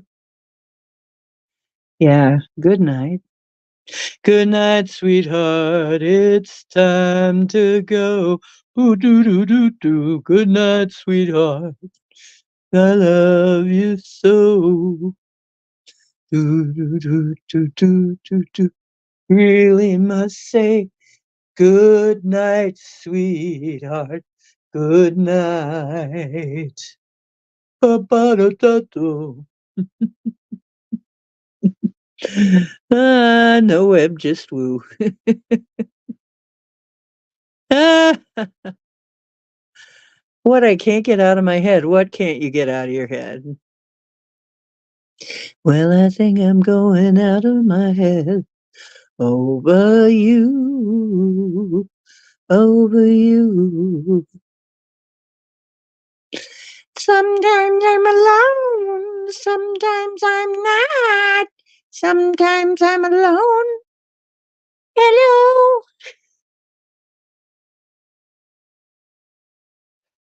Did I put that? I put that in the group, didn't I?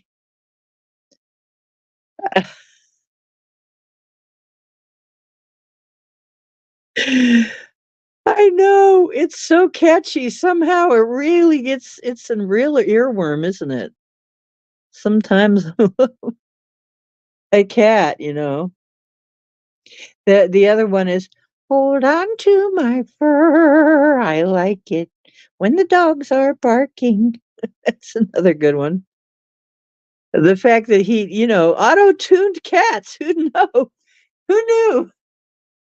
The next trend would be auto-tuned cats, right?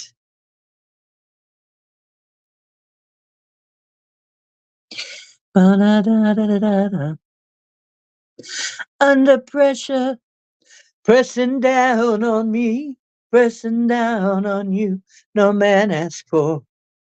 Under pressure. That no, I better not. I David, one day we're gonna sing that. Under pressure that burns a building down, puts a family on streets.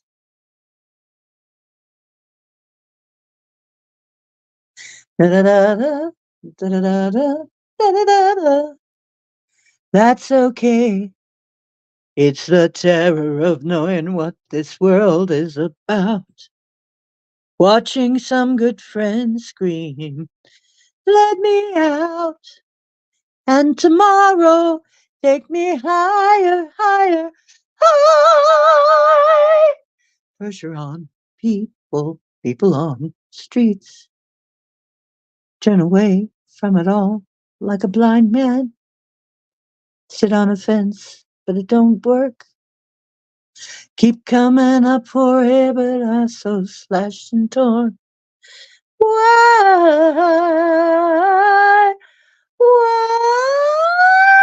Oh, I dare not. I will break my phone and I will wake up my neighbors. I dare not. I dare not. David, we're going to sing that in the daytime. No. You want me to get in trouble, don't you? Uh, we'll sing something quieter. Okay, together tonight. We'll sing something quieter. Yeah. You're trying to get me in trouble or something, aren't you? The little devil. He's a little devil sometimes. I mean that in the most loving possible way.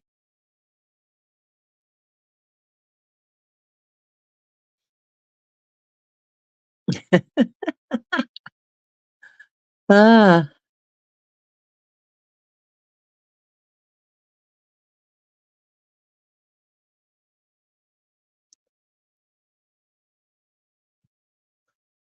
uh,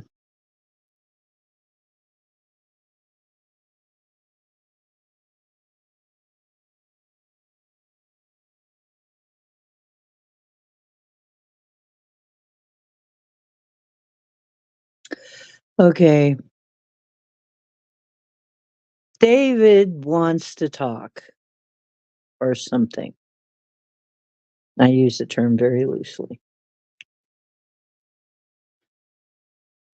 So he wants to communicate. So I guess it's time to toddle off. And I will see you Wednesday, if not before. And I will hope that you are that you were helped by something I did tonight. And um, yeah, when I can't even complete a sentence, it's freaking time to get off the air. Okay? Because unlike Biden, I know when it's time to get off the stage. Time to get off the stage for the night.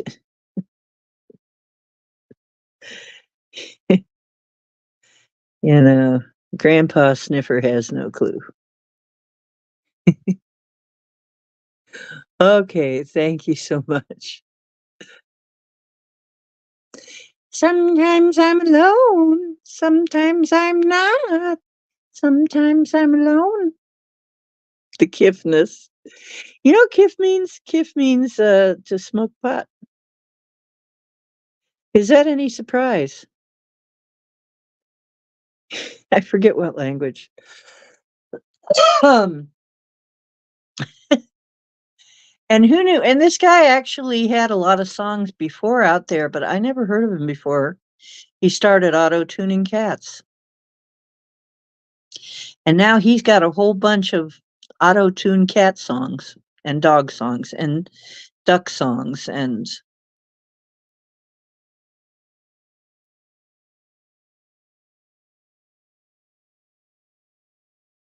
nah.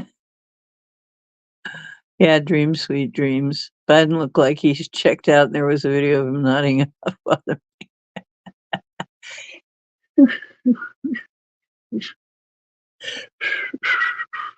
Okay.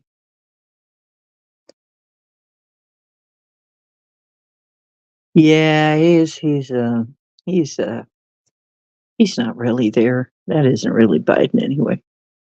Isn't really him. That's a clone or something.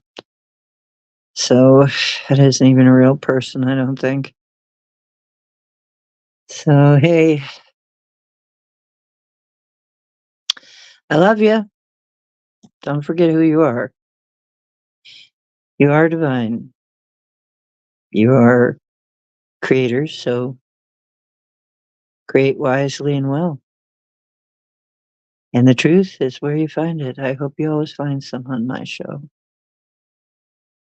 Now I'm going to get some sleep. And I hope when you do, you get some wonderful sleep and have wonderful dreams. Dreams of the future, dreams of where we're going.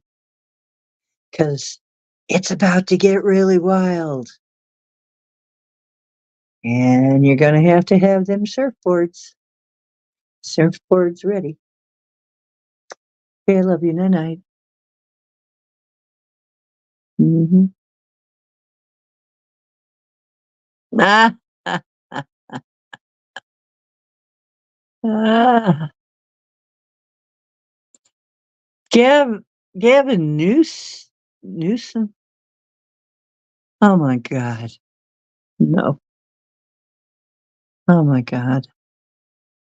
No, no, no, no. No. Yeah.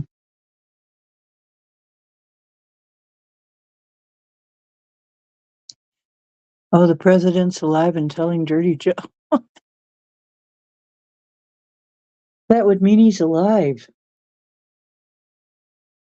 Who knew? Okay, I'll see you Wednesday, if not before. Bye bye.